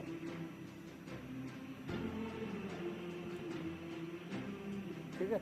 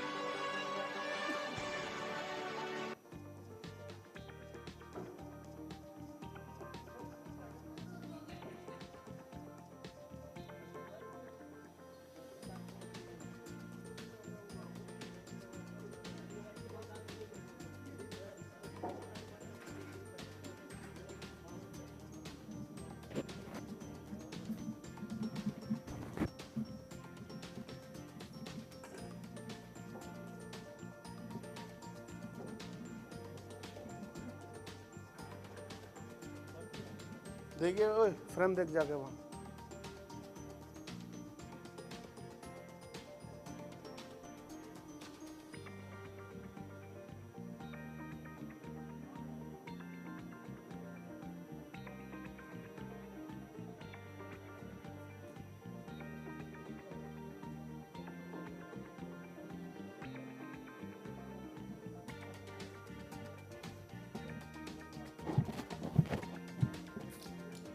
ठीक है ना बहुत है स्क्रीन भी आ रही होगी साइड में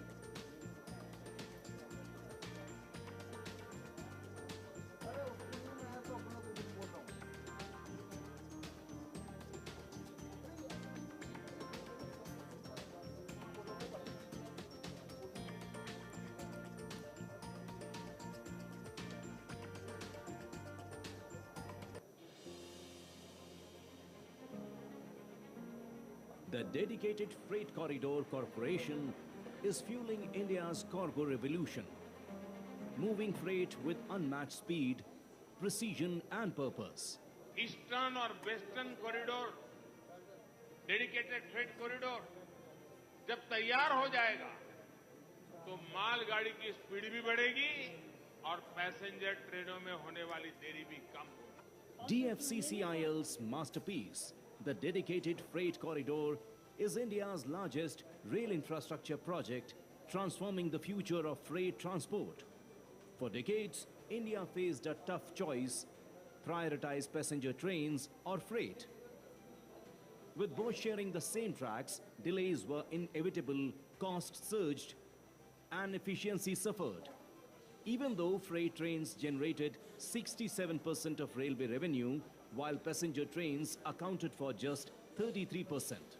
The dedicated freight corridor is the answer. Spanning 3,000 kilometers, it's designed for long, heavy haul trains, boosting capacity and slashing turnaround times. A first for Indian Railways on a fully electrified network, with double stack trains for higher loads and long haul trains carrying over 100 wagons, 10,000 tons in one trip. Efficiency reaches new heights. Dedicated Freight Corridor is one of the iconic projects conceived post-independence. Western Dedicated Freight Corridor starts from Dadri and runs right up to JNPT. Eastern Dedicated Freight Corridor starts from Ludhiana and goes right up to Solnagar. After the commissioning of the whole section, that is 100% commissioning, our potential, our total utilization of this dedicated freight corridor will reach to its maximum. High-speed, high-volume freight demands smarter maintenance. Instead of reaching to failures, DFCCIL predicts them using trackside sensors, AI analytics and real-time monitoring to keep the corridor safe, sustainable and reliable. An automatic signaling system optimizes train flow, while the 2x25 kilowatt power system supports heavier loads. Wheel impact load detectors spot faulty wheels early, preventing rail damage and ensuring smooth operations. Smart features include load vibration and temperature sensor to detect rail stress, acoustic sensors that hear faults before they are visible, AI models analyzing data in real time, sending precise alerts to crews. DFCCIL's tech-driven approach includes hot box detectors to prevent axle failures, machine vision systems for automated defect detection, automatic fault locators for quick repairs in overhead equipment. Track recording cars use sensors to inspect tracks, instantly spotting wear, misalignment, or irregularities. This data keeps the track in perfect shape, ensuring safety and efficiency. The dedicated freight corridor is more than structure and speed. It's the backbone of India's economic growth. By connecting industries, empowering businesses, and moving the nation forward, DFCCIL is not just building tracks, it's building the future. As India strides towards Viksit Bharat 2047, the dedicated freight corridor stands as a testament to our ambition: strong, smart, and unstoppable. The journey has begun. The destination, a brighter, bolder India.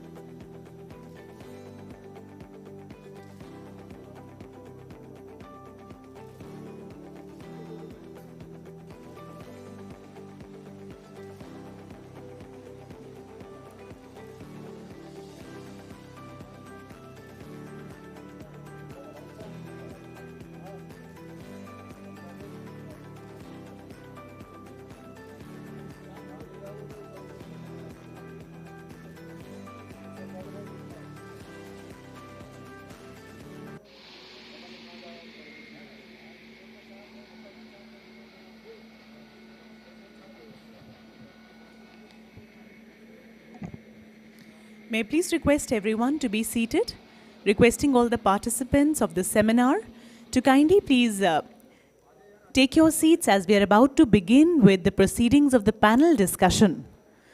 सभी से निवेदन है कि आप सब लोग अपनी अपनी जगह पर बैठें ताकि हम पैनल डिस्कशन की शुरुआत कर सकें. Requesting all ladies and gentlemen, the participants of Global Heavy Haul Seminar to please be seated. We are about to begin.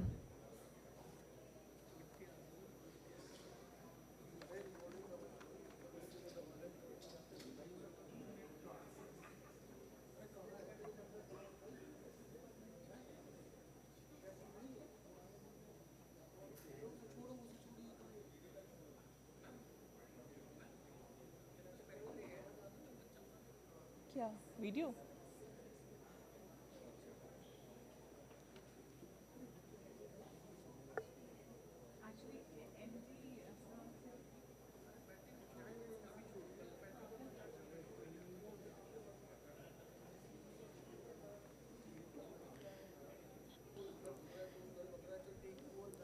Requesting everyone to please be seated. We are about to begin.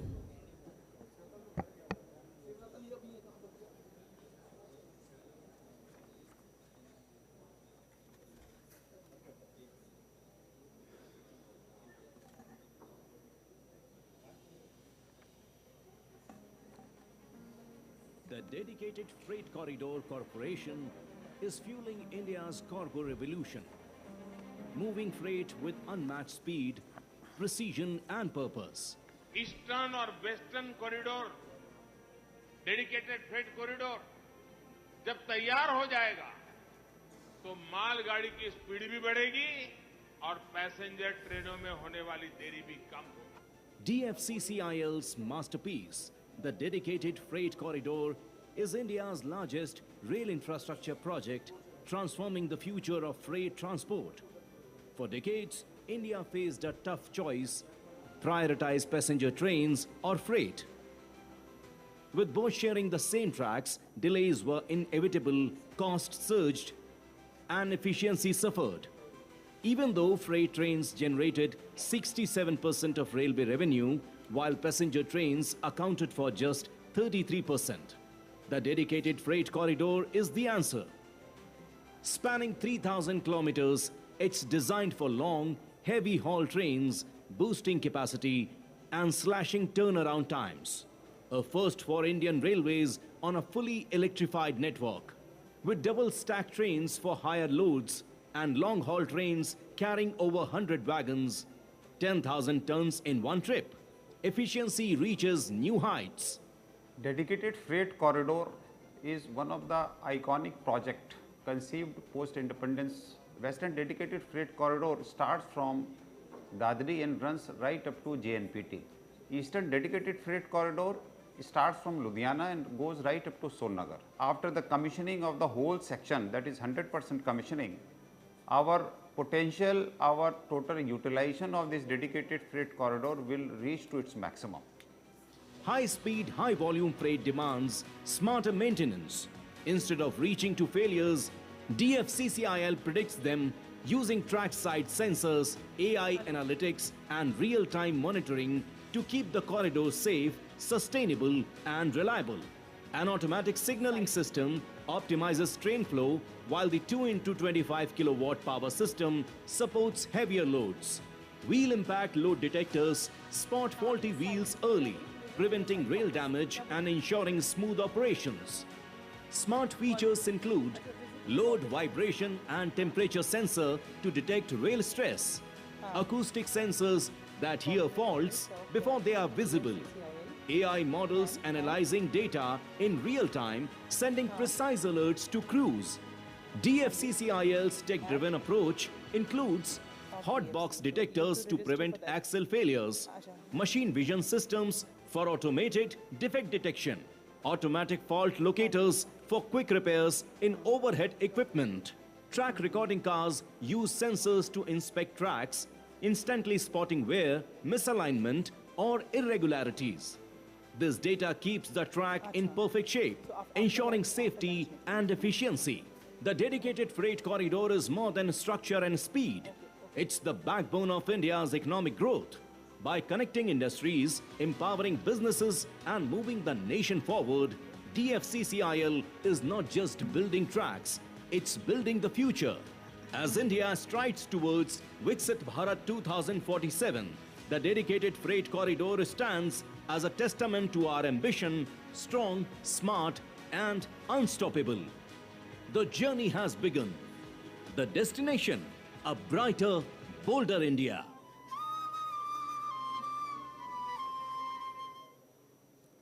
Thank you very much. Ladies and gentlemen, as we begin the proceedings for the panel discussion, before we actually dive into the proceedings of this panel discussion, may I please request Managing Director, DFCCIL, Shri Praveenji, to kindly please welcome our very special guest who has joined us here, Vice Chancellor Gati Shakti Vishwavidyalaya, Vadodara, Professor Manoj Chaudhary. I think he's not here. All right. So moving on. Ladies and gentlemen, after the first two powerful technical sessions of the day, we have already traversed a wide landscape from global strategy and leadership in heavy haul operations to the finer technical aspects of rail integrity, flaw detection, and maintenance innovation. These insights have laid a strong foundation for us to now step back and reflect on what it all means for the future of India's dedicated freight network. To help us connect the dots and chart a way forward, we are privileged to have a towering figure from Indian Railways, Shri Subodh Jain, former member Engineering Railway Board, to moderate this panel discussion. With his rich experience in policy, project, delivery, and infrastructure strategy, Mr. Jain is uniquely positioned to synthesize today's insights and anchor a forward-looking conversation on what sustainable heavy haul networks should look like in the Indian context. So we also welcome the panelists for this session. Ms. Carrie Gonzalez, a very warm welcome to you once again on the panel. We welcome Dr. Antonio Merheb once again. Ladies and gentlemen, we also welcome Professor Ravi Ravitharam. We welcome Mr. Brandon Riddering. These names we already know because they've been part of technical sessions before. We welcome Mr. Robert DiMatthew, Vice President Global Business Development from Sperry, US. We also welcome Mr. Fink, the Managing Director, Placer India Private Limited, and Mr. Rafael Marota from Getzer GmbH. A very warm welcome. And with this, may I please request Mr. Subodh Jain to kindly please take over the deliberations. Thank you, Juhi, for introducing the subject and the panelists. It's my privilege to be among this distinguished gathering of the experts and the delegates and chairing a most exciting session where 7 of our international heavy haul experts will be discussing the whole gamut of sustainability of heavy haul operations in the Indian context.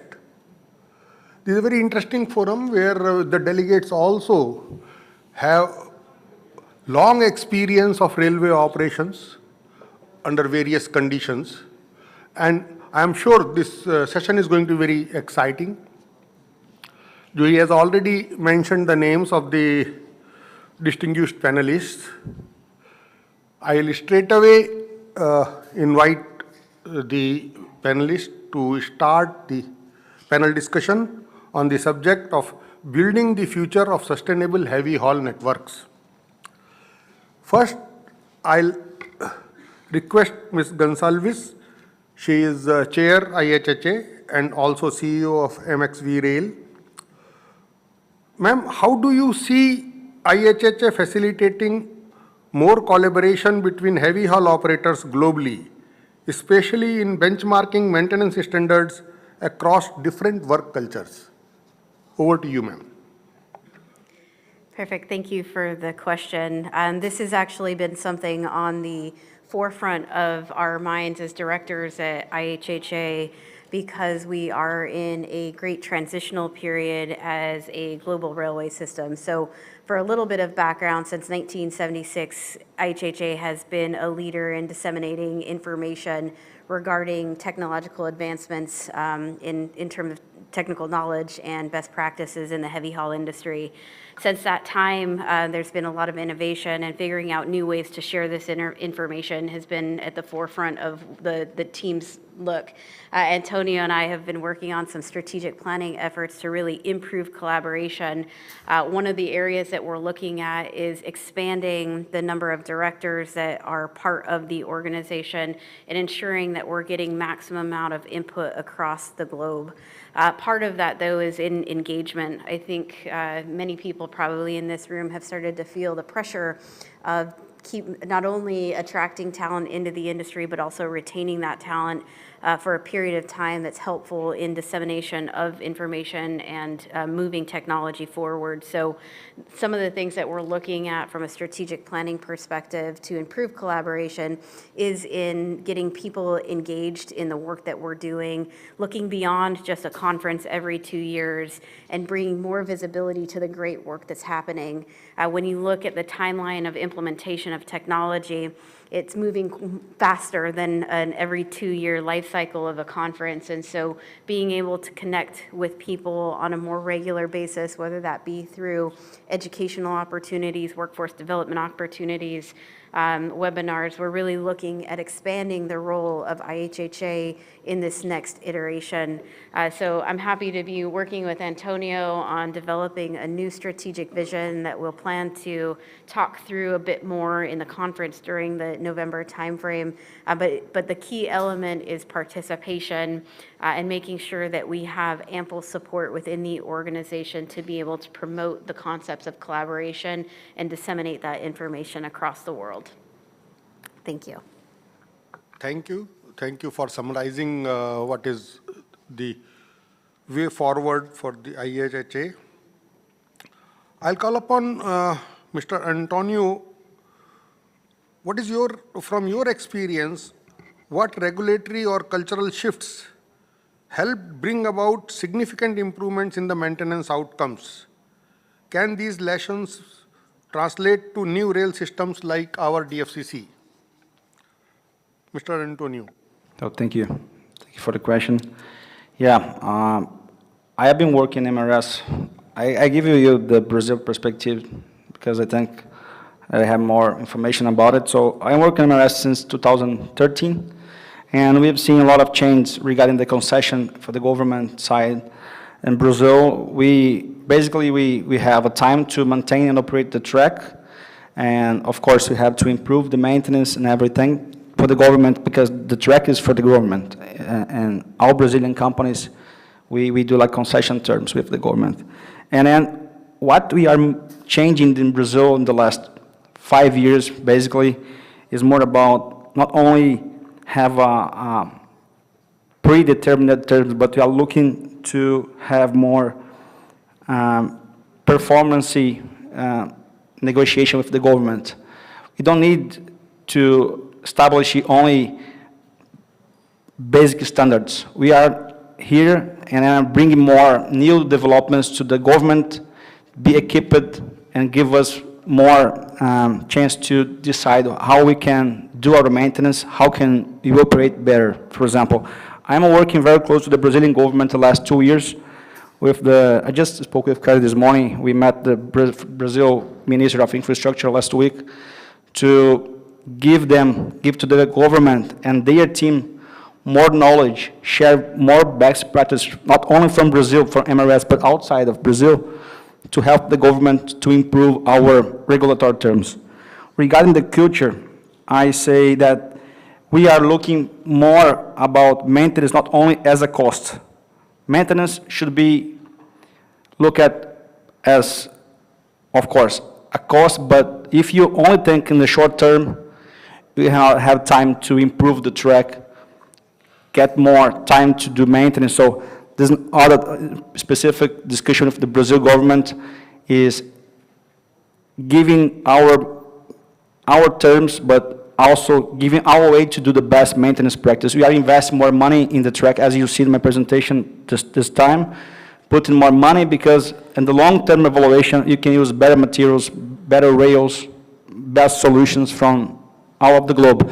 I think those are things that could be used here. I'm not sure if exactly as Brazil example, but just from our perspective, thinking maintenance not only in the short term, training better your people, training better your teams, give any railroad system in the world better results for maintenance. Thank you. Thank you. Let me clarify one thing. This is a panel discussion, so anybody who is thinking that they need to know something from the panel, from their expertise, is free to intervene and ask the question. We have enough time. We have 45 minutes of time, and still about 40 minutes are still available to us. I'll call upon Professor Ravi Tharan. He's from Monash University, and he's quite intensively associated with our DFCC. He has been guiding us and consulting us for this thing. So I just want him to tell the forum that what kind of techniques and new technologies to optimize the operation and maintenance costs can be implemented in our context. Mr. Ravi Tharan. So thank you very much for the question. I think I presented earlier today about capability to really look at condition of the infrastructure, coming up with a holistic way of looking at it is one approach that you can take. But I may extend that to a level that the important part is not the instrumentation that you put on. How do you take that information and analyze and really extend where to go from there? The emerging technologies that we are all talking about, AI and machine learning, how do we bring that along with railway knowledge?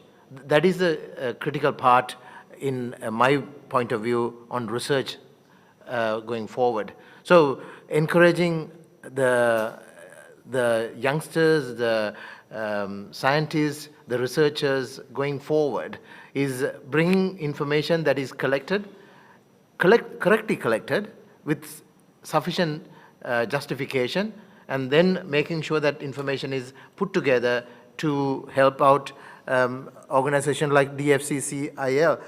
Well, your topic of this for this heavy haul seminar is what is beyond building the railway. It's maintenance, right? Maintenance and operation. How do you do it in the best way that is possible to move forward? I also may just take the point that Kari made at the start. I think just making sure that we get the best of best in railways. I think that is important for us because I'm sure that Indian railway is attracting some of these best of best, but generally I find in Australia or other places, sometimes we don't get the best of best. I think tap into that, the cream as early as possible and making sure that they are in our industry, they are supporting the research that I'm talking about, and they are bringing the railway knowledge and then adding on the data analytic capability that is required. So if you just look at it as a data science, if you don't have the railway knowledge, you can start putting things together which doesn't really give the best outcome for us. So for me, the research that has to really come to the fruition for our railways going forward is making sure that we tap into those emerging technologies and attract people with that capability. I also want to highlight, and don't get me wrong, I think this is the same situation in our country as well, in Australia as well. If I turn around and have a look at it, how many females are here in this senior leadership forum? I think how do we attract some of those best female scientists into our space, engineers into our space, is another thing that I would like to highlight as well. Being a university-based researcher, I always look for that particular point to make, because that if we can really pull that together, I think we are in a better position going forward. So if you want, I can elaborate if anyone else have got any question on that. Let's wait for the others to show interest, then we will this thing. I agree with you that railway knowledge and the people will be required, but we have an advantage that it is going to remain the government system, and we will have we can fall back on the vast railway, Indian railway manpower and expertise to extract the people and the knowledge. There are issues we have, while heavy haul is a common, there is a commonality, but there are differences also. My country has a different gauge, and rolling stock is substantially different than the most of the rolling stock which our research is going based upon. So the whatever has been developed, the programs and the data based on the standard gauge and those 3-piece truck and that kind of rolling stock may not straight away get translated to my working situation. So we have to have our own research, our own data collection, our own this thing, at least in the initial years, so that we have our own database and we develop our own processes which are tailor-made to our own requirement. It's very important point you mentioned. We thank you very much. So, can I ask one question from sure, Mr. sure, Ravi? Sure. Ravi, I have read in some articles or some newspaper that in Australia, in Western Australia, you are running driverless freight trains. Of course, that is a very good concept because, and of course, for running the driverless trains, many technologies has to be used.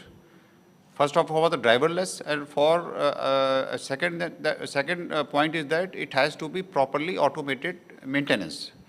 Can you throw some light? What are the various technologies being used in that Rio Tinto line, that is pit to port line, just for understanding in a holistic way? If you are having some knowledge on that, how they are running this train, and what are the various technologies that it is being used in that Western Australia? Rather than going into detail about Western Australian Rio Tinto line, which I might not have the full knowledge, but I will take the question a bit more broader of driverless trains and what are the advantage and why is it introduced.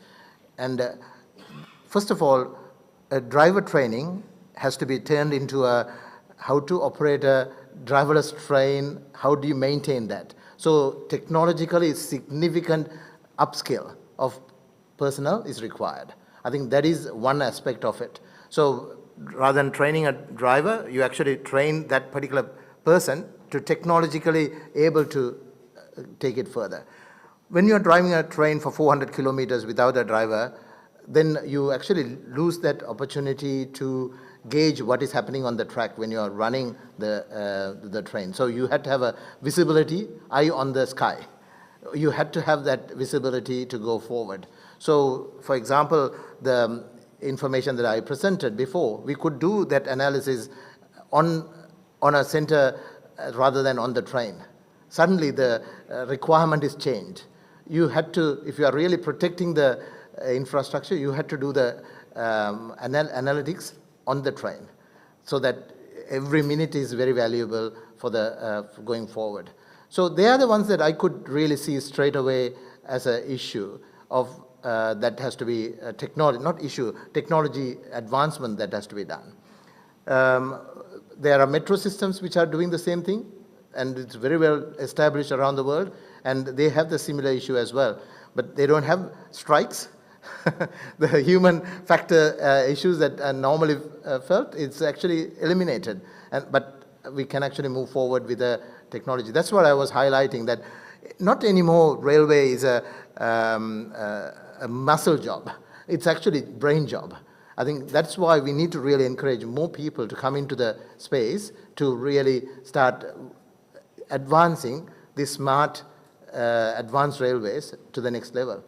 I really didn't answer the exact question that you asked me, but I've actually brought in a few other issues because I am not really familiar with that much of other technological development within Rio Tinto, how they have done. Is it fully track maintenance fully automated, or it is being done manually also? No, no, truck maintenance is done manually. Manually? Yes. Okay. I think it's the operation is the main work that they are doing, autonomously. Okay. Yeah. Thank you. Thank you. Thank you. Now I will move on to Mr. Rafael Merota. He is from Gazner.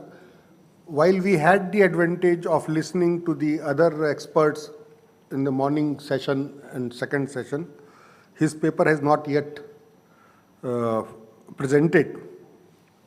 I'll like to know from him briefly that what is the concept of smart track components, that is a sensor embedded rubber pads or something, whatever you want to enlighten us on that.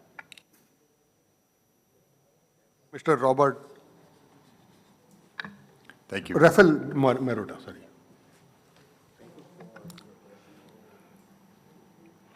Thank you for your question.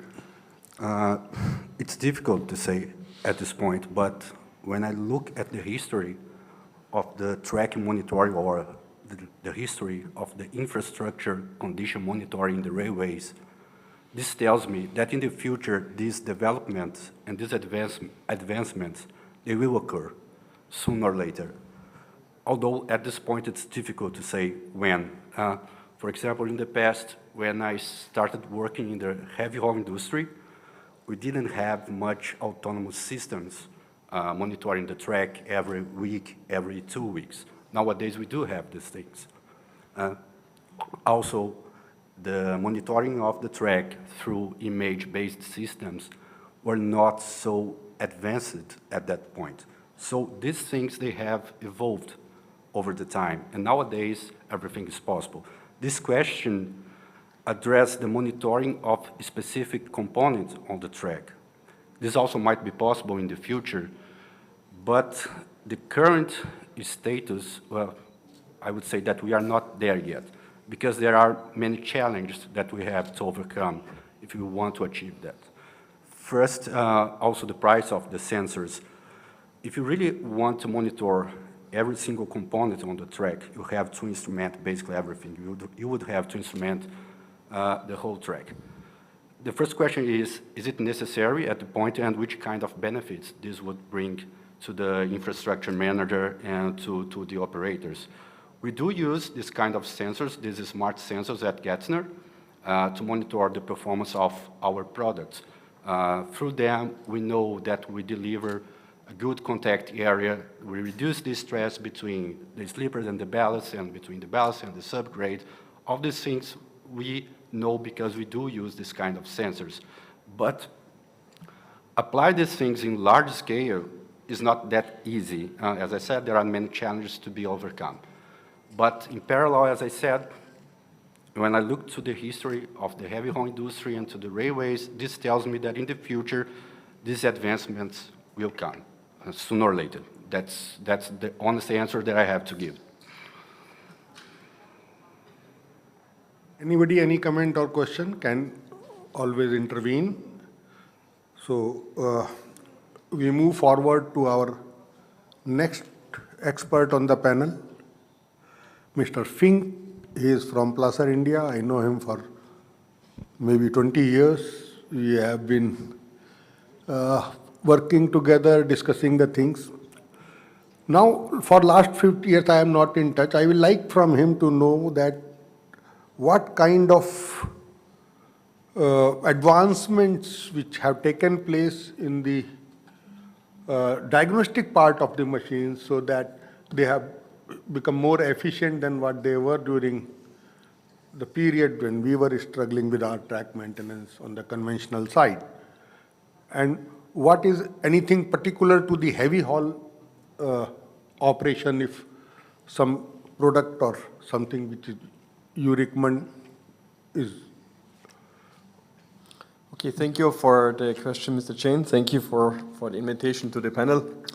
As you rightly mentioned, there is a lot of development has happened in the last years, and I think so everybody has seen this today also, half of the world is thinking and speaking about artificial intelligence and monitoring and data and data and data, and it's a never-ending story.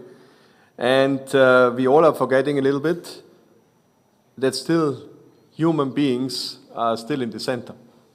So we are having data in millions and billions and gigabytes and terabytes, but we have to see which guys sitting in front of the desktop, the laptops, or whatever they're doing, are they in the position to manage this data? Can they understand this? And this kind of thing that we are having the right people at the right place, I think so this will make the difference in the future if you have a successful maintenance regime on a railway system. And only when both things working together, then the skill level, the technology, and the vision, what you would like to achieve, then we will be in the position to have a safe, lean railway system which is having cost advantages and is safe in the operation. So this is one part, this is the human part. The second one is what we see globally is also that you have to prove that you have done your work properly. This real proof is something which is becoming more and more important because of accidents and whatever it is. So the machineries itself now are getting more and more equipped with data, providing loggers, so that no human interference will be required to prove that the work is being done properly. Because it makes absolutely no sense to have a high sophisticated measurement system on the board of a machine, and then after this machine you have a person doing a manual work with a manual device. This is no logic behind it, because the error is coming from the person which is operating this simple device. So this integration of this whole system, that is something which is coming more and more in future. And we can see this. Along with it also, the integration of maximum possible processes in one machine concept, so that you don't have too many people required to operate, and to have a uniform approach in the maintenance activities. And one thing on top of it is the reduction of greenhouse gases in operation is also becoming now more and more relevant. I think so we all know in which situation we are, and we are exposed to that every day. So to focus on this reduction of greenhouse gases will be also something for us for the future, where everybody has to work.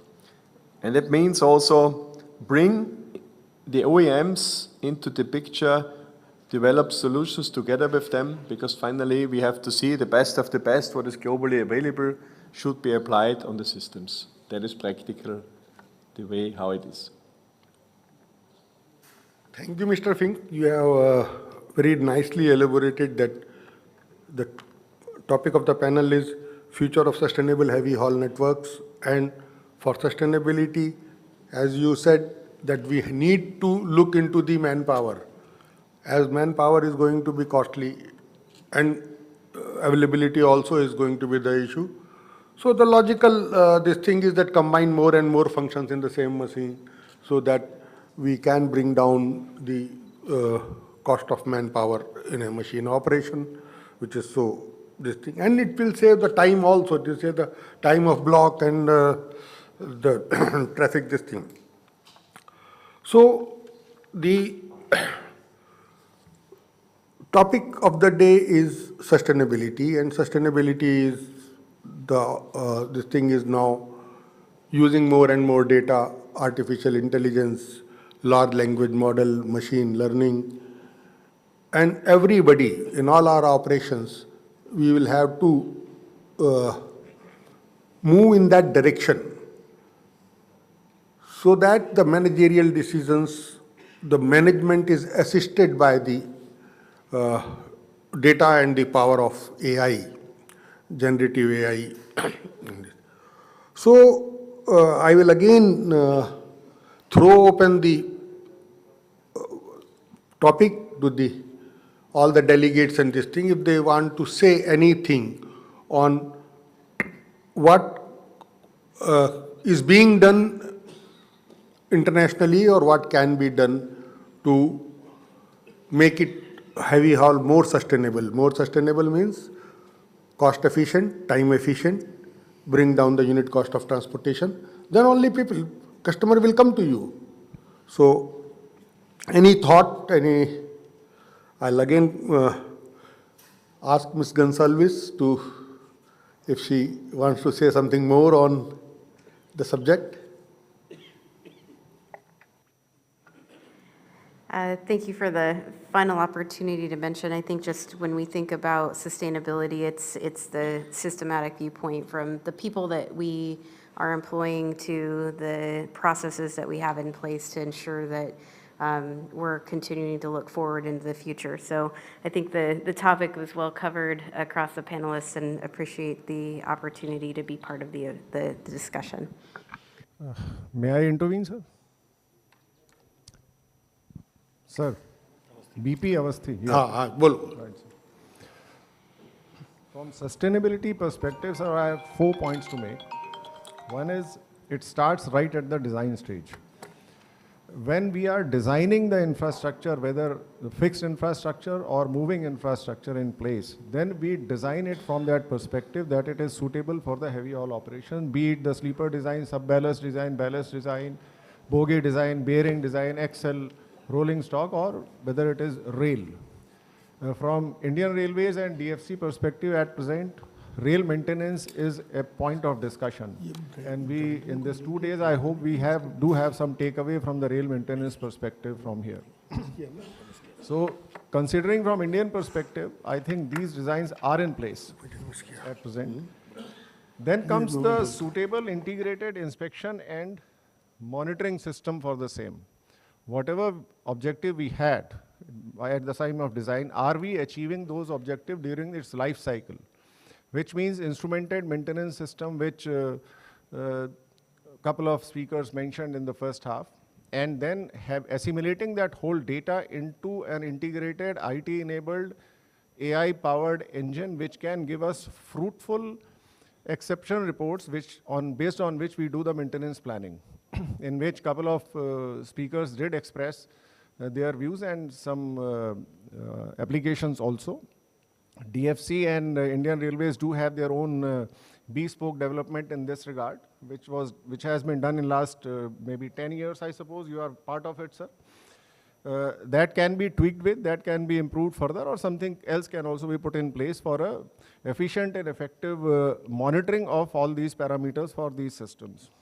And then comes the most important, how to maintain it, which means suitable track machines, as Mr. Fink mentioned, suitable rail monitoring systems, which probably at present Indian Railways lack or DFC might like to acquire in times to come, so that rail maintenance is given due perspective. Of course, rolling stock maintenance at present is being done by Indian Railways for DFC, so that's an issue which I'll not comment upon.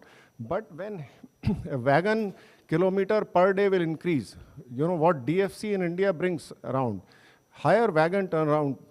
If we have more wagons running per day, that means it will be a pressure on the rolling stock also. So we may have to look into the rolling stock maintenance also from that perspective. That is one part. So basically, tamping machines, as far as India is concerned, that's not an issue at present. But yes, rail maintenance is an issue on which a lot of deliberation has been done from rail and wheel wear perspective. And then whatever maintenance input we do, the monitoring of those, whether our inputs given were effective or not, that itself is required. And from that perspective, I think Mr. Fink mentioned a lot of AI and IT enablement has been done on the machine, that whatever parameters we wanted at the end of the maintenance, did we achieve that or not? Similarly, when we talk of rail grinding and rail milling machines, we have measurement system there in place in which we do measure what we wanted to achieve, we did achieve or not. So basically, the holistic integration of this whole thing needs to be done. And from DFC perspective, with all regards to my colleague present over here, a lot of things are in place. Maybe some improvement is required in certain areas, and then we integrate the whole thing in a very holistic manner. That's the viewpoint which I have, sir. Thank you, Mr. Avasthi, for putting in a very good perspective to the discussion. I'll now come back to our panel discussion, and I'll call upon Mr. Robert D. Matthew, the VP Global Business Development, Sperry, USA, because The rail management is a very important part of the infrastructure management. So rail grinding and rail scanning, they are two important aspects. So I'll request Mr. Robert to, he has already spoken in his paper, but how can advanced non-destructive testing tools such as ultrasonic and eddy current system be scaled across long networks without compromising on speed and accuracy? What role can AI play there? Mr. Robert. Thank you for the question, and thank you for the invitation for being part of this panel. I think that question is really multifaceted. It's really looking at the balance between speed, efficiency, technology, and blending that to the operational metric of the particular railroad. There's not a one-size-fits-all approach to this. Looking at it from the complexity of the type of testing you do, whether it be stop, start, continuous testing, whether you're testing the mainline corridor or whether you're testing secondary lines, those platforms may change. What we see globally ranges anywhere from multifunctional vehicles in a rail-bound application, generally looking at mainline corridor testing, and then transitioning to a rail come road platform for some of the secondary lines. My colleague Simon Broomhead gave the full gamut of what the Sperry technology is, including the pedestrian equipment used for verification. And we're using various facets, again, for each one of those things.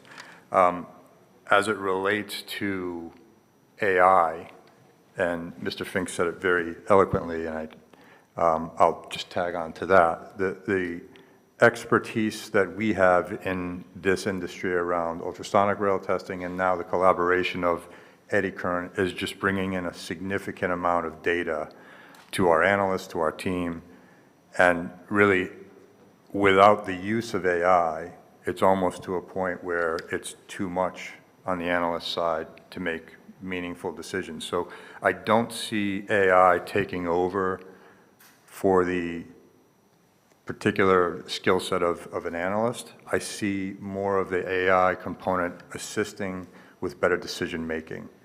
And really it comes down to how quickly we can adapt the AI, how quickly can we put on the edge processing on the platforms to help that progress even further. You know, the predictive analytics piece is really what we're after. And for each one of the railway applications, we're looking at how efficient can we be from the operational budget perspective, when that means escalation in speed, operating within train traffic. So there's the consistent push for advancements in speed to be able to test more frequently, but at a lower cost per mile. So that's really kind of where we are. In terms of the AI progressing to a future state, Simon mentioned in his paper, what we've seen from the AI perspective is a 30% reduction in indications for the analyst to view, which is significant. Now they're focused on those areas of high risk, those areas which require a differentiation in terms of attention. And it's helped to remove some of those noise applications that often construe decision-making. So we've seen some good advancements. I'm hoping that we can get to a point where that predictive component is at the forefront on the vehicle happening real time, but I think we are quite a bit away from that. Thank you. Now one thought, we still have 5-7 minutes. I'll ask Mr. Brendan from Lorem. Today, the rail grinding is the most expensive maintenance operation performed on the track in terms of the cost of operation and in terms of the track occupancy. So Plusser also talked about the milling and things like that. Mr. Brendan, what do you see the future? What kind of this thing will emerge. 10 years down the line or 15 years down the line, we will be doing the same thing again like this only, grinding, or something else will emerge? That's a pretty big question. Thank you. I mean, who knows, right? I can only tell you what I know. And what I see right now is in 10 years, we'll probably still be grinding and milling. What I do see is I can relate the voice of the customers that I know and in front of. And if they could remove grinders from their maintenance practices, they absolutely would. To your point, they're expensive, they're big, they take up space. But unfortunately, they're a necessary evil, no different than any railway maintenance equipment, I think. So I don't have a great answer other than all we can do is continue to get better. As railways drive your suppliers to improve technology, what is the next iteration of a grinder? What is the next iteration of milling, ballast cleaners? You name your machine. There's going to be improvements forever until we find, frankly, a different technology. And it might not even come from that. It might come from a different spot, right? So it's a big question. I don't have the answer. I'm not even sure I have a prediction, but I can tell you that every day, customers like India Railways and Direct Freight Corridor drive suppliers like us on this panel to be better, more efficient, leveraging technology more than ever, and the tools available to make better decisions, and then precisely deploy equipment appropriately versus just doing what we've always done because that's what we do, right? We can make better decisions. Thank you. So we can factor in that grinding costs will come down with period of time, even if we don't change the process. Anyway, thank you very much. Thank you all the panelists with me for cooperating with the time and all. I am already getting the indication that I have to wind up. So I must thank everybody who has participated in this forum and who has listened to it and contributed. Thank you very much. Thank you very much. Thank you to all our speakers, panelists, for sharing their thoughts, views, and ideas with all of us. Thank you for your wonderful perspectives. Ladies and gentlemen, as we quickly move forward with presentation of mementos, some of our esteemed speakers have already been honored earlier during their sessions. We would now like to take a moment to present mementos to our remaining dignitaries in this panel. May I please invite Managing Director, DFCCIL, Shri Praveen Kumarji, to present a memento to Mr. Robert.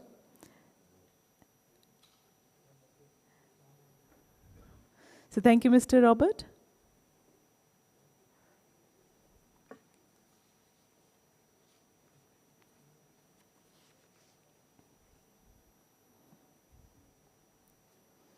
So he is a statue of unity, which serves as a symbol of national unity, peace, integrity, and the seminar memento.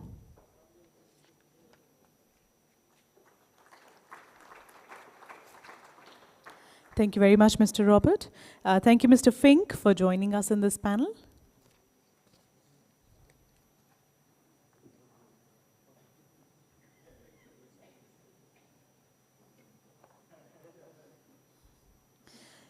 A round of applause, ladies and gentlemen, as we thank our speakers for sharing their perspectives.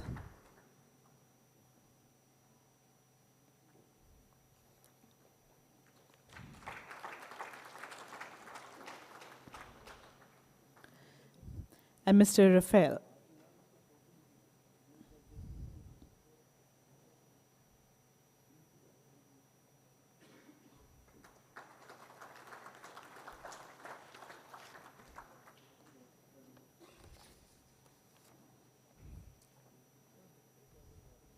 Once again, a big round of applause. Of course, we thank our moderator, Shri Subodh Jainji, for joining us here in the panel and conducting it really well.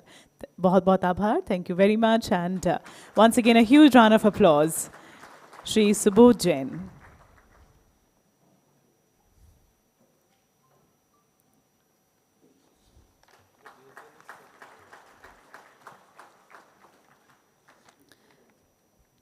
Thank you very much.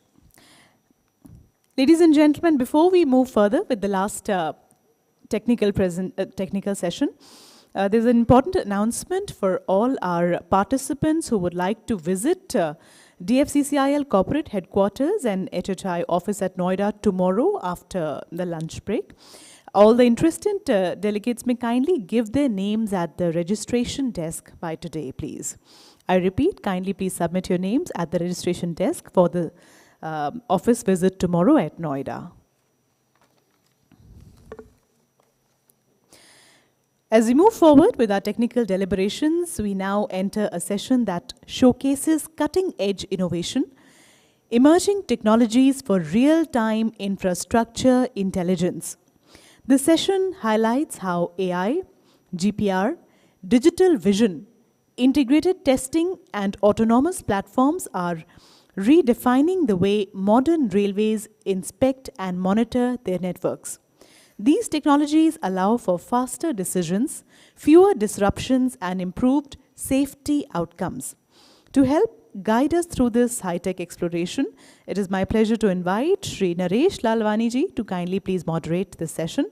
With deep experience in railway modernization and track technology planning, he will lead the discussion with insight and precision. Over to you, sir.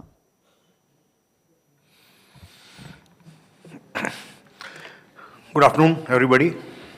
I think this is the session which is not preceded by a break, so and a long day.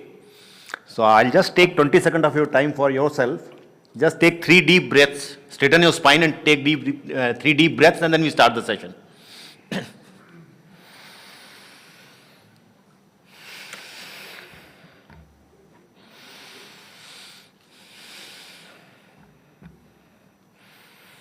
Okay.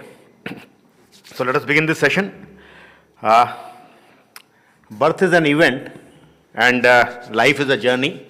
So DFC, after having gone through the birth pangs, now it's on its journey, and journey requires monitoring and keeping fit and maintenance of the asset or the life.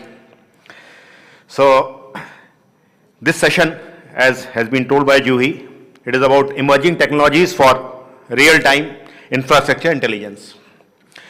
The session is focused on how the new age inspection tools and the integrated data systems are reshaping infrastructure maintenance strategies called the global railway networks.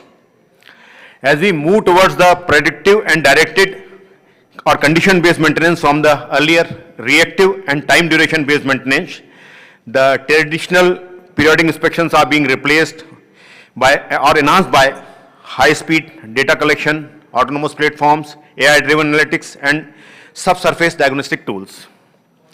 DFCCIL is a lean and thin organization working with optimum resources, and these technologies have the potential to provide the cutting edge and the economical way of maintaining the infrastructural assets. I see DFC can become an innovation bowl for these, and this can pave the way for larger adoption of these technologies on Indian railways. Now let me take a few moments to introduce to our distinguished panel of speakers. We have 4 speakers for this session. The first speaker of the session is Dr. Asghar Eriksson. He is a PhD from Imperial College London, and he is CEO and co-owner of Jetica Limited based in London. How much we would appreciate if there was a non-invasive diagnosis system which in one scan can give a complete health picture of a human body, including that of internal organs of the body, so that a doctor can take a holistic and well-informed view for the maintenance and curative interventions required to restore health. Dr. Eriksson will talk the same about the fixed infrastructure of track, of not only measuring the track parameters, but also looking at the drainage, the ballast profile, the formation health in world multi-sensor scan run of an inspection car. A very outstanding feature of this is to give a geospatially aligned information of the complete track structure. Second speaker, Mr. Andrew Meyer. He is a Bachelor of Engineering in Mechatronics, currently in the role of Senior Director of Business Development at Ensto, based at Australia. All of us own smartphones and many of us own smart watches, and how nice it would be if these gadgets give us report card of our important health parameters, which some of them do give. So Mr. Meyer is going to talk of doing exactly that by taking us through the track geometry measurement system integrated into the revenue generating freight trains, alongside the wayside monitoring technologies for wheel and braking systems in place of dedicated inspection car runs and manual checks. The resulting insights will support early defect detection, risk-based maintenance planning, and optimized resource allocation, ultimately improving the safety, network availability, and life cycle cost efficiency. The third speaker of the session, Mr. Stephen Dam, has a 15 years of industry experience. He is CEO of DMA SRL and who has worked for inspection solutions and also an experience in high-speed lines. He is presently working in this present group of companies since March 25. Turnouts are one of the vital and vulnerable component of the track in the stations. Its inspections have always been a challenge for the railway engineers in India and is done mostly by inspecting engineers physically.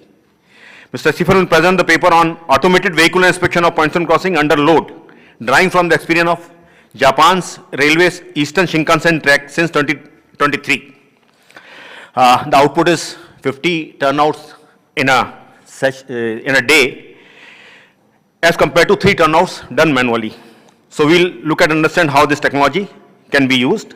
The fourth speaker of the session, Dr. Florian Ayer, Head of Innovation, Plaza Center, Austria. He's a PhD on the subject of how to reduce wear on sharp curves, a very interesting subject. He has been working with pioneers of track machines, Plaza Center, for the last 13 years. Restoration of track geometry of ballasted track is basic to the safe and efficient train operations. His paper brings out the deep expertise in high degree of automation in tamping operations, from measurement of track geometry at the speed of 80 kmph, using a stereo cameras to fully transparent documentation of both the work step performed and the parameters achieved in the quality. These smart systems will free the minds of operators of the actual tampering operations and will address the issue of shortage of skilled operators. So let us begin this, and due to I think the time, I think I'll request the speakers to limit to 20 minutes. We have around 90 minutes or so, 20 minutes for each, and 10 or 15 minutes for the question answer. So let us begin. Dr. Asger Eriksson, I'll hand over to you. Thank you. Can you hear me? Hello? Is this working? Is this working? Okay. To the organizers at DFCCIL, thank you very much for arranging this session. It's an honor to be here amongst a distinguished company all around, some friends, some foes, always good. So the title of this is how to use data in a very, or the theme of this is how to use multivariate data sets in a really practical way to arrive at improved diagnosis of the root cause of problems. It's still the case, despite huge advances in different ways of measuring track bed, measuring track components, that the separate measurement systems end up in a silo. And it's very seldom the case that the field engineer, the track engineer, has the privilege, has the opportunity to understand what all of these data sets that impact each other in some way actually means in his or her life. So this is an attempt to spend just 20 minutes on a very big subject to give you some idea of how railroads around the world are integrating data and using them to solve practical problems. Thank you. So you used an analogy earlier, which was medical, and I've got one that I'd like to share, which is that the build-centric approach to railways, which is to spend a lot of time and effort designing and constructing them, and then less effort, relatively speaking, in monitoring the behavior of that system over time. That tendency, which is called build-centric, is something which I think all of us wish to improve. And it's akin to having a skin rash being what a visual inspector might see walking down the track. He might see a failed sleeper or missing clips, and decide to treat that with a topical cream. That topical cream might be some local maintenance done on a mud spot. But when in fact the real issue at play here is an autoimmune disorder or a deep infection. So the skin cream isn't a sufficient way to solve the problem adequately. The root cause of that infection needs to be analyzed. And I think in the railroad industry, we're all familiar with the quick fix, the plaster to solve a problem. when the tools are now available to address them in a longer term, more sustainable manner. So that's what this talk is all about. We're trying to demonstrate how we can be smarter at designing maintenance. So the tools of the trade currently, and they evolve all the time, so this isn't a fixed, this is all we have and all we'll ever use subset, include ground penetrating radar that you've heard mentioned to investigate the subsurface. It includes mobile terrestrial laser scanning to look at the context of the railway. It deploys vision systems to understand the quality of the components we can all see, to support the visual inspection that's being done. And it includes track geometry, of course. So these are the key ingredients currently, but just talking to Simon at Sperry, the eddy current system they've developed would be a natural bedfellow to this suite of sensors to add another layer of audit, if you like, capabilities to inspecting a railroad. So we'll be looking at some examples of how these tools are applied to understanding what's going on in the subgrade, looking at sleepers, rail, and ballast. So the next section is to just demonstrate very briefly how interrelated condition parameters actually are. So if you want to improve your understanding of root cause, then taking the subgrade, are you aware or would you be even conscious that a problem in the subgrade could be the root cause of a twist fault or a long profile anomaly in the track geometry? Of course, people familiar with this would cross their mind, but being able to marry the two at the same time, being able to measure these things at the same time is a massive win for maintenance engineering planning. These insights that pop up on the left are available on our website and give you an idea of how these tools are used in this integrated way. Ballast fouling, ballast moisture. The reason we're interested in it isn't just to keep them clean for good ordnance sake, but it's to ensure that relative stiffness in the track bed can be controlled. It's to ensure that water has somewhere to drain away from the track. And that relative stiffness affects the integrity of rail. In desert environments, if the fouling and ballast reaches 80% of the available void space, the stiffness just ramps up exponentially. And it's at that point and at that position along the railroad that you'll get variable wear in the rail and variable wheel wear as well. So these are all interrelated characteristics of the track that can be inspected in one go and delivered as a practical option for maintenance to a user. Rail, I've just reflected on how it might wear and how it might be affected by the environment that rail is sitting in. Drainage and terrain, I think everybody has drainage in their minds when they're maintaining railway systems, but understanding where water might flow adjacent to the track is like a no-brainer contextualization tool, and is hardly used by any railroads around the world. Understanding that the ditch you've got dug by the side of the track will actually transport water to the outfall is an achievable measurement with the systems that are currently available. So the tools of the trade I refer to, this will look different to anyone who asked the question, where do I think this is going in 10 years? This will be a different set of instruments, I'm sure. But today we have 2D, 3D vision systems, we have GPR that I refer to, we have LiDAR, and we have AI as a core tool, and it is just a tool, but it's a core tool to extract the most information from these combined data streams. So not only are we targeting problems in a particular data stream with AI to make it efficient, but we're looking at them as a combined multi-component system. And that's just to aid humans to extract more than is possible in the time that they're usually given. Dashboards and the way this information is presented is critical, and I don't have enough time to really give you a flavor for the delivery options, but you'll see on the screen there's the ability to summarize metrics like damaged sleepers, sleeper spacing, drainage anomalies, vegetation density relative to the center line. If you're running a grinder in some parts of the world and you have density, vegetation of a certain type and height close to the center line, you run the risk of causing a bushfire.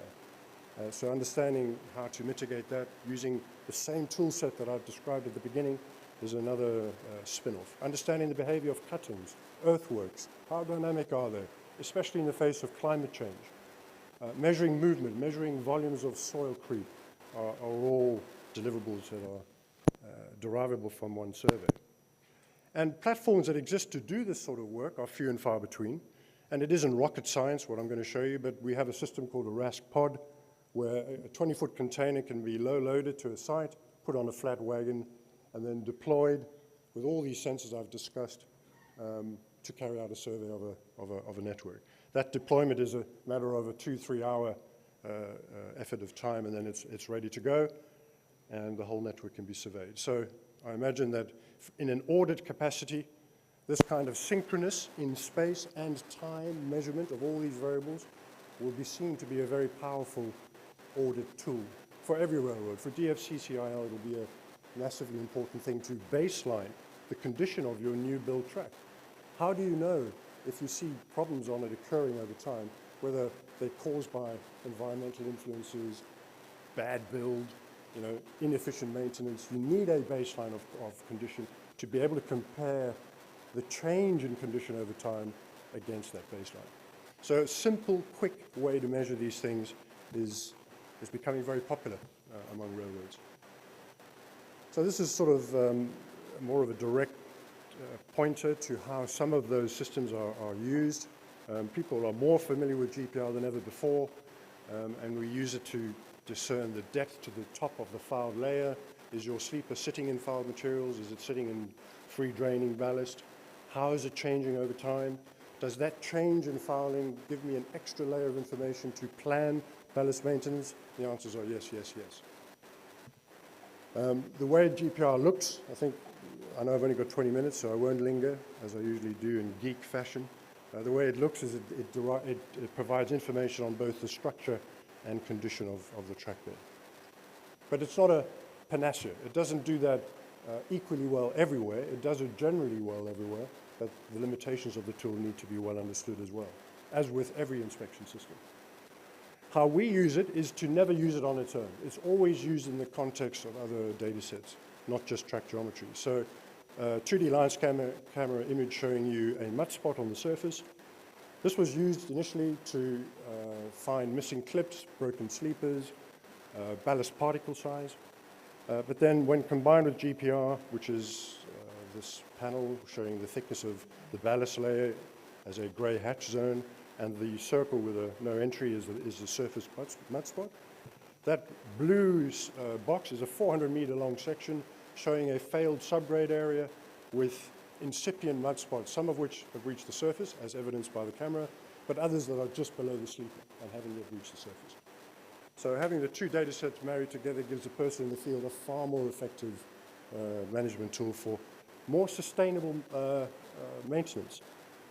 There is a European railroad that has demonstrated significant savings, tens of millions, in not revisiting sites because they've failed to correct the problem first time. Having all this additional information means you can solve the problem more efficiently in one visit. Having information about the actual condition of ballast will save you a lot of wasted effort sending ballast cleaners, ballast maintenance machines into areas that just because they happen to be so many years old and are down for renewal, companies have saved tens of millions of dollars using these tools. Combining it with track geometry is a useful way to just determine root cause. So having a persistent twist fault, curvature fault, any other inertial measurement, and being able to relate that to the subsurface is a great way to solve that problem and goes way beyond tamping in many cases and results in a longer term repair. I'm going to skip over a few things to save time. Combining the condition measurements with GPR with vertical accelerometer measurements. Any accelerometer set. There's lots on the market. We've heard about one of them so far already today. But any accelerometer data set mounted judiciously will give you useful information on the ride comfort at the very least. And in this case, we show an example where a ride discomfort measurement is associated with fouled ballast and with clean ballast. And so the question from the track engineer was, why am I getting the same response, bad ride comfort, and I've got two different condition types in the track bed? And the answer was apparent when we looked at the radargram. This isn't how we delivered it to the client, but it's fun information to show. The vertical acceleration anomaly associated with clean ballast had a subgrade anomaly. A ballast pocket that was developing a failed subgrade, and the one that was associated with high fouling had a high moisture, high ballast fouling, very close to surface associated with it. So those were two reasons that could be taken away by the engineer to solve the problem judiciously. No one data set on its own can do that for a track engineer. And to speak to the AI and real-time aspect, the most functional solution we have currently is to link the GPR system to track geometry on an inspection train. So although we're offering this audit service with a pod, if you have GPR installed permanently on an inspection train and you have it linked to track geometry, if there's an exception, we can derive a 1 kilometer report centered on that track geometry exception. And it gives you the condition of the track bed automatically using AI. It gives you the track bed structure, the track bed condition. It also outputs the line scan images if defects have been found automatically, such as broken sleepers or missing clips. And it does that on the fly, and the track engineer gets an email 5 minutes after the system is triggered, assuming there's 4G. So these are edge case examples of how data can be combined and delivered to the field in a usable way. This is still light AI. It's light machine learning that we're applying to do it this quick.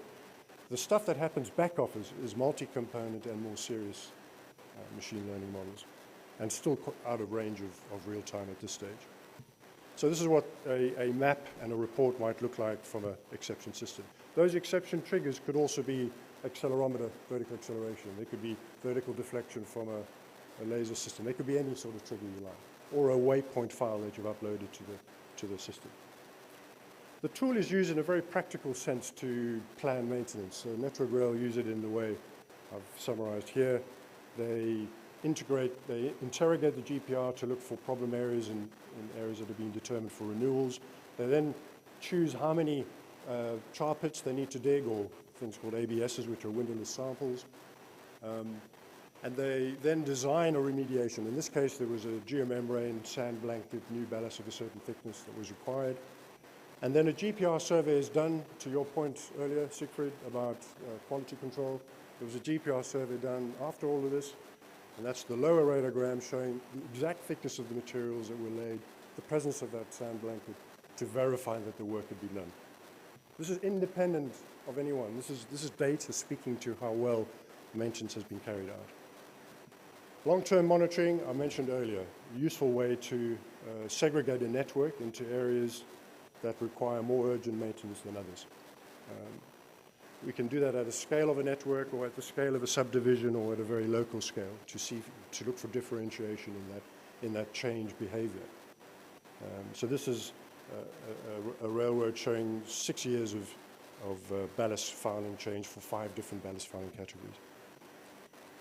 The way that the field usually gets this information is as a work order. So all these data streams can be combined into a track chart using rules that the client has determined are suitable, and that change depending on where you are on the network, and budget constraints. Everything factors into that to produce a very simple standardized work order recommendation. I say simple, the rules that go into it aren't, but the delivery is, and allowing for assets like bridges, road crossings to be factored in, switches to be factored in, so that a ballast cleaning machine isn't lifting out and digging back into the track around those localized features, can maximize the return on investment on that machine in a way that is quite significant. So these work order recommendations are highly functional. Models to link fouling, track geometry to ballast life are interesting and work in progress, but quite a lot of work's been done by some in this field. Validating maintenance I spoke to earlier. The drainage piece benefits enormously from combining GPR with LiDAR. I mentioned how recently the starting point is machine learning again. It's to take the raw point cloud, segment it into key features, and all of this is done on the fly in the cloud, so that we can extract a bare earth model at the end of the day, which is what these images show. Top left, the original point cloud, bottom right, the bare earth model, and then derive water flow pathways. And synchronize that flow information with asset information such as outfalls and ballast fouling information. Because if you have a highly foul piece of track, nowhere for the water to go, you've got a much higher risk of water damaging that track system in that area. So it's a way to prioritize not only cleaning but also the ditching efforts that go alongside it. That is a subject in itself, and I'm flicking over this very quickly. Integrating the outputs visually is a powerful way to make sense of things.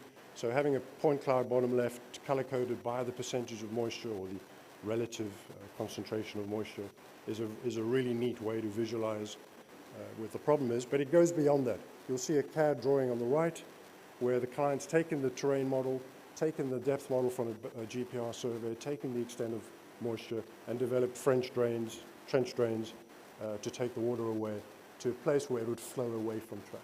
So these are tools that different groups in an organization would readily use out the box. Different presentations, different ways to turn those into work order recommendations, which are for another day. I want to just sort of close with vision. Vision is the sexiest piece in the AI drawer at the moment. It's amazing how much more efficient we've become converting the information in this. You know, a network could have millions of sleepers, or hundreds of thousands at the very least, and being able to do something sensible with that image data is critical. So we're using it to define the features you see on the screen there. Again, I'm not going to linger. How it's used practically by clients around the world is they can relate the problems they see on track to manufacture, to the age of manufacture. And so we can cluster sleepers across the network in a way that helps them manage that inventory in a much more sensible way. There's a good insight piece on our website about that if anyone's interested. The dashboard showing how we might represent that information is just shown here in GIS and Power BI form. These are what typical damage features would be, what they look like in the images and what we would target. But most clients have different definitions of what damage is. The length of the crack, the position of the crack relative to the rail seat. One client will say A, another client has a completely different rule set, B. So it has to be a flexible solution. And the other thing I would say about machine learning is that you can train it till you're blue in the face on a network and find that it works 3/4 as well on another. And that's because the sleeper types, the environment that that network is in, reduces the accuracy of that machine learning model. They are not agnostic to situation, and certainly not to sensors at this point in time. So be wary of a claim that, oh, I've got an AI solution for someone who's never been on the track. Allow them to evolve that and build a training set around your data, and you'll see the most benefit from that technology. This is just a curious little ditty that we prepared for a customer in North America. They had known fouling, known problems with sleepers, but discovered that there was and track geometry, they discovered an association of all of those to understand why sleepers were degrading, so shallow fouling, mud spots. But there was an area where the sleepers could be retained. So rather than get rid of thousands of sleepers that were actually still in good enough order, they could see by the relationship of sleeper degradation to ballast condition elsewhere, that if they maintained the ballast in this particular area first, they would preserve the life of thousands of sleepers. So that's another interesting way of connecting the dots. Rail profile we've heard about. Ballast particle, very useful to automatically, this is done during a run. So at the end of a run, you get a report showing what the ballast particle size is. And what this is used for mainly is QC. So you've commissioned a contractor to do ballast maintenance, and you're unsure whether the material they sourced is up to specification. This is a good way to produce a particle size distribution curve for suspect cribs to verify that it's to specification. It's a 2D PSD, but it's a very useful first pass. And to just give you, before closing, an appreciation of the flexibility, I'd say, some might say complexity, but the flexibility of decision trees once you have all these data sets in an easily consumable way. This is for a North American customer, and the resulting work orders are hugely disparate. So there's tamping, there's rail vac, there's undercutting, there's all these options available to the railroad. and deciding which to deploy is now a more objective workflow based on these data inputs. So if I may, it's the harmony of data collected together, processed together, and interpreted together that will define the future of intelligent rail asset management. Thank you.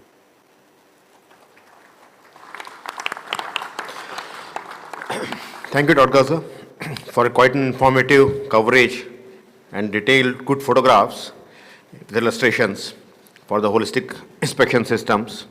I'll request the participants who have questions, kindly send the questions to me so that I can hand over to the authors. Now I request Mr. Andrew Maz to take over.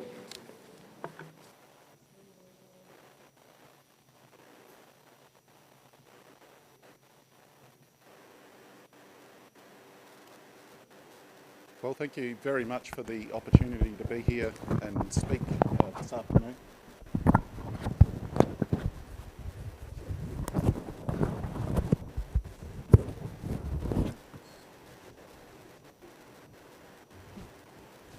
Let's try again. Thank you very much for the opportunity to be here and speak to you this afternoon. On behalf of ENSCO, I'd like to say that this is an exceptionally well organised event, and I'm going to try and stick within my 20 minutes here. So this afternoon I'm going to be talking about predictive monitoring of track and rolling stock in revenue service. I think I could probably deliver about 3 hours on both track monitoring and rolling stock monitoring. So I'm going to move through things relatively quickly here and stay at quite a high level.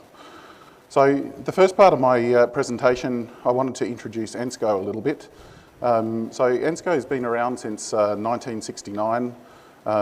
We're based just outside of Washington, DC.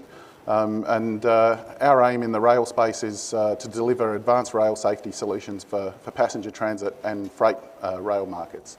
Around the world, we service both government and commercial customers. So our big focus areas are manned and increasingly autonomous track inspection technologies, track data management, so linear asset management of rail networks, wayside condition monitoring systems for looking at rolling stock. One of our newer endeavours is that we operate the Transportation Technology Centre in Pueblo, Colorado on behalf of the US Federal Railroad Administration. As part of that, we can offer track and vehicle testing services, and a new thing for us is working in cybersecurity training, assessments and testing. In terms of the coverage of our equipment around the world, we operate in over 40 different countries now. We have more than 90 manned track inspection vehicles, and I'll touch on that a little bit because we've talked a little bit about that as well. We look after, or we operate and maintain track inspection vehicles and look at more than 21 million track kilometres per year of data. So when I was putting this paper together and thinking about it, I spend a lot of my time out talking to customers, and I've probably been working in this space now in rolling stock condition monitoring and track infrastructure for getting close to 20 years. And one of my observations is that the way that people talk about freight rail maintenance and the way that we talk about the data that comes out of these systems is evolving.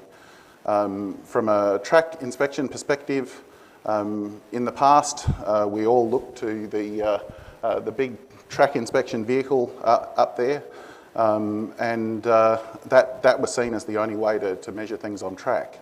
And I think what's happening now, and I've got my little plot there down in the bottom right-hand corner, is we're seeing a really big increase, a big change. We're moving away from those big track inspection vehicles, and we're moving more towards putting in autonomous track inspection technologies that would go onto revenue vehicles. On the wayside rolling stock condition monitoring side, I see a big change as well. When I first started talking about this back in 2007, 2008, people sort of saw these wayside condition monitoring systems as I'm going to say a little bit of a science project. It was a new thing. You could put it in track. You might be able to measure your wheel profiles. And I think there was a lot of work in understanding what was actually coming out of those. But I think things have changed a lot now. I think there's general acceptance from railroads that these technologies work. And there's increased focus on using this data in railway networks. So both of these things, they enable predictive condition-based maintenance, and I think that's something that I'll touch on a little bit further.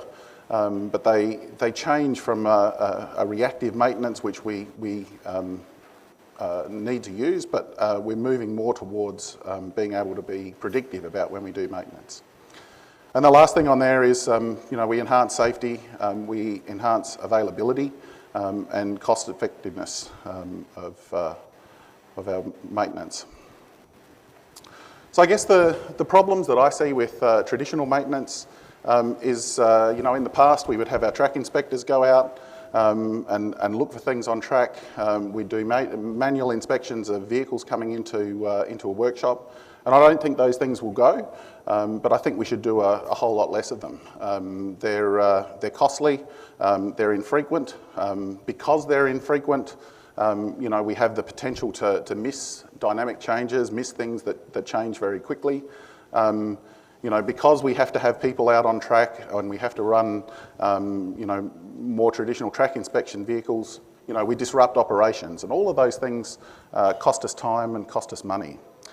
So those things, because we have to put them into our network and schedule them in, we delay our defect detection, which increases our risk around failure. Also from a labour perspective, from a manpower perspective, these sorts of manual inspections also put people in risky situations. We put them out on track, we put them in workshops. So I think these are the challenges that we have with the traditional maintenance approaches. So the first thing that I wanted to talk about from a systems perspective, I'm going to talk a little bit about the track inspection systems, and then we'll go across to the wayside inspection systems. So from an ENSCO perspective, when we talk about autonomous track inspection systems, we're talking about systems that exist on a revenue train. From the freight environment, we're talking about putting these systems either onto a locomotive or onto maybe onto a boxcar that gets put into a freight train consist. And so this is the way that all of our systems operate from an autonomous perspective. So on the left-hand side, we have our onboard equipment. In this case, we're talking about a locomotive. Our measurement system goes on there, and that could be some track geometry measurement system, rail profile measurement system. It could be an imaging system, a track component imaging system, rail web imaging systems. So those systems get mounted onto the locomotive. Of most important note are the two items up the top there. So none of this technology works without a really good localization. So we need to be able to identify exactly where our equipment is measuring. And particularly when we have these distributed measurement systems, we need to be able to get those exact measurements in the same spot. So we use a combination of GPS plus a wheel encoder in order to give us a very accurate localization. So these measurement systems, they operate every time a train moves on the network. So there's no human interaction. The driver starts moving and the system starts collecting data. For small data, and when I talk about small data, I'm talking about geometry, I'm talking about profile. That data comes out either via cellular or via satellite, depending on where we are in the world. So the data comes out, it's a continuous stream. It's a continuous strip chart, and we also get, most importantly, exceptions. So we can get exceptions in real time. They can come out via email or directly through our web portal. Additionally, one thing we're doing now is we can include cameras into these systems as well, so that not only do we get the track geometry exception, let's say we have a wide gauge that we wanted to look at, but we get an image showing us what does the track look like visually at that location. So for the small data, it comes out automatically. For large data, when we have these systems and we have continuous imagery, we're talking about very, very large volumes of data as we move through the network. So typically, that comes out via a physical removal of a hard drive or some sort of high-speed type Wi-Fi connection once that vehicle gets back into the depot. So that data can come out. Typically now what we're seeing more and more is we push all of that data up into the cloud. So we have some software that sits in the cloud. It receives all of that data, and the customers are able to log in, look at their exceptions, look at data, review images that's there. For the continuous imagery, we generally put that into a customer server, and then we have some software that allows people to do visual inspections or remote inspections. So you'll be able to basically slide through and look at your track in the office. So the piece of equipment that I'm talking about here is what we call our autonomous track inspection, autonomous track geometry measurement system. As I said, it's mounted on revenue service trains, so we've got systems installed, 35 installed on locomotives and passenger consists around the world. Obviously, it measures sort of standard track geometry parameters, gauge, alignment, rail profile, super elevation, and we use the localization method that I talked about using GPS and wheel encoder. So that gives you continuous high-frequency data collection. And I guess that's quite different to a regular track geometry vehicle because every time these move around the network, they're capturing data. Physically, what does the system look like? So this is an example of a geometry system. They're non-contact.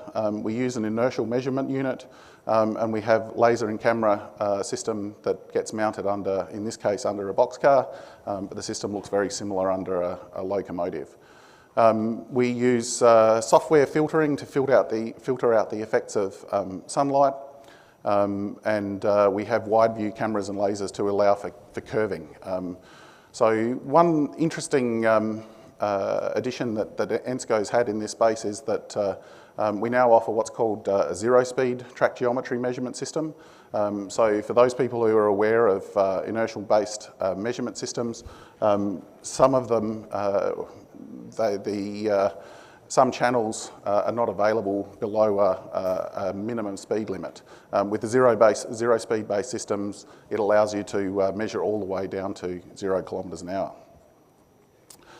I thought it was worth talking about some of the other autonomous track inspection systems that we have available. As Asger just said, vision is very sexy at the moment, and ENSCO has a suite of vision-based inspection tools. So we have a track component imaging system. So this consists of 4 line scan cameras, and when I talk about line scan cameras, I'm talking about a camera that measures just a single line of pixels. We sample those pixels very, very quickly and join them together to give us a continuous image of the track bed. What we can see there on the right-hand side is an example of the imagery that comes out. And obviously, what I like to tell people is, if you can see something in an image, in general, an algorithm can be developed to detect that. And I would say, I agree completely with Asger, that these algorithms always require modification for particular networks. So the example here we can see is looking at fasteners. So on the right-hand side there, we can see that the fasteners are identified and they're all in place. And then on the left-hand side, you can see a combination of fasteners missing or broken or partially inserted, and the algorithm is automatically detecting that. So there's obviously a number of different algorithms that we can write there, all on the basis that everybody's rail is a little bit different. So I'm going to jump from track inspection technologies across to wayside condition monitoring systems. So these have been around, I guess, for some time. I'm just going to talk about 2 here, and the reason I'm talking about wheel and brake shoe monitoring is I think these lend themselves to being predictive. Both wheels and brakes in general wear in a fairly consistent fashion. And my experience in the past has been that by measuring these things regularly, you can work towards getting a wear rate and therefore make predictions about when wheels and when brakes need replacement. So wayside condition monitoring systems, again, I feel like I'm repeating a lot of speakers today. They can be installed at key network locations like what we call a super site. Obviously, they need to be distributed around a rail network, but once they're installed, they can monitor the wheel profile, look at wheel wear, or they can look at brake shoes. So on the right-hand side at the top there, we can see a brake shoe measurement system. So it consists of two area scan cameras with infrared LED lighting, which captures the top and bottom of those brake shoes as the vehicle comes through. Now, these systems can be installed in mainline tracks, so they can operate at line speed. Basically, once the data is collected, we can send out real-time alerts so that people get those as soon as there's any indication that there's a problem. So let's see. So this is just an example here of a wheel profile measurement system. So what we can see is the train's going to approach, it goes past a wake-up sensor, that activates the system, turns on some blowers, opens up shutters. We project a laser line onto the wheel and then do some 3D matrix manipulation of those images that we collect of those laser lines and extract a wheel profile. Once we have that 2D wheel profile, we're able to extract all of the various parameters, flange height, flange width, back-to-back measurements, wheel diameter, all of the standard measurements. And as I said, all of this operates at line speed. In terms of trying to identify that back to an individual vehicle, there's a couple of different approaches. Most systems around the globe use RFID tags, but in certain locations, we can use camera-based systems to read the number of the wagon as it goes past. One thing that has been said a couple of times today, and I really want to reiterate this because to me, all of this data from both track inspection and from wayside inspection is completely meaningless to a business unless you can implement it in your business system. So I'm hearing it more and more that we need to, at the outset, work out how to bring all of this data into our business and create value that way. So for us, both of our track inspection system and our wayside rolling stock condition monitoring equipment can be integrated with SAP and Maximo. And the benefit of that is that once that data comes in, it can auto-generate work orders. So we can have some thresholds set up in the system and work orders are automatically generated to complete maintenance. And so that really, to me, is supporting that predictive planning and resource allocation. So just a couple of case studies to talk about before I wrap up. So for our autonomous track geometry measurement system, we have a number of these installations around the world. This one, the case study that I'm talking about, was installed in a major railroad in Australia, so it was installed on a locomotive. This railroad now has 2 of these systems installed and is working on purchasing a third. And the big change for these guys was that they utilised our linear asset management tool to start their transition from sort of more condition-based maintenance towards a predictive-based track maintenance program. And I think Professor Ravi talked a little bit about, was asked a question about, is there anybody out there who's doing this predictive maintenance perfectly? And the answer is no, not yet. But I think these tools are starting to give us a way to transition. So this company, what they do is They have their condition-based approach, which is, what is the status of my track today? So on the left-hand side here, we're looking at a cumulative distribution of what we call a track quality index. And so a track quality index is made up of a number of different track geometry parameters, which are combined together to give a weighting, to give some overall indication of the condition of a track. And so we can produce these cumulative distributions for each division on our railway network, which gives us some indication of which is the best or which is the worst division in our railway network. And so that can help identify where we need to go and do our maintenance. So I think the trend is now we have condition-based, which is what is the status of my track today, but we're moving now towards prediction-based. And again, this is a plot that I've seen something similar here. So what we're plotting on that side is we're looking at track quality index over the traffic. And so what we can see is that as our track condition deteriorates, we do some maintenance, but our predictive basis allows us to work out, if we don't do maintenance, what is it going to start to look like over time. So I think there is a trend now towards prediction-based maintenance. Second case study is the deployment of wheel profile measurement, so going back to the rolling stock side.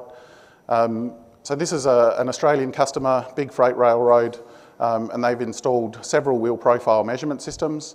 So because we're looking at the same component over and over and over again, we can see what those components look like, and we're just overlaying profiles here, a left and a right wheel on an axle, and we can see how that's changing over time. Probably the more important thing here is that we can start to see the rate of change. So what we're seeing here is the rim thickness, and we're seeing all of the 8 wheels on a wagon. And what we can see is that we can see every time that there's some maintenance done, or when there's a wheel replacement, we can see a big jump back to normal. And then we can see a very consistent trend of wheel wear over time. And that then allows us to predict out to when we think that is going to need maintenance or when we think that's going to be requiring replacement. So I think the last 2 slides that I've got here, the first is, what's the relevance of all of this to DFC?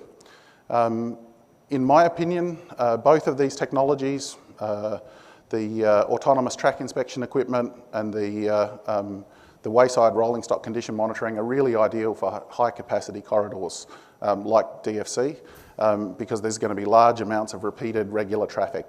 So you're going to get lots and lots of data, you're going to get it time and time again. It really does minimise downtime and manual inspection overhead. It increases safety due to having less people out on the track, and it supports a move to predictive maintenance in a scalable way. And what I mean by that is we can put out one system, we can get that proven, we can show that it works, and then we can repeat to build on that. So I think it is a way to scale the approach. So finally, I think predictive automated maintenance is not a future ambition. It really is now a necessity for sustaining large-scale freight rail networks. In my experience, having autonomous track inspection and wayside rolling stock condition monitoring does give you much better, if not full, visibility of track and rolling stock conditions. And then finally, the integration of autonomous track monitoring systems and wayside rolling stock condition monitoring really does offer a practical path to moving towards predictive maintenance by delivering measurable improvements in availability, safety and cost efficiency. Thank you very much.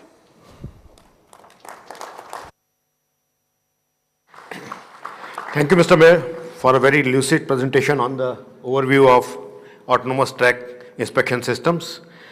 Now I'll request Stephen Dam to take over.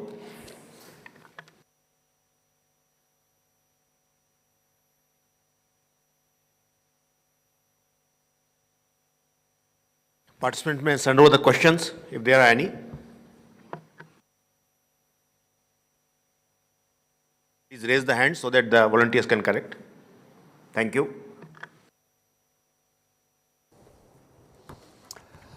Thank you very much, Mr. Lavani. Thank you very much to all of you for staying here and listening at that time of the day. Esteemed railway officials, dear members of the Railway Board, senior management of Dedicated Freight Corridor, and distinguished researchers and industry fellows. It's a pleasure to be back in India. After many impressive presentations on heavy haul topics, now a track component that doesn't seem to be very specific to heavy haul, and this is true, but load and operations require particular attention to turnouts and switches. I will talk about the effect from load in a bit, but the simple fact that the switch is not just splitting up one track in two tells us how important it is to keep the line, how important it is to maintain turnouts to keep all lines open. But why bother with specifically in heavy haul? There is two determining factors that drive dynamic forces. You can see both in Newton's second law of motions and momentum. At a given geometry, impact is determined by mass and velocity of the object. So no matter if you are team velocity or if you are team mass, the turnout is suffering from whatever you do. I'm very sorry that I could not find a photo of a cricket ball being hit by a racket. I only found the baseball, but I think this video shows you quite impressively what the effect of those two factors, mass and velocity, are on a turnout or respectively a baseball. So if you see what happens here, it's quite simple to actually determine what that means to a turnout. With every beat, you lose some material, and you better know where. Also in turnouts, if you don't lose material, there's a lot of other elements you might lose. It's, for example, the shape of your geometry. Watch where your maintenance budget goes to. This turnout is the most expensive network component, so you try to expand the lifetime as much as possible. The turnout is also the most complex network component if you consider what its role is in the network. So you try to avoid blockage in order to avoid blockage of larger network sections. Monitoring of a turnout is also very time consuming, so you try to automate monitoring as much as possible. The most critical network component you should monitor at a high frequency too. A turnout has the most fragile component as compared to a regular track. It has a lot of moving parts, so only qualified resources should be employed for maintenance. Maintenance, again, is affecting larger sections of a network, because if you block a turnout just for maintenance purpose, you not block only one line, but you block at least two lines. So what does it mean? Do small repairs timely with little track possession only. What have we learned so far?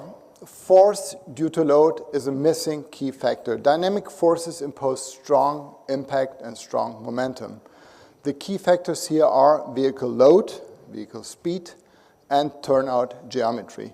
But geometry is temporarily changed under load conditions. So you want to know exactly where the most load is applied, where the most dynamic forces are applied. And you can see that here in this FEM analysis, where you see the red parts, of course, there's the strongest impact by dynamic forces. Hand measurements do not consider those dynamic forces at all. That's why you need actually a loaded vehicle in order to carry out these measurements. Turnout inspections under load. This is actually what you can see here as a comparison between load and not loaded vehicles. The load deforms the switch blade and so on and so forth. And I would like to ask DMA's Chief Technology Officer, Marco Riccardi, to elaborate more on this. He's an engineer, I'm not, so he can help you definitely more with this. Thank you very much, Marco. Can you hear me? Probably not. From here? Yeah, okay. So, thank you. It's a pleasure and honor to be here. And elaborating more on this, we can see from this example that turnouts are the element probably in our infrastructure that adapt, that modify their geometry if exposed to load and to dynamic forces. In this graph, in particular, we have superposed the gauge measurement, something that we are very familiar on two different passes of the same measurement vehicle on the same turnout area. And it's visible that the gauge measurement differs on an area due to the change of dynamic forces because we changed the vehicle orientation. So this gives us the information that turnouts adapt, and that's why we need to focus on the load also to get a proper figure of their status. So given this, we know that the hand measurements or the light instrumented trolleys that are the normal techniques that we use to inspect turnouts are not enough because I'm not considering this key factor, the load. Load can significantly change the picture and the status of the turnout. That's why, as DMA, we embrace the journey to cope with all these requirements that we have seen so far in order to develop a system capable of performing turnouts measurements under load, to generate all the functional and safety dimensions that are performed by hand, and also the turnouts wear analysis on top of the main analysis that we normally perform on main lines. So this is a complete instrument that performs all these analyses on both main lines and turnouts.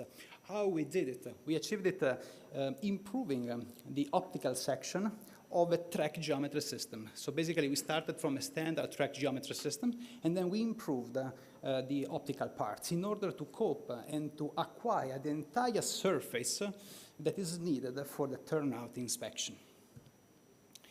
Basically, with this system, we worked on multiple areas. First of all, increasing the sampling step. We need very dense measurement to perform turnout monitoring, because on turnouts we have components that changing in space quite quickly. Let's think about the frog or the tongue tip. So we need to identify these elements, and their change in space is quite rapid, so we need a high density of measurement. That's why we can run at 5 millimeters of sampling rate up to 50 kilometers per hour, or at 10 millimeters up to 100 kilometers per hour. This to cope also with the other requirement. We need to be quick at line speed in such a way that we don't occupy the line too much. We have to be efficient. At the same time, we have to cope with the other requirement without compromises. We need to be accurate. And we need to solve the issue of the hand measurements that have the problem of being human-based. And so we have errors because the people are exposed on track in difficult conditions, maybe at night, so not the right environment to have accurate measurement. And this is how we achieved this, also fully automatizing the system in such a way that no operators are needed. The system works fully automatic, and we get rid also of this aspect.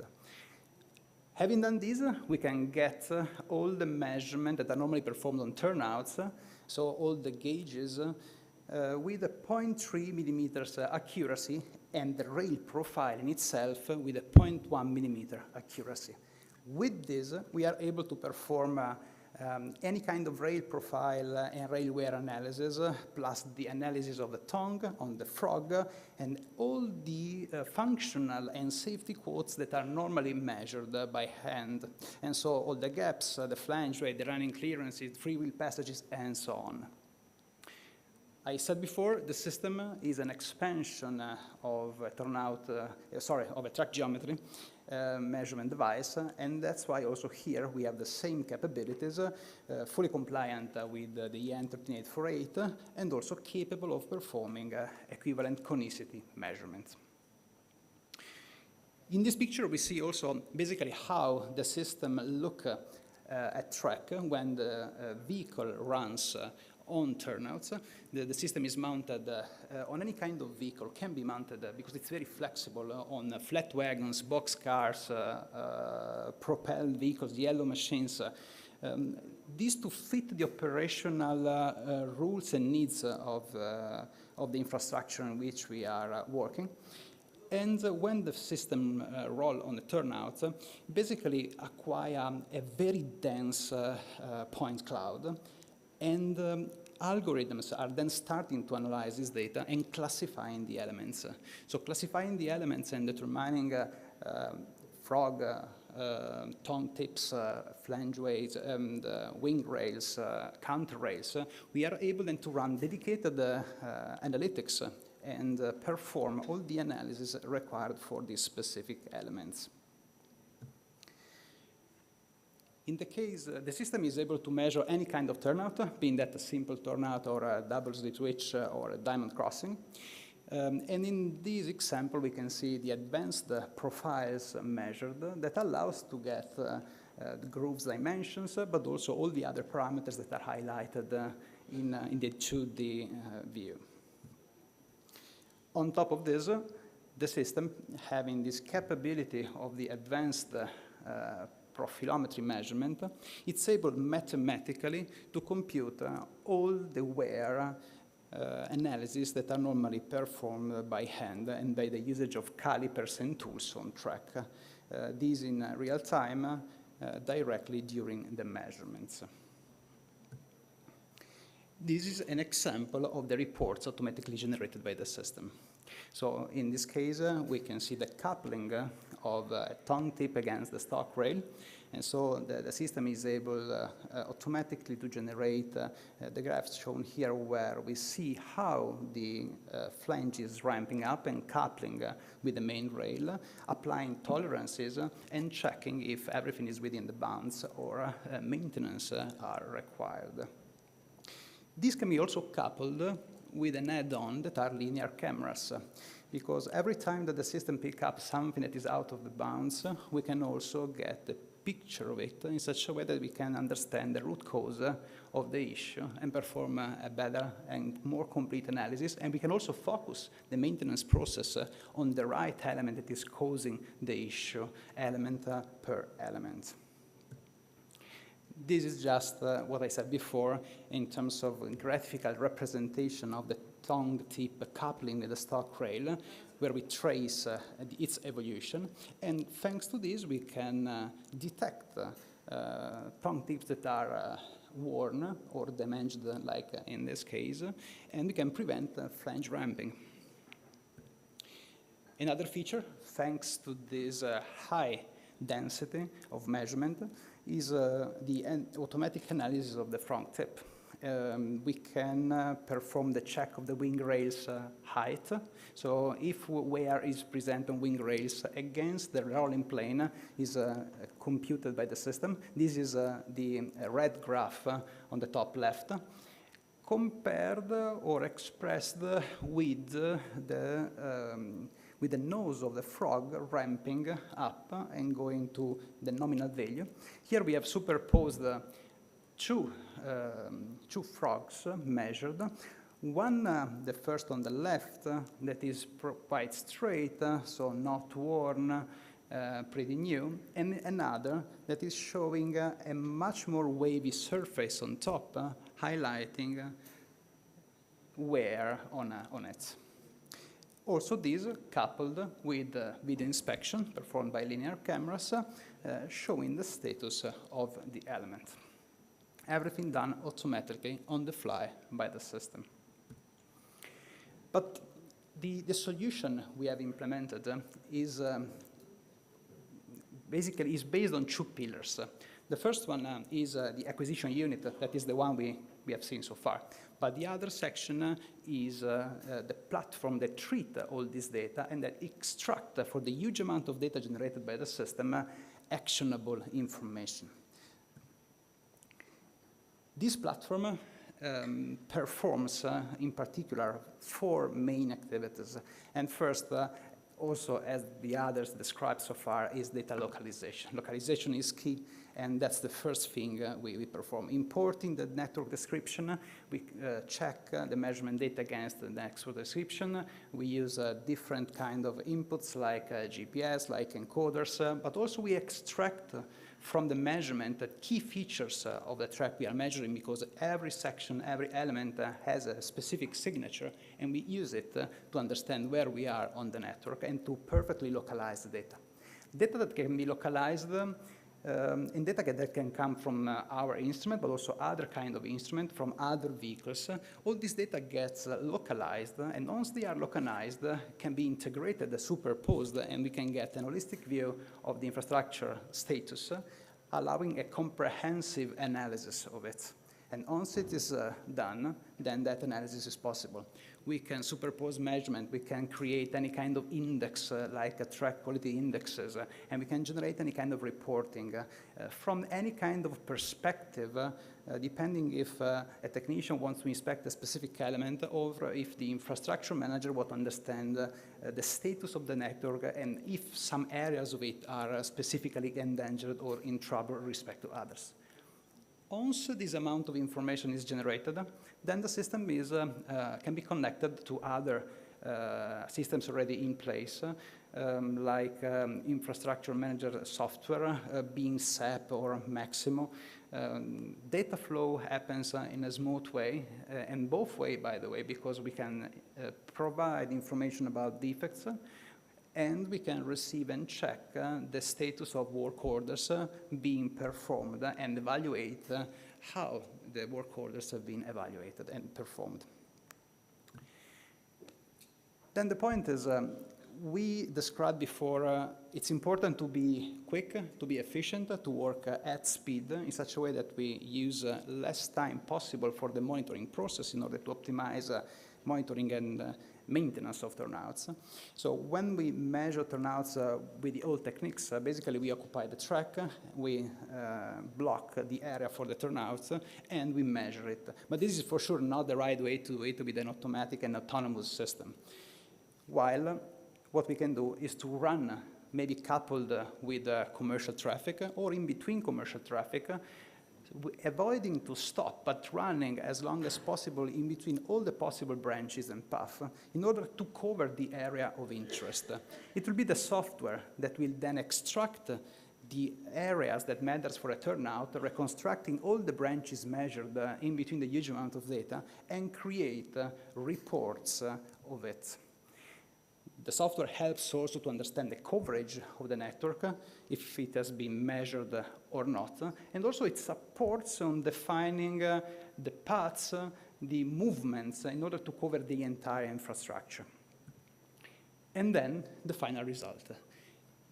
In minutes, we can get a final report where all the quotes that are normally measured by hand are executed, reported, checked against their tolerances of each and every specific turnout, like in this case of a diamond crossing, highlighted with the severity level in terms of defects and faults present. And in case of a video system is also part of the equipment, clicking on the single quote, you can jump on the specific element, checking the rail profile, the video inspection output generated for it, in order to get a comprehensive view of each and every defects. Once we reach this level, then this enables us for the next step.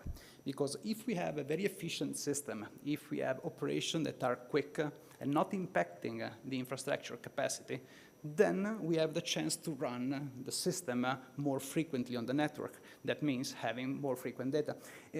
If we base our processes on hand measurement and light trolleys with high track occupation, this is not possible. But if we switch to an autonomous system like this, we can have more frequent measurement, maybe on weekly basis or monthly basis. How often and more often it is, better it is, because we can track evolution over time of turnouts, like in this case, where we can see in that specific area a divergence of the multitude of measurements performed over time, highlighting in advance that if something is happening, even if we are not already out of tolerance, but we can spot that something will happen. We can plan in advance, having less disruptive operations in terms of maintenance. This is just a nice picture of what can be done by the video system coupled with the turnout inspection. This is a picture we got at 80 kilometers per hour.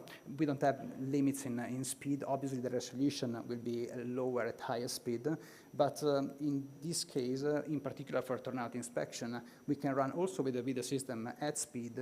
And having this kind of picture on the entire area, we can also remove completely people on track from the track patrolling that are normally performed, because with this kind of resolution, we can allow the inspection, like a virtual inspection, to happen on computer, sitting in the offices, instead of being on track exposed to risk. And this basically is the comprehensive view that we can have, that we can deliver to the operators, where all the kinds of inputs generated by the acquisition units are merged and shown to evaluate the status of turnouts. We can have the list of defects, the output of the video system coupled with the track geometry, with all the functional and safety quotes. So everything merged together in order to have a comprehensive view of each and every turnout inspected. Then I will leave to Stefan the last part that will reflect one of the case studies and results we got of this application. Thank you. Thank you very much, Marco. Before closing the presentation, I would like to come back for a moment to the business benefits and the operational benefits of such a system. I would like to present a brief case study about our JR East implementation. Japanese Railways, as you might know, is distributed over 5 islands of Japan, of which JR East is the most comprehensive and most dense network. It has 9,200 turnouts in the conventional lines and 714 turnouts in the Shinkansen lines. We deployed 3 dedicated vehicles for turnout measurement throughout the Shinkansen network only.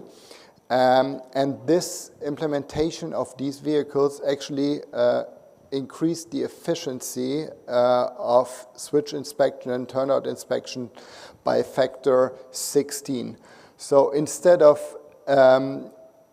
having 1 switch per operator per shift in average, we actually managed to inspect 40 switches per operator and shift, which means with 1 vehicle operated by 2 people, we inspect 80 switches per train and shift. In addition to that, the measurements are available in real time, which is a definite benefit. And in addition to that, the measurements are done under load, which is different to the manual measurements before. In regards to labor intensity, there has been a reduction of 92% in labor, which is not just a cost efficiency. In Japan, that's obviously a very important aspect, because labor force is reducing continuously and labor is not available everywhere. But it also reduces the people on track. So definitely from 350 track workers out in a night shift to inspect switches down to 8 operators on vehicle, that increases the safety enormously. In addition to that, again, the maintenance of 50 systems, which had been in use beforehand, 50 trolleys, now there's only 4 trains that require maintenance. So this is a quite important gain in efficiency, and this is also something I would definitely recommend if you introduce a system for switch inspection in your heavy haul network. Thank you very much for your attention, and wish you a nice further conference.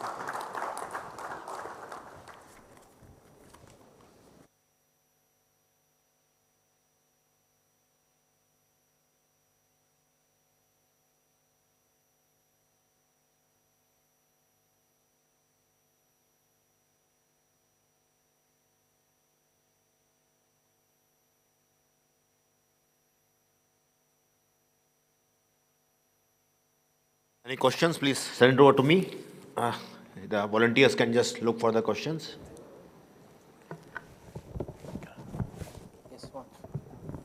Hello, I'm Johnny Cash. Just joking. My name is Florian Auer. Hello to all of you. It's close to be 6 p.m., so it's not that easy to also listen to the very last speech of today. Nevertheless, it's more than a pleasure being here my 6th time in India. I always more than enjoy it. Due to Corona, there was an intermediate stop, but I'm here again. I'm for those ones who have to leave now during the speech. I make it short. What I present here is nothing else than an autonomous tamping machine. That's it about, and that's the next 25 slides what I'm showing to you today.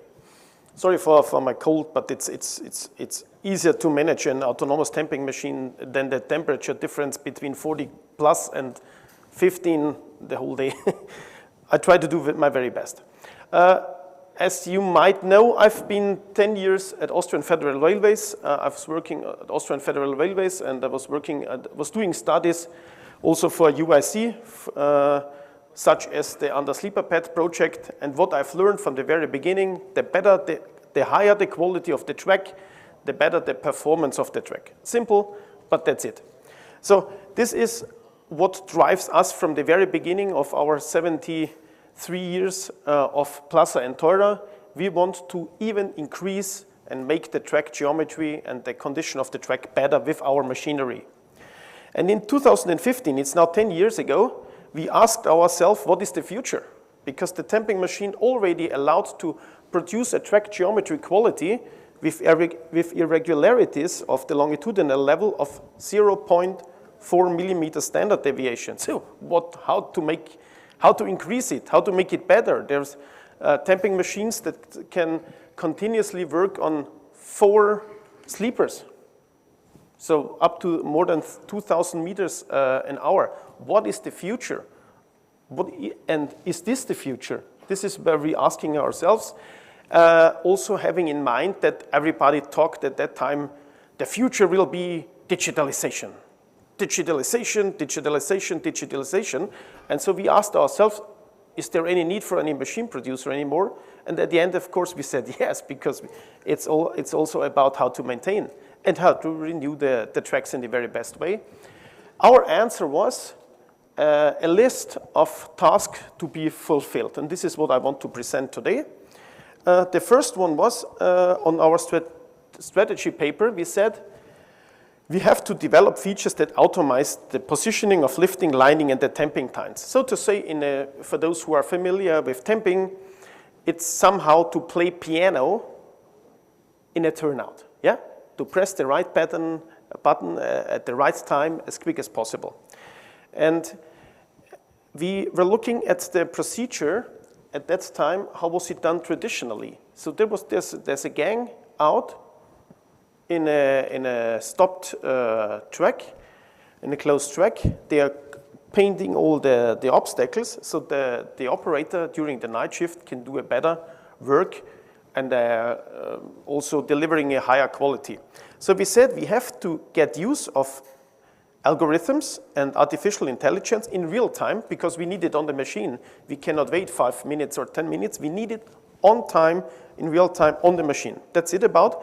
And in 2017, we started to work out algorithms, so-called machine learning, semantic segmentation with FCC algorithms, because they allow us to do it in real time. We worked it out starting in 17, so there were no references in the market. It was a quite interesting story for our developers. When we wrote articles, there was no references to other articles because we have invented it on our own. So we were quite proud until now. But at the end of the day, the quality comes from the training data. The training data is the keys to success, and therefore we have very successfully developed and built up a team here in India that makes it for Plaza and Teura. So there is a quality assurance regime behind when it comes to processing data. And what this artificial intelligence, we call it now Plaza Tamping Assistant, is doing is nothing else than analyzing the data analyzing the data of the sensors ahead of the machine, and in real time make recommended actions. So to say in the words of a piano player, the piano player knows what to play. That's it about. And you see here, this is the product. Every single action is done by the system in itself. So to say, the piano player can play it. For those ones who are familiar with piano playing, the quality of piano playing not comes from the fact that you press the right button. It's also about to press it correctly. So Schumann, Bach, you have to play different to Rachmaninoff. And when it comes to dedicated freight corridor, we definitely have to play it in the Rachmaninoff style, because we have to do it, we have to compact it in the very best way. So for dedicated railway, it is heavy hull lines. It is important to have a high and homogeneous compaction also. It's not about pressing the button, it's about pressing the button at the right, correct time with the right energy input. And that was the second task of our strategy list. We said we have to develop features that automate the ballast compaction.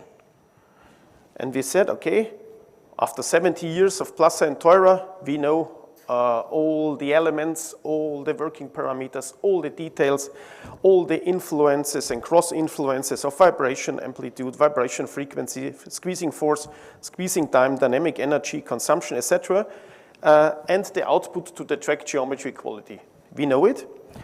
And what we know also is that this is influenced by the lifting values. You know, when you do a track correction, you first have to lift and align the sleepers. And what we see is there are high demands on the quality of the ballast compaction, definitely when it comes to maintain heavy hull lines.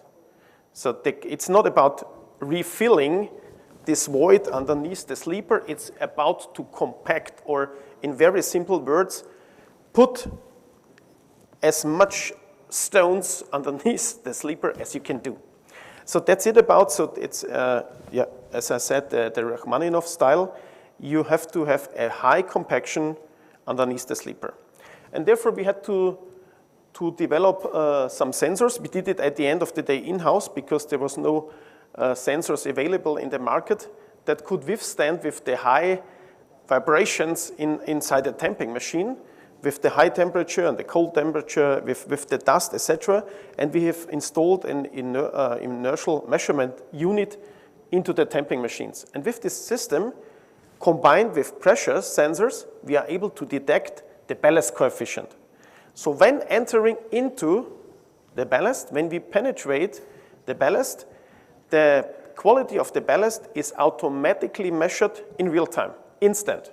We have it instant within these tenths of seconds. And for those ones who are very interested in, we analyze the behavior of the tines into the ballast bed, but we analyze it only in the very last 8 centimeters, where we are below the bottom of the sleeper. And we instantly analyze the ballast coefficient, and by the fact that with these tamping machines, we exactly and instant know and measure the ballast quality, and all our know-how in how the work parameters have to be applied accordingly, in accordance with the lifting values, all those parameters are now automatically adjusted. So this is a video of a tamping machine nowadays with the tamping control system. Here the squeezing force, etc. All the work parameters are adjusted automatically. So first, when penetrating into the ballast, we feel and touch and measure the ballast coefficient, the ballast condition, and automatically instant, we apply different work parameters. And especially, again, when it comes to heavy hull, it is important to have the right compaction under the sleeper. So the ballast bed has to be compacted in the correct way. Otherwise, you will see settlements in the track after the tamping machine when it comes to traffic operation. So this is important, and what I can tell you is that we are not only apply to auto compaction, that we do not allow and apply auto compaction on the machine.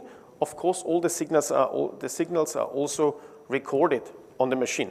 So the machine becomes more a data storage center and a technology center that is also able to maintain a track instead of 10 years beforehand where it was only a maintenance machine. The quality of the compaction can be measured, and you will say we can display it then later also. And now we can play piano. Yeah? We find the button, we do it quicker than the operators normally, and we do it with the right energy. So we can play Rachmaninoff in every turnout now. But at the end of the day, 10 years ago, we said there is the era of digitalization ahead of us. So what do we have to develop also? And we said we have to develop machine to machine, and even more important to the end customer, we have to develop machine to infrastructure manager communication directly on the machine. We started quite simple, but at the end of the day, we were really very surprised on all those resilience acts. So the most important thing when it comes to software on a tamping machine nowadays is cyber and data security. That's first you have to fulfill it, and we have to go through a lot of regulations. It was just incredible, but at the end we did it. So we are not only a good and perfect machine producer anymore, we also know how to handle cybersecurity. We have to have it, otherwise we fail, at least in Europe. This is when it comes to the software. Of course, all those handhelds, all the displays on the machines are now connected, and they are connected cyber secure. That helps us because many infrastructure managers want to send the data from the measuring car over the air directly and cyber secure to the machine and back, so that everything is transparent. And that's important for us, and at the end of the day, we are now able to present this feature also. So we use this cyber secure data connection. We provide it to the inspection vehicles as also to the tamping machines, and now all the data is having seamless connection, and it is for sure available to all the stakeholders, not only to the machine operators, but also to the infrastructure managers, because the infrastructure managers want to know about the condition of the ballast bed, and we directly feel it and touch it when we penetrate with the tines into the ballast bed. That's it from the IT perspective, but we also said we have to develop a consolidated software platform that allows to manage the track geometry in the office. Because 10 years ago, we had some software features on the tamping machines, but there was no connection to each other. So the guiding computer of the track geometry wasn't 100% connected to the data recording processor, and in the settings, it came up that there were different settings in the geometry computer and in the data processing computer.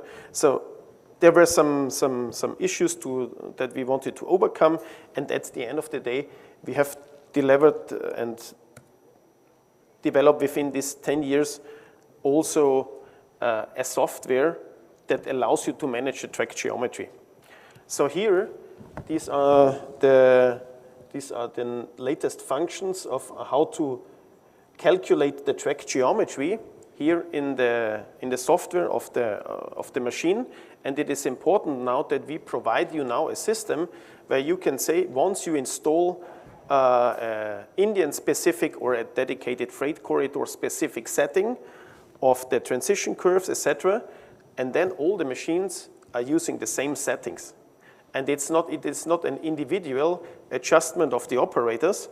There is once you do the settings, and then you have these settings on all of your machines. So that's also a very important feature that helps you to customer-specific set your track geometry parameters so that you do not come into a point where during the night shift then you ask yourself, is this the correct transition curve or not? No, all the track geometry rules and regulations are applied in the software.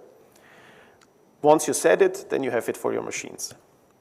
And similar to what Richard Stock has also presented today in regards of rails, we always present a holistic document, a post-recording document after the tamping work. And it's called a as-maintained report of the trackbed. And here you can really find every single detail. For those ones who have been 2 weeks ago in Münster at the big fair, you have seen that for every single sleeper or every single tie, you find all the working parameters. So every quality-related parameter and information is stored. And you just click on press the button on the machine, or in your offense, you press the button, you see the sleeper, and you know how it was compacted. By the fact that we know that a good compaction, a high and uniform compaction is needed definitely for the heavy hull lines. So this is a holistic report. When it comes to the tamping work, there are also as-inspected reports available from our company also, where you combine the track geometry with the ground penetration radar, similar to what we have seen today. So this gives you the chance to really manage the track geometry in the office. And now, after 12 years of Plaza and Tora, I come to the point where I can say I can do the same thing as what I was doing at Austrian Federal Railways. Because 12 years ago, I was the one in the head office of Austrian Federal Railways. I analyzed the track recording charts, and I said, from here to here, I have to tamp. And from here to here, I have to spot tamping, and from here to here, regular tamping. This is what I built up as a knowledge base at Austrian Federal Railways. And nowadays, this software functionalities are now to be sold to everybody. You can use it, so to say. So I come to the end, somehow to the end of the presentation in itself. We are proud and happy what we have achieved with you, because it was the infrastructure managers supported us. We did a lot of analysis and studies with sieve curves. It was a hell of a job to compare the analysis of sieve curves with the tamping times ballast coefficient measurement system. But at the end of the day, it's improved, it's well proved, and the customers are, at least those ones in Europe, are already doing their articles on it. So the customers, the end customers, the infrastructure managers, writing articles about the advantage of the system, and not we as the provider and the supplier of it. So we are very happy. And when we look back over the last 10 years, it's really, we can say it was a decade of improvements. And you see here the timelines of innovations in regards of autonomous tamping. It was really hard work for all of us with a clear vision in the beginning, but then you have to set up the team. You have to find, in 2017, people already knowing how to build up a machine learning system online, so in real time, so that you get the machine. We had Sigi Fink knows it. We had to build up electronics production in Plaza and Tora in-house to fulfill all those cybersecurity issues, etc. We had to build up a dedicated company, a software company providing all those developments, and we are very proud that a big part of the team is located here in India, in Faridabad. So everything on this journey was, I would say, based on a strategy paper 10 years ago. But even though, if you develop such a big thing, you always go up, and there are downs also. But at the end of the day, we are now very happy that we did it within these 10 years, and that we could already show it to the public. So in the fair in Münster 2 weeks ago, we were already presenting an autonomous tamping machine, so to say, Rachmaninov playing piano automatically in a turnout. The customers loved it, so we did 15 live demos instead of 5 ones that were planned, because there was somehow a hype to see this machine. And what I want to put here at the end is, of course, that we are happy what happened in the last 10 years. But my message is more than clear. I want to come more often to India, not only to do presentations. I want to see this machine also running here in India, and definitely you need it, and you will see the advantage and the added value when it comes to heavy haul lines, because you need a good and high homogeneous compaction of the track bed if you want to operate heavy haul. That's it. So thank you from my side. Hopefully you could follow it and you were not too tired, because it was the very, very, very last speech of the day. Thank you so much. Thank you to all the authors for keeping the time. And thank you, Dr. Florian, for the energy for the last session and for the analogy of the piano. Similarly, Dr. Steffi, for the analogy of the baseball. Thank you for that. There are two questions with me now I have given to the authors. One is with Dr. Asgar. I think he'll answer the question. Thank you. The question was, or is, should moisture be retained by ballast or not? And the answer to that is ballast is designed in its new built state to be free draining. So moisture is the enemy of trackbed stiffness. So no, it should be removed. And the second question, what quality of ballast is good in nature and real scenarios? Most railroads have a specification for the particle size distribution of the material they want in track.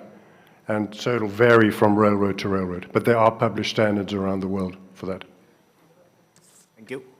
One question for Dr. Andrew Meyer. Yeah, so I've got two parts to the question. The first question was with regards to wheel profile measurement, how many locations is it done around the wheel? And so the system that we have is measuring just at one location. I guess in my experience in the past, I've seen sort of fairly small variation when measured at multiple points around the wheel. And the extra complication and cost of having multiple measurement points is, in my opinion, not worth it. The second part of the question is about wheel gauge, which I hear is back-to-back, is measured at how many locations on one axle, and again, it's a single measurement point. I guess the other point on that is I've seen we've done studies on back-to-back, and when we're seeing multiple passes of the same vehicle, the measurement will never be in the same location, and we see relatively small variation in our data. So yeah, at the moment we're measuring only in one location. Dr. Meyer, any other questions anybody wants to ask? Okay, so Dr. Florian from who just read the last paper, myself. Yeah, you mentioned about measurement run after the tamping machine has done its work, or maybe the tamping machine itself measuring the track parameters, the finished track parameters. You all know even the tamping machine, when it is working in the track, it is going to disturb certain things, and geometry finally settles after the passage of traffic. That is why it is desirable to have a dynamic track stabilizer running after the track machine has run. So, and further, this particular measurement run will be at a limited speed. So, comparing it with a proper track geometry measurement run of the finished track parameters as it will serve in a dynamic environment will require some more comments from you.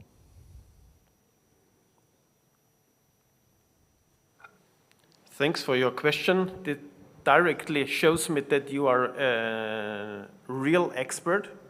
So what I wanted to present today was only the Rachmaninoff playing of the piano, but you're more than right. The dynamic stabilizer at the end of the day, behind the machine, is doing the final adjustments. But this is what I want to present next time, because there is a next generation of dynamic stabilizers coming up that, for instance, also allow you to directly measure the condition of the rail fasteners. So we are already finding in a research project every single broken fastening systems, even though it looks correct when you look at it on top from the video, but we see mechanically wise all those broken fasteners also. And what we are doing here, similar to what I have shown with the tamping machine, is that the the stabilizer is measuring the energy consumption, the real core effective energy consumption between the track panel and the ballast bed. And we also are able to auto-adjust the working parameters of the stabilizer also.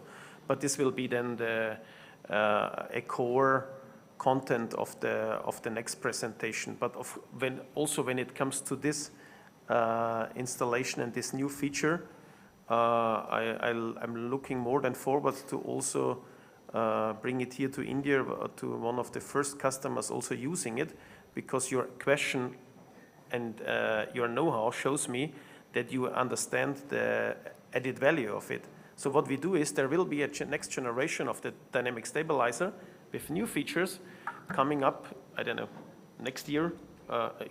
I'm technology leader. In my point of view, we could do it this year. When it comes to product management, maybe next year. But there will be a next generation of the dynamic stabilizers that auto-adjust the working parameters, and where you have the chance to also get other and additional parameters of the track, such as the broken fasteners also directly inside the machine with the same simple handout and visualization procedure as I've shown it here beforehand. But thanks, you are an expert. May I ask one thing? Sorry if now I think your question. Thank you. I'll, I think, carry this discussion forward later in the evening also. This also we can do only for one small sentence from my side. Instead of the traditional measurement system which we have normally on our machines, nowadays this is changing to IMU systems. So there is a real-time measurement on the machine itself. So there's no measuring run required anymore. Is this answering the question about measuring? Partly, we'll carry it forward during the evening, the discussion. We'll do that. Thank you, Mr. Florian. Thank you, Mr. Fink. Any other question? Okay, so before handing over to Juhi, I'll take a minute. I thank DFCCIL for giving me this privilege to be part of this session. I thank the authors for the exhaustive presentations. A lot of hard work has gone into that. And I thank all the organizers who organized this very nicely. So thank you, everyone. I'll hand over to Juhi. Emerging technologies are not just transforming how we build infrastructure, but how we understand, monitor, and manage it in real time. We thank our speakers for sharing their presentations with all of us. It has definitely made us more informed, and we have important takeaways after these wonderful presentations from today. We would now like to thank our speakers for their presentations and for their sharings that they made with all of us today. May I please request Managing Director, DFCCIL, Shri Praveen Kumarji, to please present tokens of gratitude, beginning with Dr. Asger Eriksson. So we present to you a statue of unity. It serves as a symbol of national unity and pride, also visible on the screen.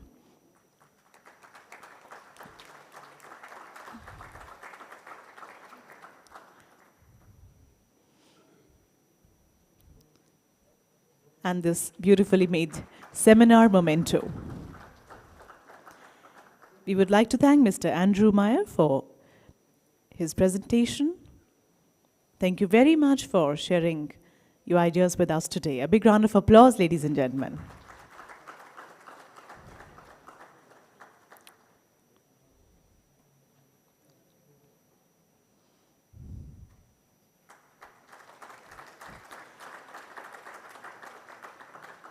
Thank you, Mr. Stephen, for being here in this discussion with all of us. We thank you. And here's a token of respect and appreciation from our side. A round of applause.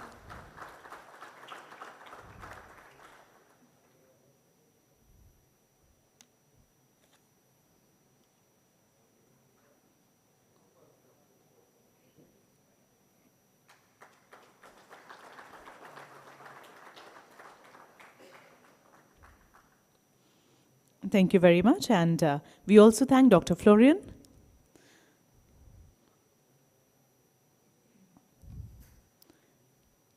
Thank you very much for joining us here today.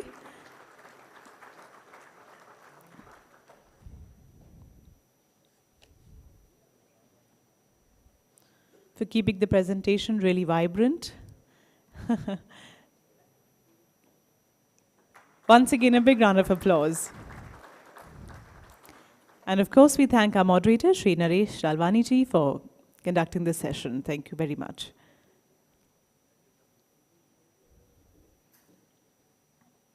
Once again, a round of applause. Ladies and gentlemen.